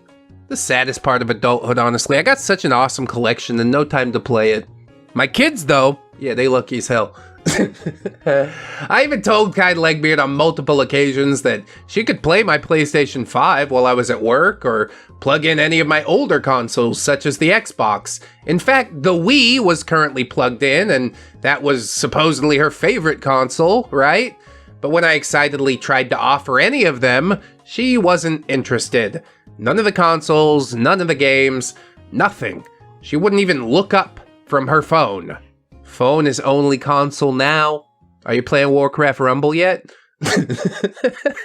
Okay, fine. No game then. That was alright. I mean, it hurt a tad, but I understood. She had recently gotten into one of the YouTubers that I liked too, so perhaps we could watch them. I had seen all of his videos, so I was quite sure I knew exactly the videos that would get her at least smiling and looking up, if nothing else. I thought you might be talking about ReddX, and then you said you watched all the videos, and I'm like, that's impossible. There's 1,500 videos on the channel, okay? Nobody has watched them all. I wouldn't make Kind Legbeard watch, but I would at the very least put it on and give her that option.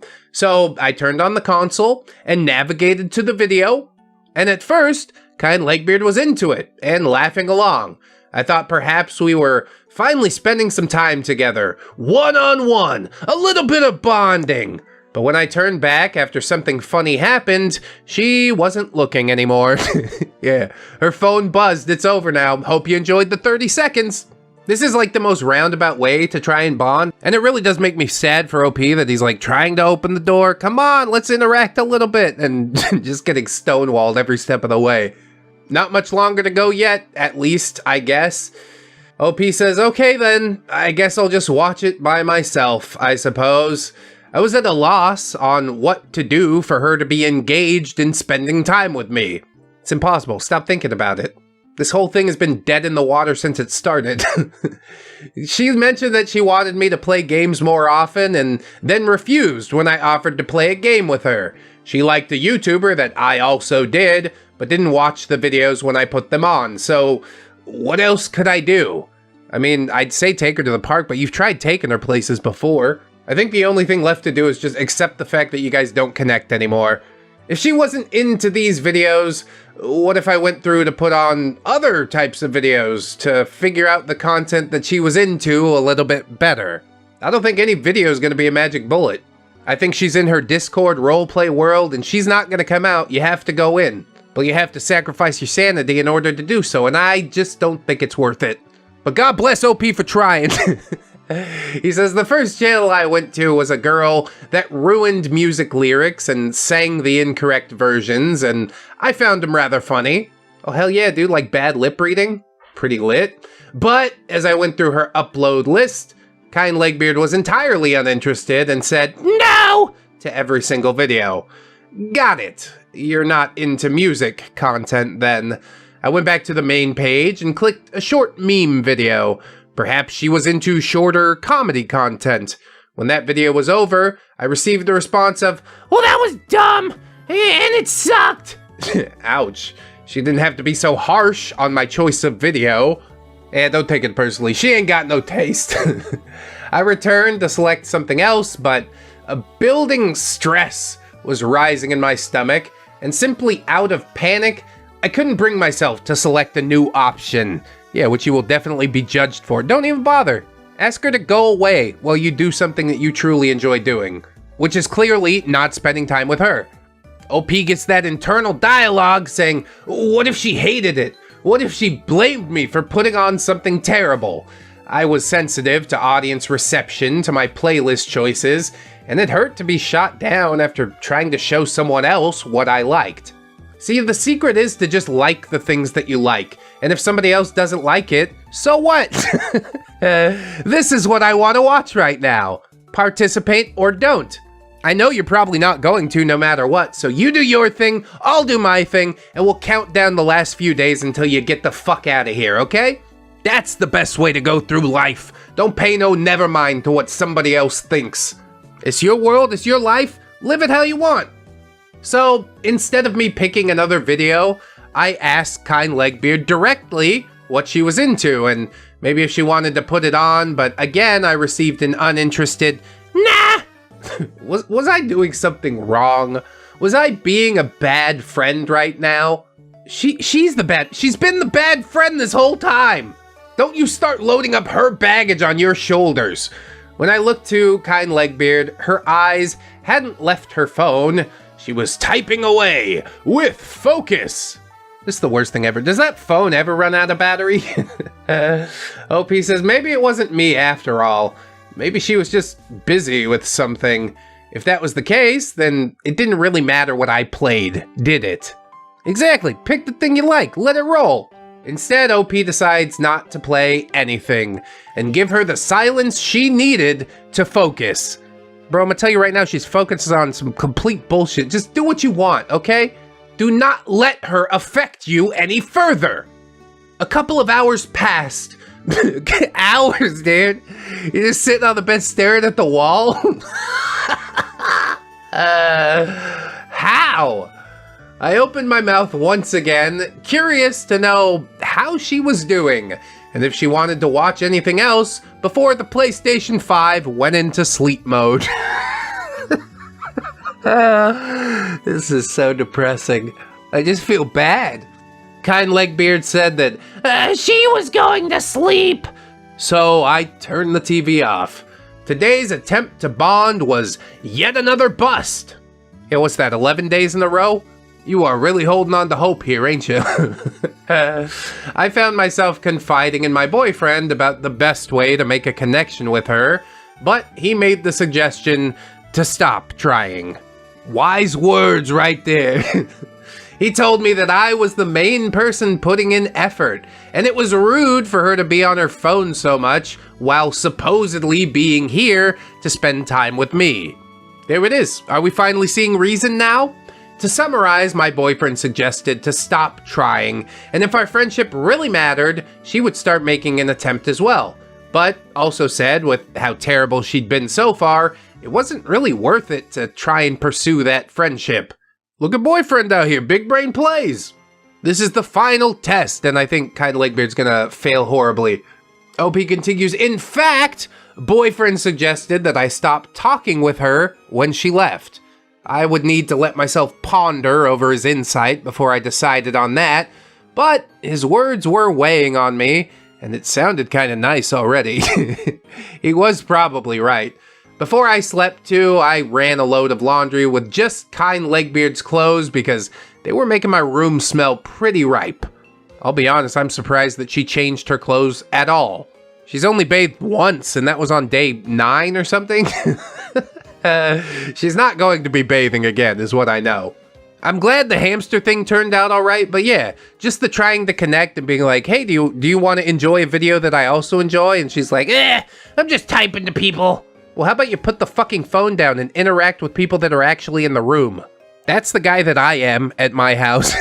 I will tell you to your face. Whatever you're doing can wait until you have a moment. Be here with us right now. And it really is just a rampant problem. Everybody wants a gadget.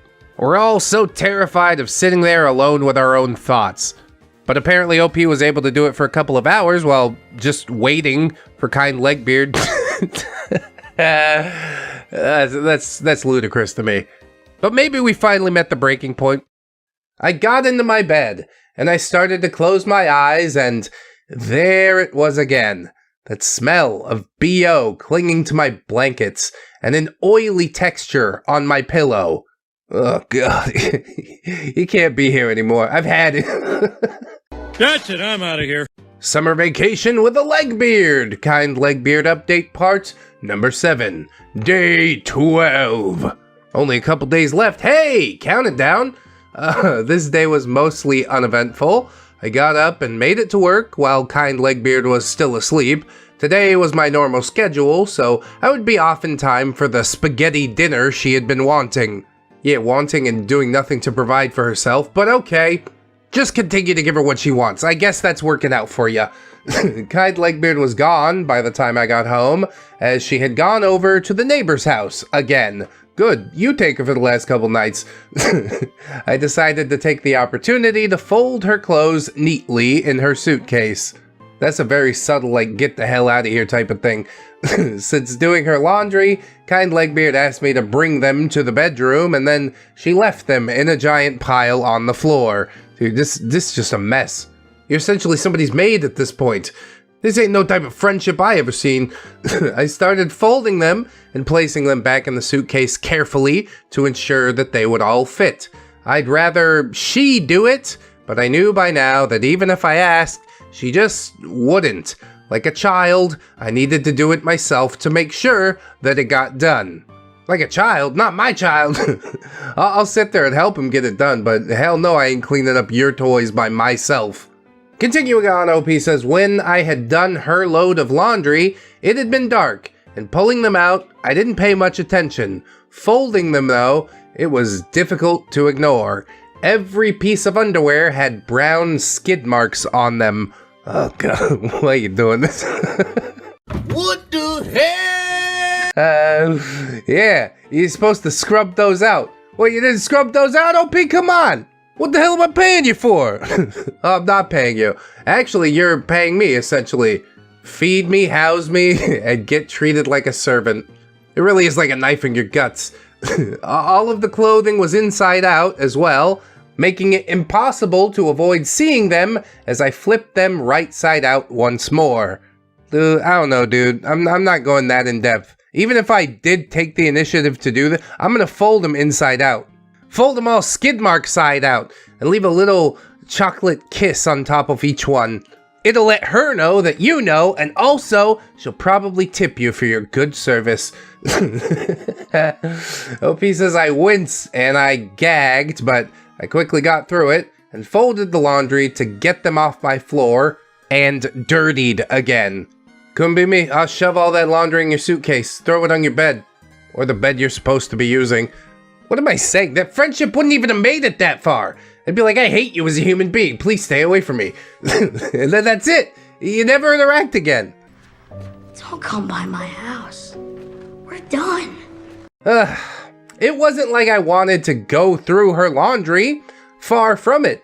I found it very unhygienic to touch someone else's clothes, but when I brought them to the room for her, I had assumed that she'd put them in her suitcase or fold them herself, not just leave them on the ground.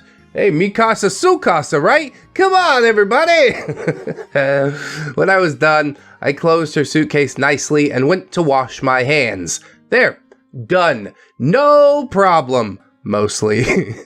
I could relax before work the next day. Yeah, just relax after the work you did after work before you have to go back to work. About an hour later, kind Legbeard returns home and came up to the bunk bed. She had stopped showering again, and I rapidly smelled the pungent odor. I think stopped showering again is giving her far too much credit. That would imply that she started showering at some point. The shower that you witnessed, that was just a one-off. That's not how she actually lives her life. Opie says I pulled my head away, doing my best not to show that I could smell her, as she asks for some of what I was currently snacking on, sunflower seeds. Normally my sunflower seeds are an absolute no share, no touch. It's possibly the one snack that I would not let anyone touch. Yeah, for me it's gummy bears, but I'll share with my kids. Opie says I had a minor addiction to the salty taste, so I had a choice to make, as she offered a bag to fill up. As much as it pained my heart, I'm being dramatic, I know, it's just a snack, I filled up the bag, and kind Legbeard thanked me and went to the guest bed. At least you got thanked, hey! Maybe that's baby steps. Suddenly, it hit me. OP says, do you have a place to put them? Kind Legbeard.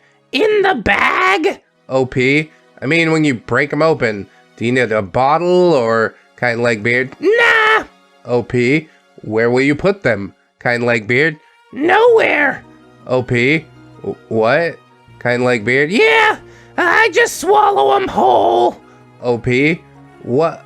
Okay then. Don't choke on them, I suppose. Yeah, that's a lot of fiber. That's gonna make your poop hurt real bad. But you know what? Go ahead. Go off. Eat them like an animal if you truly must.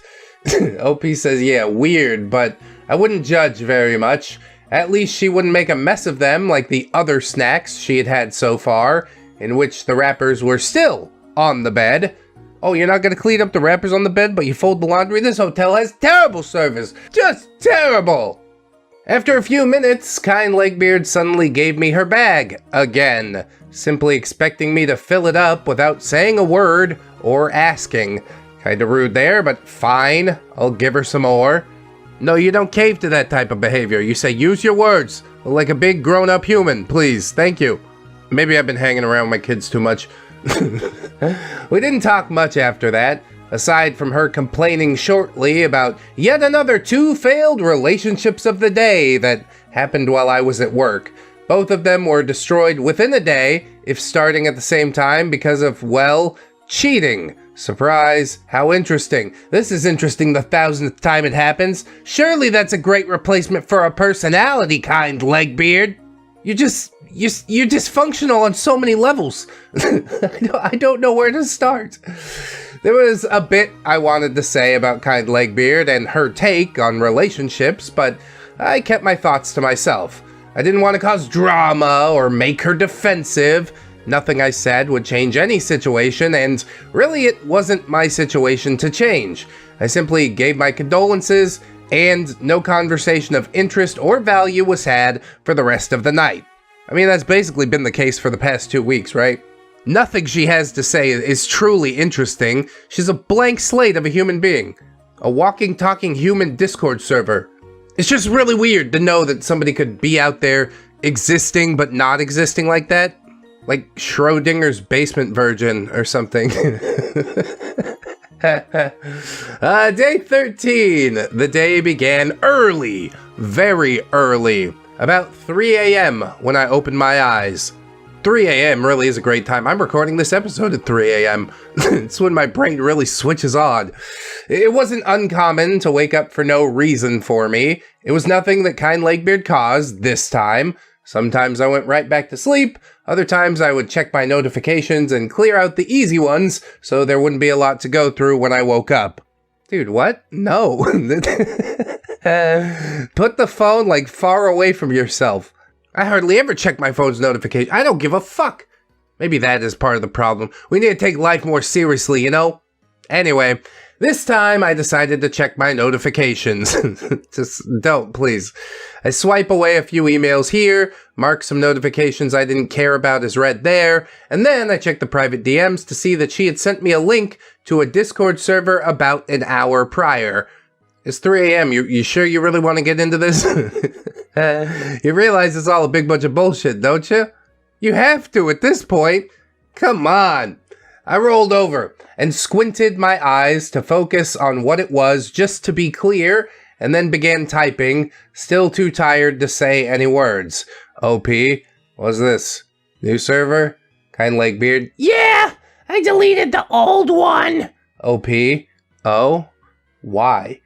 Dude, no more conversation. Do you actually care? It's 3 a.m. Let's get some sleep, huh? I instantly regretted asking. Of course you would. You think there was going to be a cool, super interesting answer? There's not. So yes, OP instantly regretted that one when instead of just telling me, I was sent pictures of, oh yes, that was furry porn. Okay then. So people sent naughty furry pictures to the server, so she deleted the entire server and made a new one. Wow, amazing, rational. Can I go back to sleep now? OP says, I think a lot of steps were missed there. Maybe take away picture permissions or delete the messages. Delete the channel. No, I guess not. It's good to cull your Discord server by blowing it up every so often. I'll be doing it at the start of 2024, so look forward to that.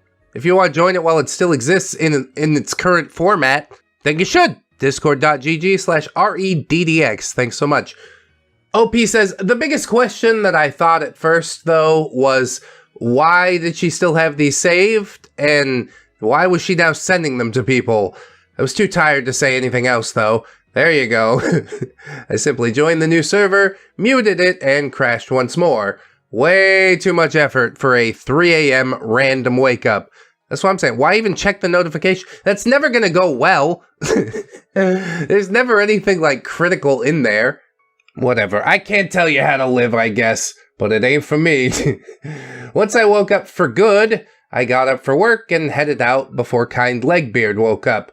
The workday was incredibly exhausting. Walking a mile there, being on my feet all day, and then walking a mile back home.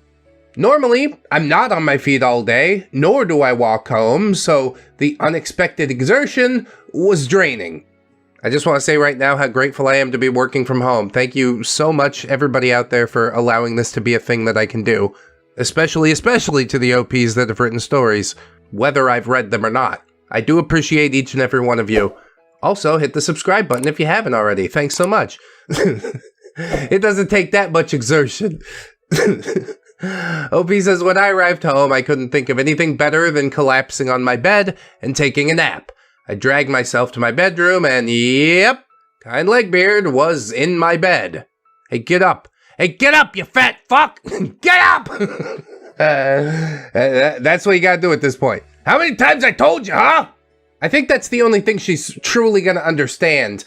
OP says, I smelled a suddenly pungent body odor in the room that nearly made me start coughing, telling me to just go. Yeah, those sheets are ruined. That armpit sweat soaked into the mattress. You're gonna have to light the whole bed on fire. I grabbed my laptop and dragged myself to the living room instead to drop onto the couch. For a few hours, I could barely think straight. I didn't have the energy to stand up or even to speak. I was essentially a zombie for a good while before finally, 4 hours later, I started to wake back up and pulled myself up to eat dinner, which was now cold, and change out of my work clothes. Yeah, I know that state well, just the battery recharge state. I just need to sit here and stare at the wall and think about things for a little while. As I got up, kind Legbeard did too, with pure timing coincidence. It was late by now, but she wanted something to eat, and I wanted to sleep. She went to microwave something in the kitchen, but when I entered the bedroom, the smell of body odor was so powerful and vile that I was knocked back. No, it is basically the worst thing ever. You're not going to sleep in that, are you? Don't sleep in that, please. I didn't get to sleep yet. I had to fix this smell. My first step was to tidy up the guest bed. It hadn't been made or cleaned since kind Legbeard arrived. I didn't think I would have to clean up someone else's bed. I thought that they could throw away their own garbage, but apparently that was far too much to ask. An empty bottle hit the wall when I started to pull a pillow down, and when I moved the blanket aside, I got a full scope of the mess. An open crushed Cheetos bag under the sheet, a melted toffee candy, empty bottles, the wrapper to a chocolate bar that I gave her first day here, and clothes. Yeah, she's definitely nesting, just grabbing a lot of her favorite trash and putting it in a big pile. Oh my gosh! We've definitely seen this type of behavior before, such as with the cum cocoon in Chris Trucker. Y'all remember that? I also noticed yellow stains on the sheets and pillowcases, and a very thick, harsh yellow stain on the comforter itself. Yo, what the hell is that? What is that? Gross. Well, yeah, it definitely is that. I changed everything, cleaned up the area, and put it all back together. Kind Legbeard eating in the other room the entire time. The smell slowly began to vanish, but I turned on the fan for good measure. Finally, I could collapse and sleep. You're not gonna sleep in that, are you? She's been in there. The sheets are stinky and soiled. I got into my bed, and I started to close my eyes, and there it was again. That smell of BO clinging to my blankets, and an oily texture on my pillow. Oh, God. You can't be here anymore. I've had it. That's it, I'm out of here. When is enough, OP? Can I ask? Seriously? After changing took place, and I fell onto my bed a final time, I was too tired and sore to fight it tonight. I'd take a long shower tomorrow morning, do laundry, and clean up the bedroom once again. All I could think about was sleep. My communication with kind Legbeard was incredibly short, a few words at most. How's that a change? Blue light illuminated the bedroom, and I rolled over to face the wall, too tired to fight. To be fair, OP, you ain't put up much of a fight throughout the entire thing, you know? I'm hoping we get some closure in the final part, that it's not just gonna be like, okay, OP was a doormat through the whole thing. At some point, I need you to stand up and fight for yourself. That's what I'm hoping for. That's the good character development that we like to see. And I can't wait another month to find out how it ends, so let's shove it into this video, why not? I will see you over there. Summer vacation with a kind Legbeard. Kind Legbeard update part number 8, end. Yeah, you hate to see him go, you know? Day 14! I think it's the last day. Today, my mother wanted to go on a field trip to a town a few hours' drive away. It was a rather famous town, and I was looking forward to it. I always loved visiting the town, and I was lucky that it was my day off. I won't expose the town, simply to keep my geological location private, but the area was famous for their ice cream. Although some people probably have a good idea by this point, that's fine. Just don't, tell the world if you do know. Oh, you're definitely at Tokyo Ocean Park, where they had the weirdest ice cream flavors I'd ever seen. I tried a rose and a wasabi flavored ice cream. Rose was pleasant, wasabi not as much, but still okay, surprisingly. I thought I was gonna have to throw the whole thing away, but nope, got my fat boy on. I ate both of them. It was a long time ago, but I remember it well. Anyways, OP says, I packed my lactose-intolerant medicine so I could eat dairy while I was there, and a few small items to occupy my attention during the long drive. Yeah, you don't want to get stuck playing Candy Crush for 5 hours, then you run out of lives, it's like, well, what do I do now? Gotta talk and interact with the people in the car? Gross. Gross! He says, the last thing I went to grab was my bag of sunflower seeds, which I had put in my private nightstand drawer. And when I say private, I mean it. The drawer contained my transition gear, which includes my packer. For those of you who don't know what a packer is, it's a device that makes your pants bulge, that looks like you're well packing size. It's properly shaped like a men's downstairs, down to the tiny Snickers bar details.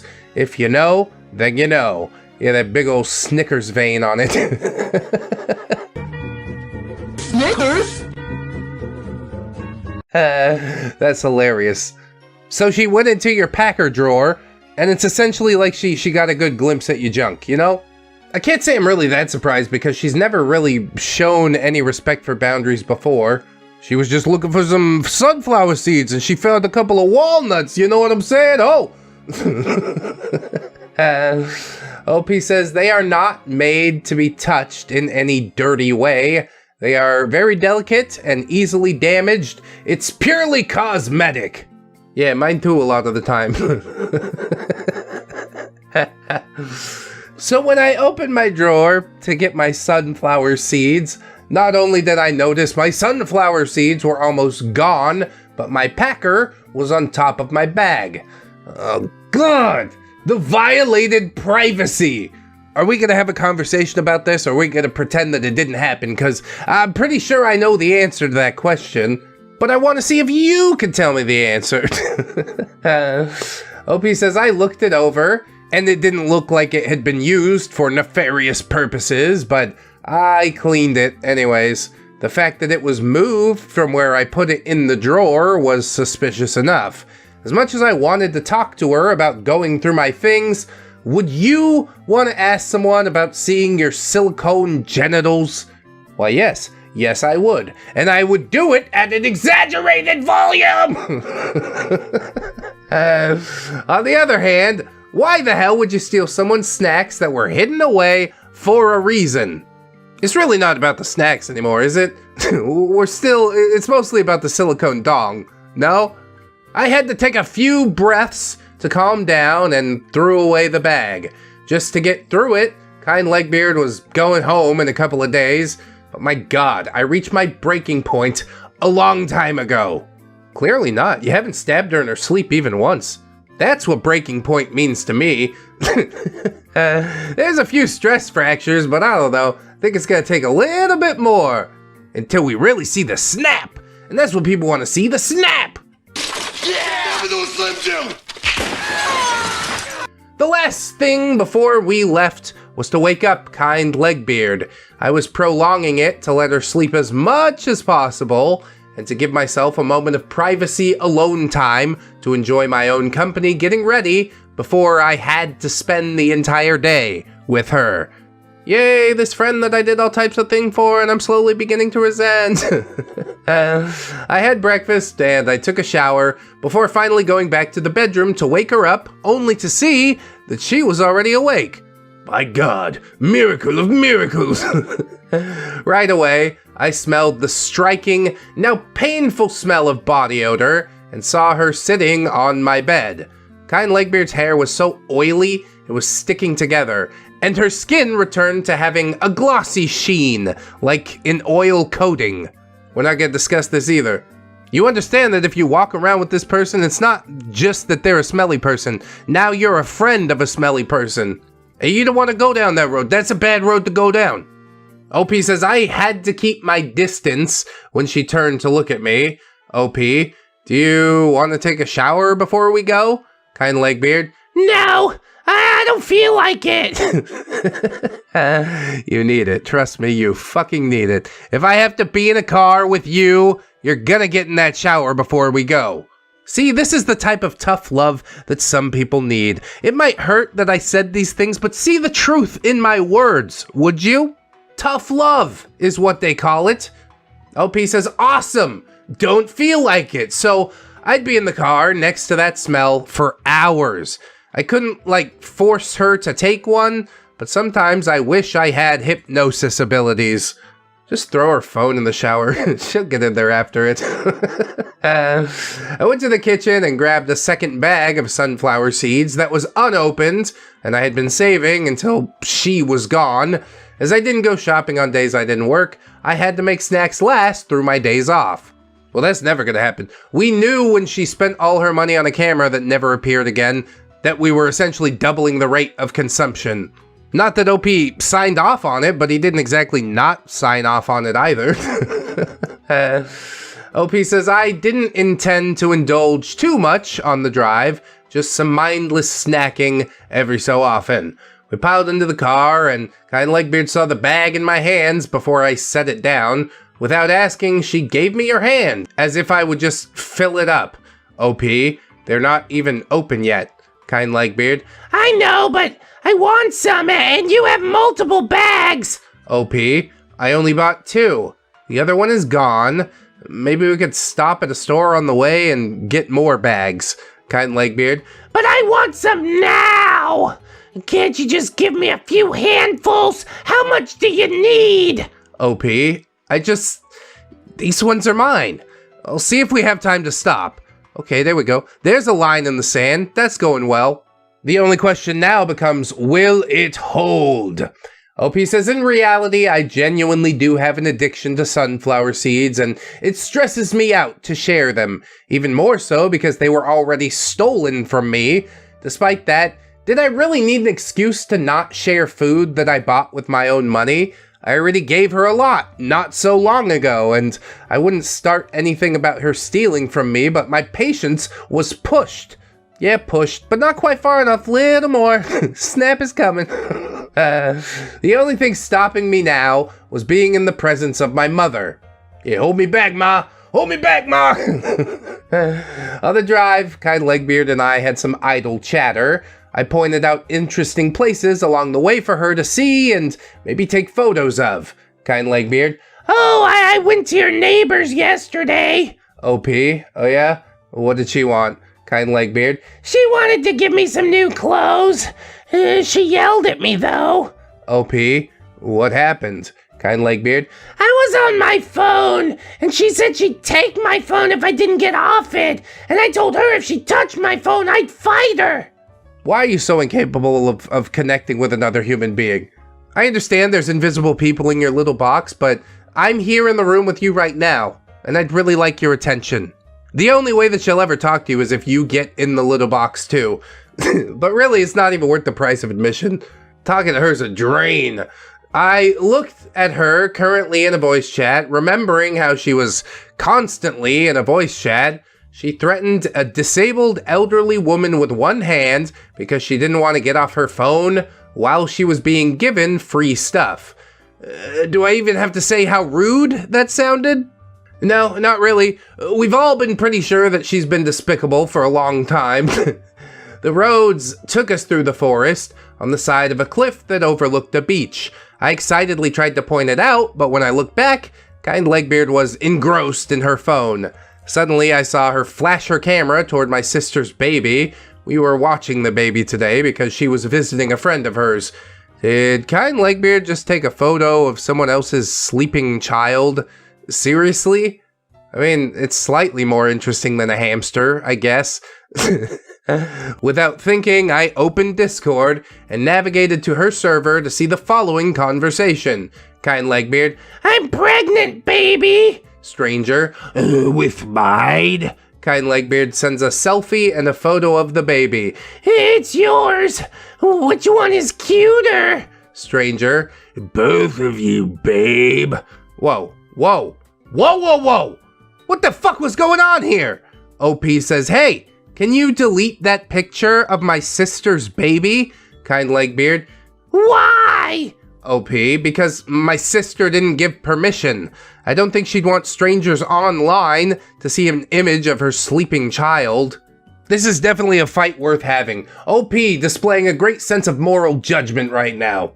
Kind Legbeard says, It's not a big deal. You don't have to make a thing about it. They're not creeps. OP, not creeps as far as you know. Look, can you just delete the picture? You already got a response from it. Yes, we'll just assume that anybody we meet online are not creeps automatically. Dragging random anonymous babies into our roleplay degeneracy? It's not weird at all. It's fine. Why use a real baby? Use a stock photo baby if you really must. But I wish that you must not. OP says, my mother, who was currently driving, chimed in after hearing the conversation and requested Kind Legbeard do the same thing. Delete the picture. She groaned, but I saw the message in the server get deleted. Oh yes, definitely groan and vocalize your distress. You're being the weird one here. You realize that, don't you? Well, soon enough, we made it to the town and went to get some ice cream. I first took my lactose medicine, although I spilled the bottle in my palm on accident. As I was shuffling the pills back into the bottle, I dropped one of them, which Kind Legbeard swiftly picked up. OP, oh, thanks. Mind throwing that away? I'm not gonna eat it off the ground. Kind Legbeard, yeah, of course. I'll be right back. I watched Kind Legbeard move away to one of the trash cans and turn her back to me. I closed the bottle back up and put it in my pocket, but Kind Legbeard was taking a good minute at the trash cans. How long did it take her to throw away a pill? I started to approach and stopped when I saw her arm lower from her head. Oh no. She did not just do what I think she just did. That's so weird. She just wanted to take a picture of it for her Discord server. She's like, I'm totally gonna take drugs, you guys. Whoa! The universe is out of control! I looked up what the numbers on the pill mean. It's lactose medicine. And then she's like, oh no, I have to delete and make a new server. OP says, my lactose medicine wouldn't hurt her. It just makes digesting dairy easier for lactose intolerant people. But we both saw that fall on the ground at an ice cream factory that probably saw thousands of shoes a day. I swallowed just so I could restrain a gag and pretended that I didn't see it before we left to go get some ice cream. What god-awful reason would make you want to do that? I'm pretty sure it's been established that she's not firing on all cylinders. I got a simple order of vanilla and peach scoops, while Kind Legbeard wanted a milkshake.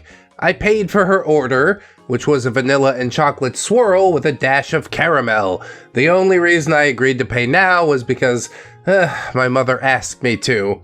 Damn, even your own mother's taking you out to the cleaners? Listen, I'm not a cheap date, okay? No caffeine or coffee was involved in her order, but my mother made the comparison to a Starbucks coffee, which Kind Legbeard took to heart. For the next half hour, Kind Legbeard pretended to be caffeinated up. Some memorable quotes from her consist of, most girls feel hyper from coffee, but it's gonna put me to sleep. Oh my god, I'm definitely passing out at like 10 tonight.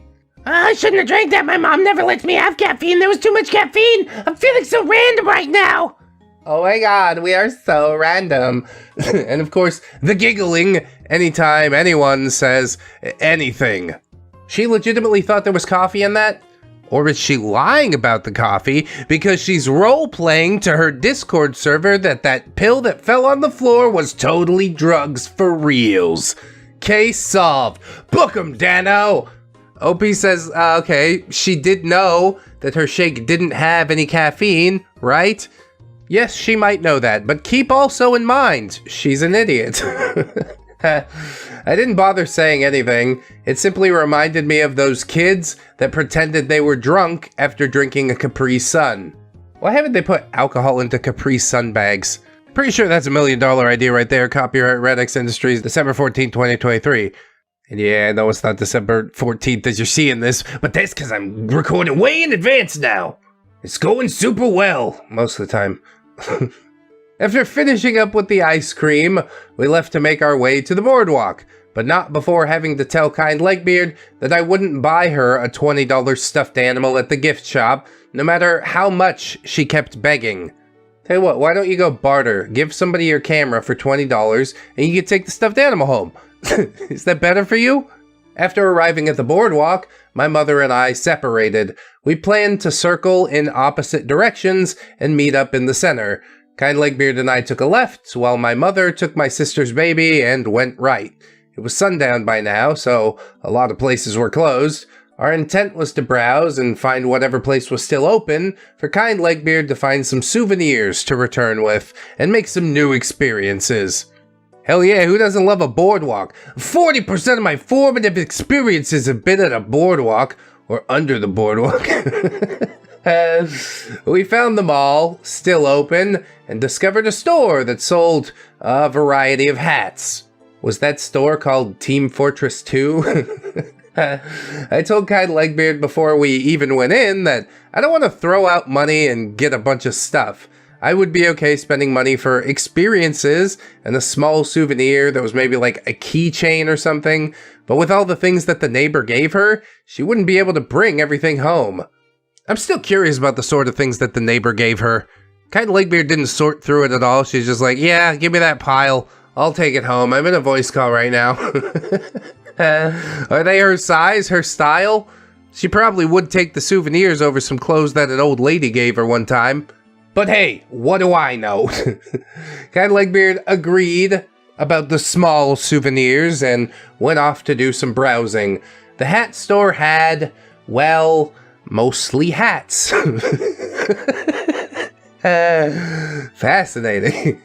Aside from some cheap pencils and pens and some various masks, they had a variety of fashionable hats. Is it fedora time? Because I think kind Legbeard would look absolutely fedorable over on Teespring. Thanks so much. Kind Legbeard was quick to swoon at the elaborate fashion, and it didn't take long for her to find one with the Wonderland Queen of Hearts theme. Kind Legbeard practically begged for it, and said it would be part of the Harley Quinn outfit that she dreamed of. We're doing this again, OP? Are we really gonna do this again? We are, aren't we? Ugh. Okay, fine. Let me have it. OP says initially, I refused, and claimed I already told her that I don't want to be buying large objects, but she reached into her wallet and pulled out some money. Kind Legbeard, please, I'll give you the rest of what I have. OP, how much do you have? Kind Legbeard, $7. The hat's only $18. Could you pay the rest? The shopkeeper was watching us. God damn it. OP, okay, fine. See? Oh, come on! Every time. It's like clockwork. Just one thing, though. I only want to spend money for you to make memories, not clutter. Her whole life is clutter. Her whole brain is clutter. She only really comprehends clutter. OP says, just so I wouldn't be left out of hat time, I grabbed a small animal-themed hat and paid at the counter. After we left the store, we went to the center of the mall, which had a carousel. It was the highlight of the mall, and I'd be happy to spend a few dollars for us to ride it. Like I said, experiences, not clutter. We did, but kind Legbeard didn't seem happy almost right after we entered the gate. I hopped on a deer, as of course I like deer, and she felt obligated to sit on the second deer beside me. Kind Legbeard, of course you picked a deer. Why did it have to be deer? What are you talking about? You could have chosen anything else. You didn't have to sit right next to me. OP says you don't have to ride one of the deers. Yes, exactly. There are more animals. Horses, pigs. There's even a giraffe right behind us. I just like deer. You know what my boys pick at the carousel every time? Elephants. Elephants! Ah! Elephants! Kind Legbeard. No, it's whatever. They're both male deer, though. OP? Yeah, they have the antlers. Bucks. She didn't respond, and sounded a bit annoyed, but quickly stopped complaining once the ride actually started. What was she mad about right now? The deer! If you have to ask, you'll never know! I couldn't be bothered to ask. What a dumb thing to be annoyed over. Just pick another animal. You don't need to ride the same one as me. Yeah, but then maybe she goes to the other side of the carousel and picks a tiger, and that's sort of awkward because you're not even riding together when you're the one that paid. But yeah, it's basically the stupidest argument ever. Say thank you and get on the frickin' deer. It was a fun, simple carousel ride, and we were both happy after it ended, despite her initial anger. Next, we stopped by a candy store. I was looking for a specific sour candy, which they didn't seem to have, so I grabbed something small and told kind Legbeard she should get something small too. Something that was a reasonable price, at least. 5 pounds of gummy bears. She went back and forth on the shelves, contemplating candy, and everything she picked up ended up being extremely overpriced. I was not going to spend $36 on a box of candy. I'm sorry. Yes, why spend $36 when for a nickel you can have a delicious Charleston Chew? Charleston Chew, sponsor of ReddX Industries. Thank you, Grandpa. I really do love a good Charleston Chew. Finally, she made up her mind that she wanted bubblegum, but she didn't want the bubblegum on any of the shelves.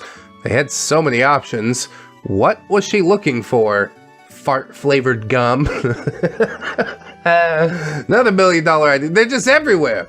I followed her around the store, pointing out every so often if I saw bubblegum, and continued to receive a no.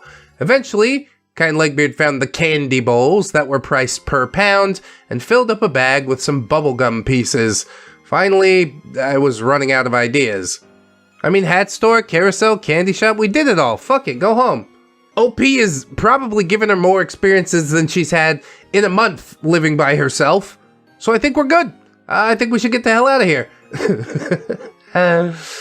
I paid for the candy and we left for a third location. This one was mostly uneventful, just a tilt-a-whirl ride that was rather fun.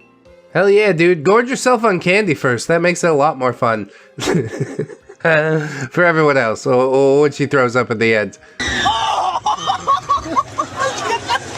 After we were done, I received a call from my mother that she was done looking too, and she would meet us near the arcade to walk along the boardwalk together. We met up and started on the sidewalk, only to be stopped and separated as kind Legbeard saw a small souvenir shop. Are we gonna do this again? We probably are, aren't we? The items were small enough for me to be willing to buy her something, and something in the store caught my eye as well, so we went inside quickly, intending to just grab something, pay, leave, and run to catch up with my mother, who probably didn't even notice that we had split up yet. Yeah, she focusing on the baby. We really are dropping a lot of dosh on something that we said we wouldn't spend much on, right? But it's just what keychain, how much could it be? On a boardwalk, dude, I don't know. Like $5 at least. I mean, it's one banana, Michael. What could it cost? $10? OP continues, what I was looking at happened to be Pride merchandise. I was always on the hunt for cute little Pride things, especially because I was awful at keeping track of my pins, and I needed some new ones anyway. Needed is probably used very loosely there, but I don't know. Help keep that economy going. Bully for you! Being in a bit of a rush, I just grabbed one of every pin I identified with. Nothing against the ones I wasn't, of course, but they weren't really on my radar while I was in a rush. I think it's weird you felt the need to specify that part. Anybody that gets angry that you didn't buy one of their pins, they weren't reasonable anyways, okay? That's not the type of person you should give any sort of attention. OP says, finally I grabbed a cute trans flag while kind Legbeard and the shopkeeper started talking. Shopkeeper, oh, the Pride stuff's pretty cheap. The shop owner's LGBT, and she wants the stuff to be accessible to others too. Kind Legbeard, oh, that's cool. We are too. Me and OP are bisexual. Well, OP's bisexual and trans. Very much not a conversation I'm even interested in, but I'm trapped behind this cash register, so continue, I suppose. OP interrupts to say, hey, I'm not bi, and kind Legbeard says, yes, you are. OP, no, I'm not. I'm a demisexual, remember?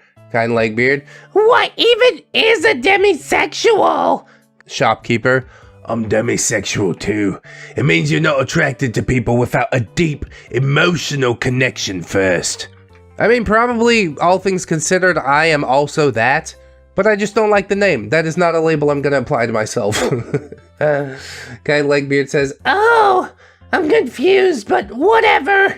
Could I have a pin too? OP, fine. She grabbed a bisexuality pin and set it down among the rest. Kind Legbeard, that one's mine. I have the bisexuality pin and the flag. And yet, neither of them are substitutes for an actual personality, as I've said about basically anything that Kind Legbeard touches.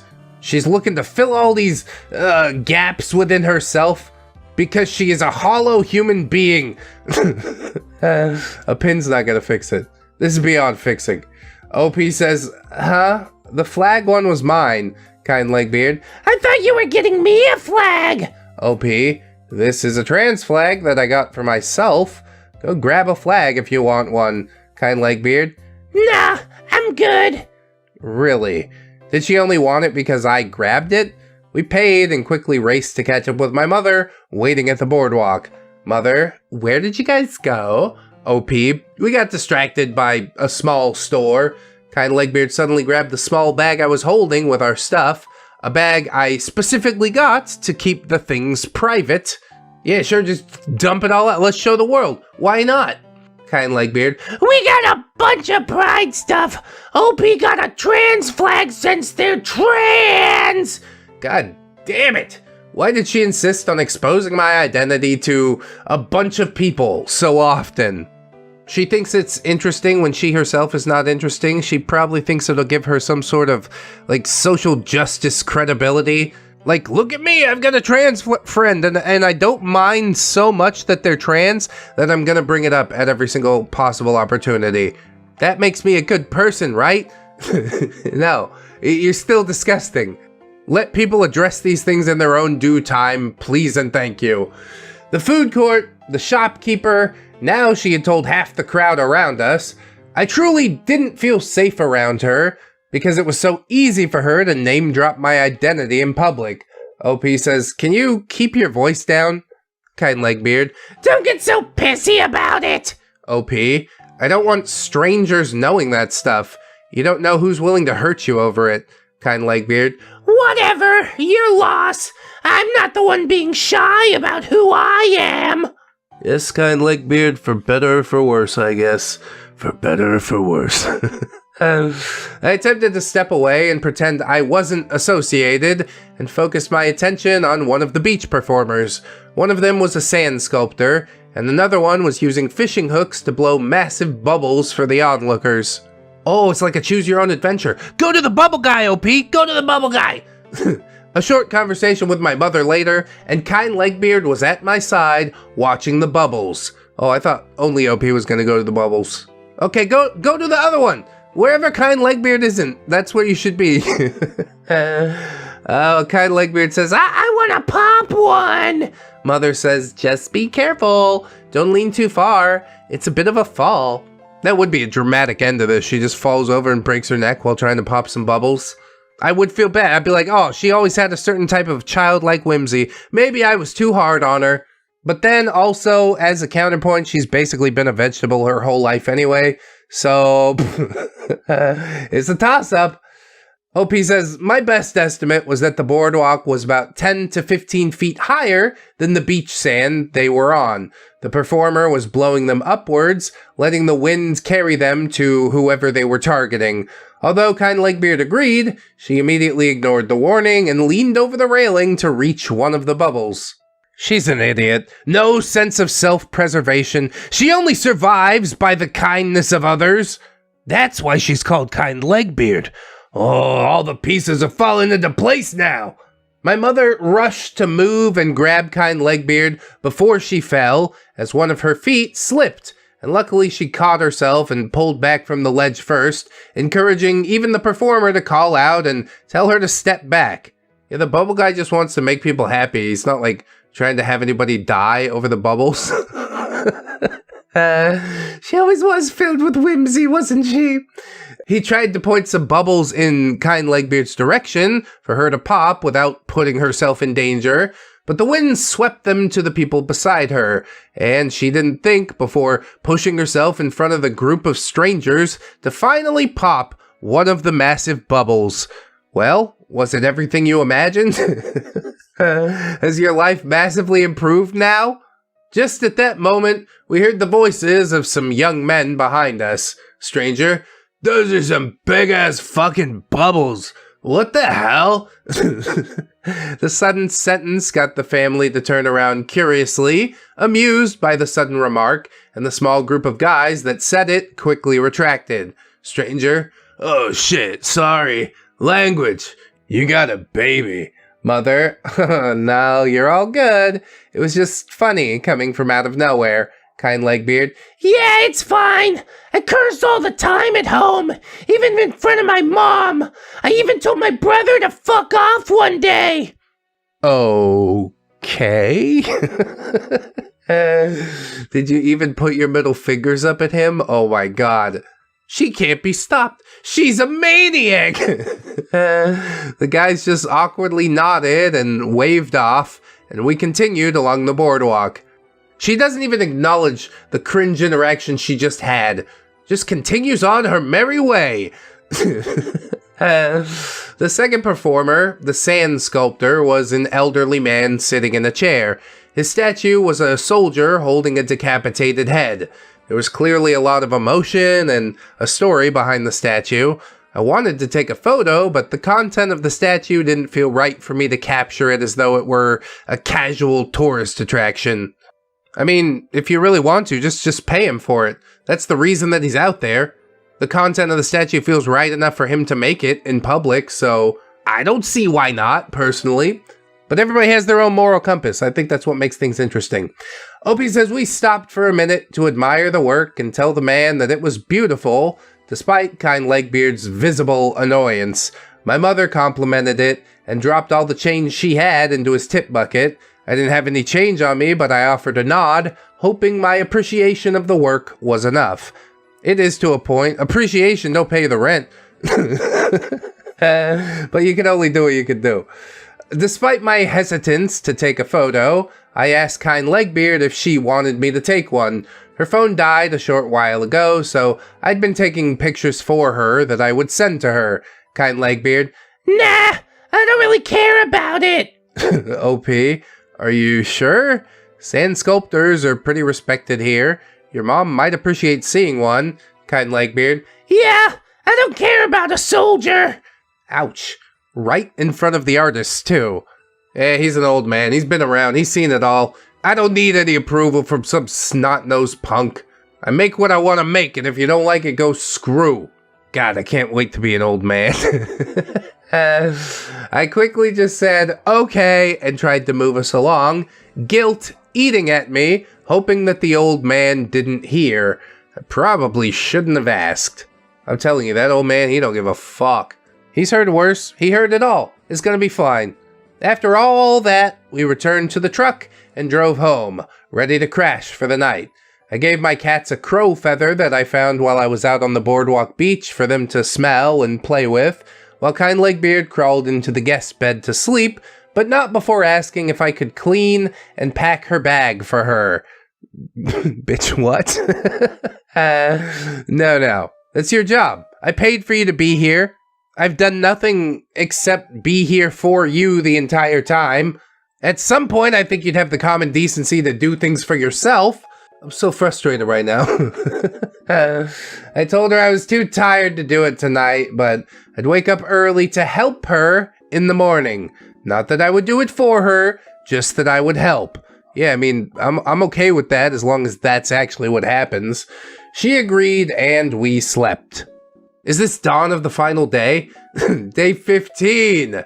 I had an alarm set for 9:30 in the morning, ample time to organize her bag, as Kind Legbeard left at 4:30 p.m.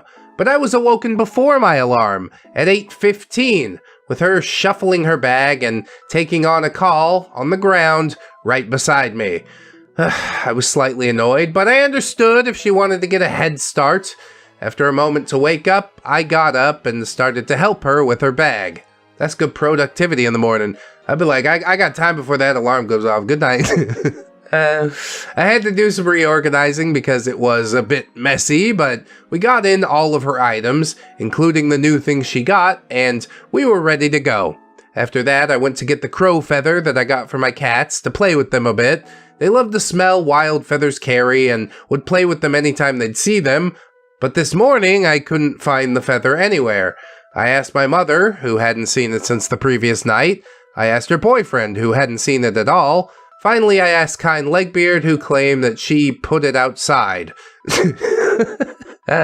All of a sudden, we're very proactive, huh? I think you're just trying to spite the cats. You know they love it, and you can't stand to see their joy. It cuts you deep down, doesn't it? Because you know you'll never be that happy. God, I feel like I exposed a bit of myself there, too. Anyway, OP says, what? Why would you put it outside? Kind Legbeard. It was a feather. They belong outside. Yes, sometimes most feathers are outside, but sometimes we can take them inside. Do you understand? OP says, I brought that home from the beach for the cats.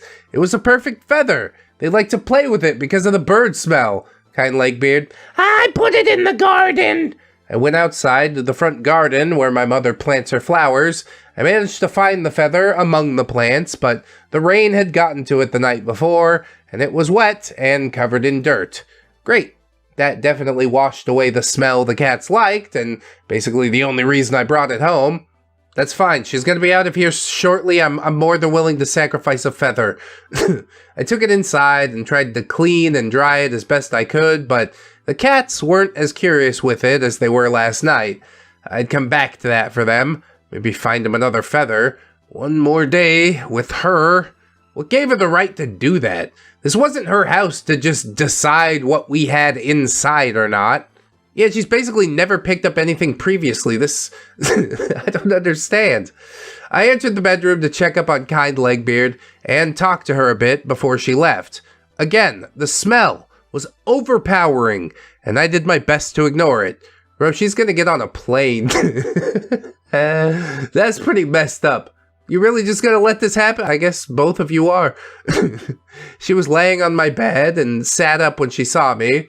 Her need for a shower was even worse than the previous night. Her stringy, oily hair stuck to the sides of her face, and it was thinning out. When she asked me for a piece of my candy that I had gotten at the candy store, I gave her one, but she struggled to open it. It took me a moment to realize that she couldn't get a grip because her hands were just that oily. You need a towel, or you wanna rinse yourself off a second? I opened the candy for her and asked again if she wanted to take a shower before we left. I tried not to sound accusatory or make her feel self-conscious, just a general wondering if she wanted to. As usual, kind Legbeard declined. I didn't get it. She looked and smelled wonderful after that shower my mother told her to take once upon a time. Why would she want to go back to this? And the smell. I couldn't escape it. It was a powerful body odor mixed with Cheetos type of scent. Yeah, that corn funk. I know it well. Girl, you need to wash your butt. She hadn't had Cheetos since the 4th of July. How did that even work? Before we left, I had one appointment that day. It was a chiropractor appointment, which usually went by pretty quickly, so there was no worry about time. Hey, go in there, crack your neck. It's great. Totally works. I'll see you next month. Make sure to bring the money. I arrived at the office while kind Legbeard stayed home, and I took a seat in the lobby. As I checked my Discord, there I saw it. Kind Legbeard had taken a selfie in my bedroom, in front of my bed, showing my sleeping body in my bed beside her. It was sent to a bunch of strangers, a bunch of people, violating my privacy while I slept. Is this it? Is this the final straw for real? Not only that, she left her own server after a relationship argument, so I couldn't even tell her to delete it. Great. Now I had to tell people I didn't know to remove the picture and admit that it was an image of me sleeping in the background. Is this overly cautious? I don't know. I know most people don't take web anonymity too seriously these days.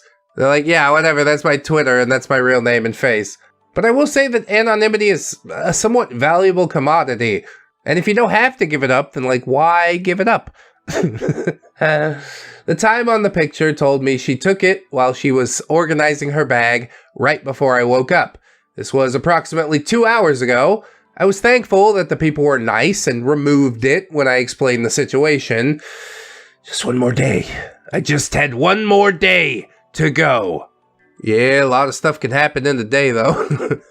Unfortunately, due to surprise events on my outing, included but not limited to a very long lobby line, suddenly being called to my college campus, and needing to make a call to DoorDash as they accidentally charged me $50 for Dash Pass, I didn't make it in time, and kind Legbeard had to leave without me to go to the airport.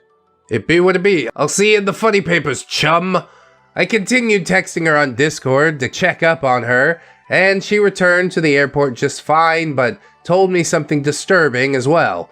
She admitted, right before she went into security, that her new boyfriend that she just got the day before was 16, almost 17, while she was still 23.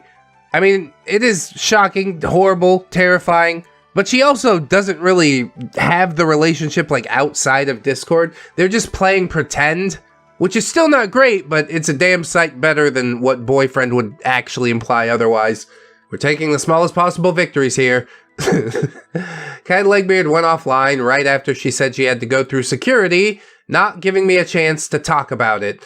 I waited for an hour before she returned again, completely changing the topic as she mentioned security had took the girl power statue I bought her from Goodwill, sent a picture of her vape she still had, and then vanished again to board the plane.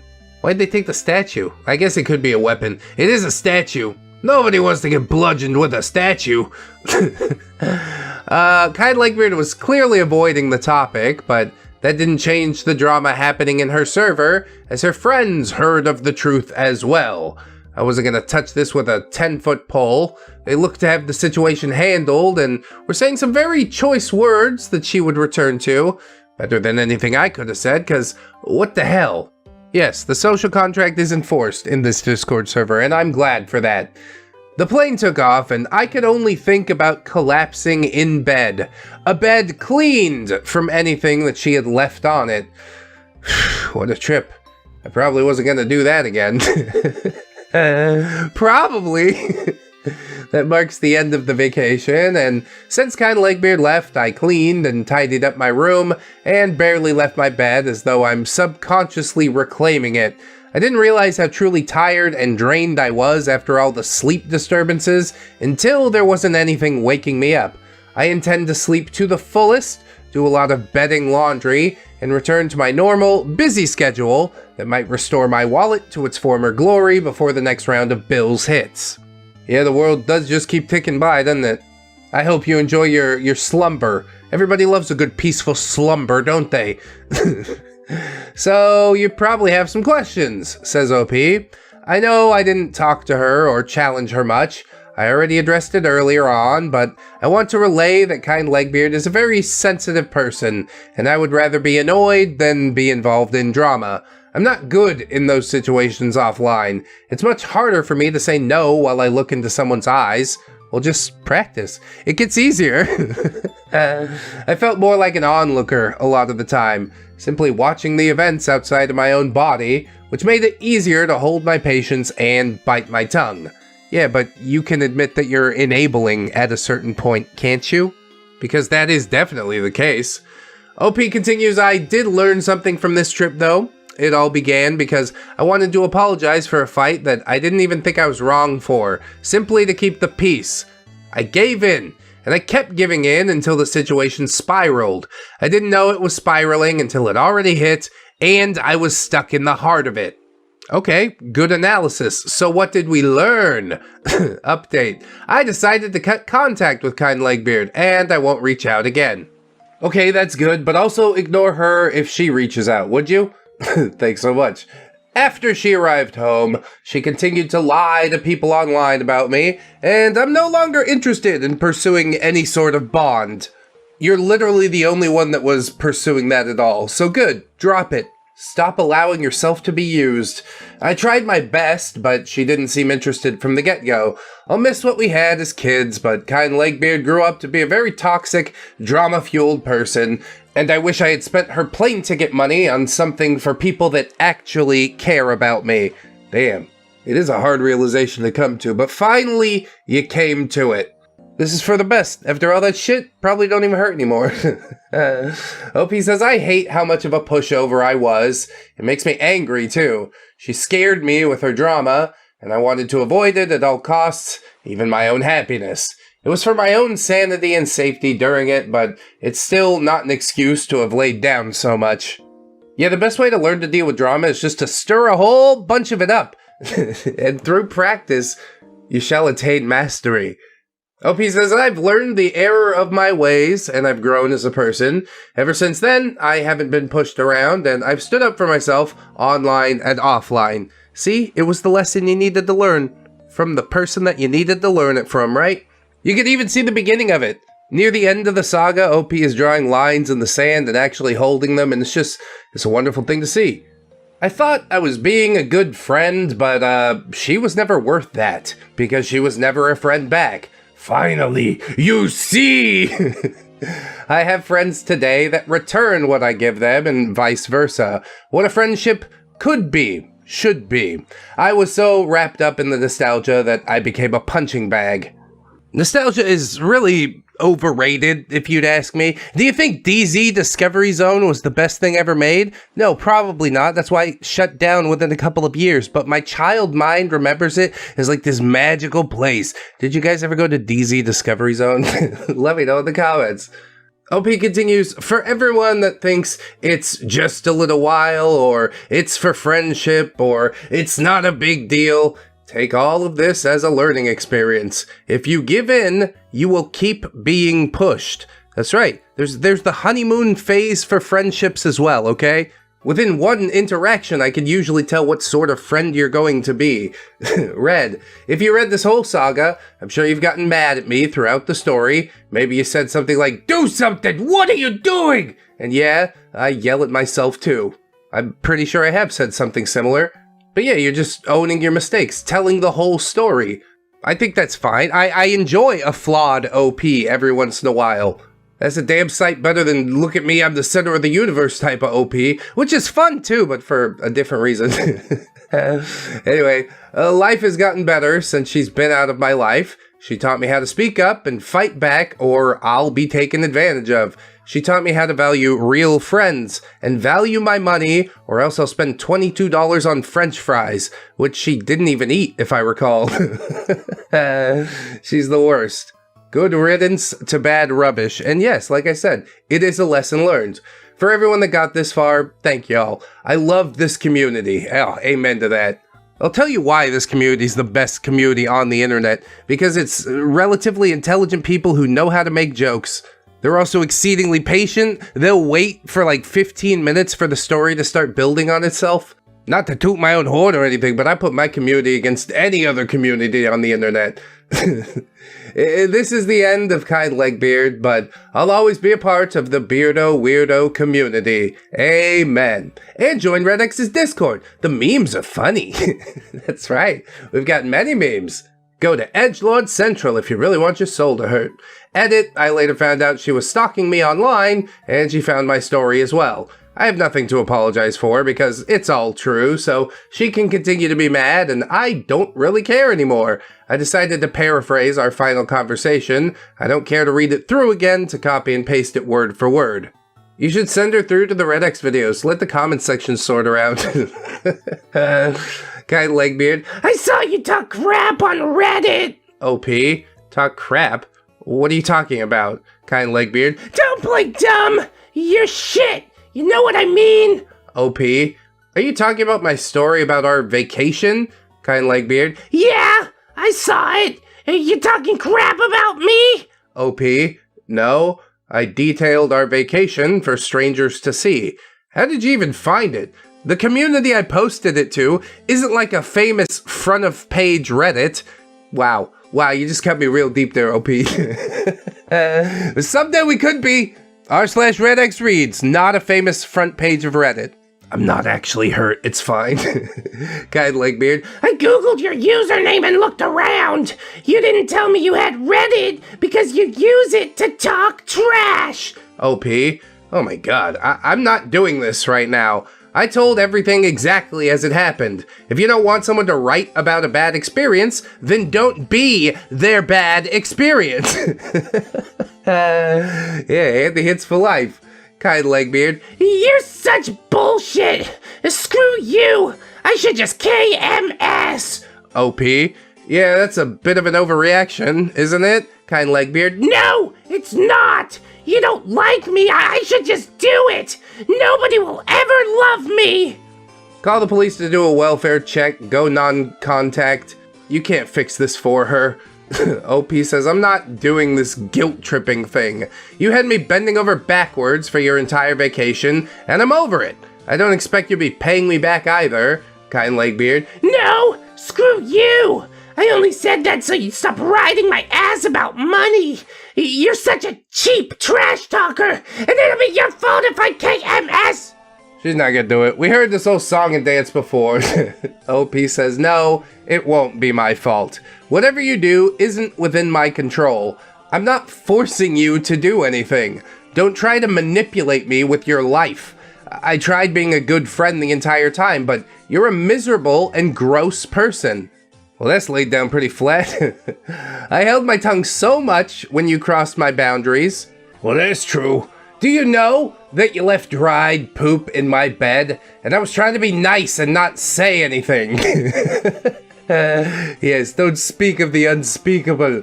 I bought you a plane ticket, I bought you food, I bought you a hat, and all you want to do is sit on your ass and start online drama.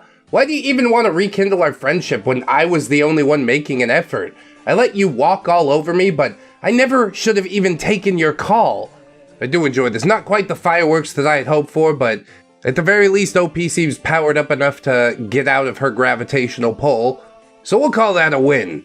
Kind Legbeard says, no, I'm gonna do it, and it'll be your fault. Oh, we're still talking about that. Okay. OP. Kind Legbeard, you are literally dating a minor right now, and you treated me, my family, and my house like garbage. If I had any proof to forward to the police, I'd report you right now. Kind Legbeard. No, you freaking wouldn't. We broke up a few months ago anyway. Yeah, they generally only date for like a day, like I said. OP said, none of that matters. The fact that you dated him at all is enough. I'm so over it. I absolutely would report it. I'm done trying to preserve this friendship. Well, good. You were the only one trying to preserve it. Now let's watch it rot. Kind Legbeard says, go KYS. I'm gonna tell everyone to block you for being toxic. Wait, no, come back. OP says, cool. Do it. Middle finger emoji. I don't even know them. Why would I care? Kind Legbeard. Trust me, you'll care. You'll never talk to us again. OP, okay, sounds good. I have people that I actually want to be friends with. I don't want you to hurt yourself, and I still care about you, but I don't want to do this anymore.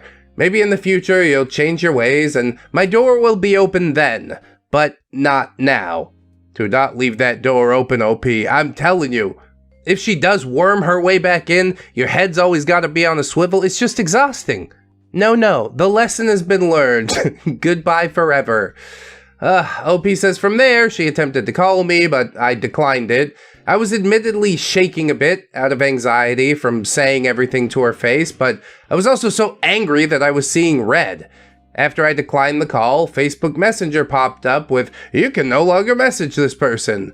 So she blocked me, and I couldn't feel less of a care. I felt like a complete ass for saying what I said at the end, especially after she threatened her own life, but I knew by now that it was just a manipulation tactic to make sure I'd feel guilty before she blocked me, and I wasn't going to give in to it. I wasn't going to give in to any of her manipulation ever again. I hope that's true, OP, for everybody's sake, my goodness. You sort of did leave the door open, but I believe you're going to guard it well, at the very least. You did do literally everything for this person, and yeah, she's the type that's never grateful, always just says more and more and more, doesn't realize the effect that she has on other people. She's a net negative for this planet. Unfortunately, I'm not judge, jury, or executioner. I mean, I'm sort of judge, but it doesn't mean anything when I say stuff. I'm glad you learned the lesson, OP.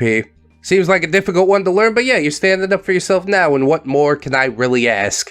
Except for maybe some likes or comments or subs from people who watched and enjoyed the videos. Thank you so much, you guys. We got all kinds of links to peruse down below. Amazon affiliate, Teespring, Patreon. Thank you to my Patreon patrons, my YouTube channel members, you beautiful people, you. Helping me to make it through every single month, and I just love the Jerry Army. Sign up if you're able. I do appreciate it. On the end card, I'm going to link you guys to Georgia Beard, another horrible Legbeard. I think that Saga's been lost in the shuffle a little bit, but it deserves more attention, so please click on through, give it a listen. I thank you in advance. Always remember, friends, that you are loved, you are worthy, you definitely deserve it, and I shall see you in the next one. So until then, bye-bye. Go ahead and cut them open. It's gonna be fine. It's gonna be fine.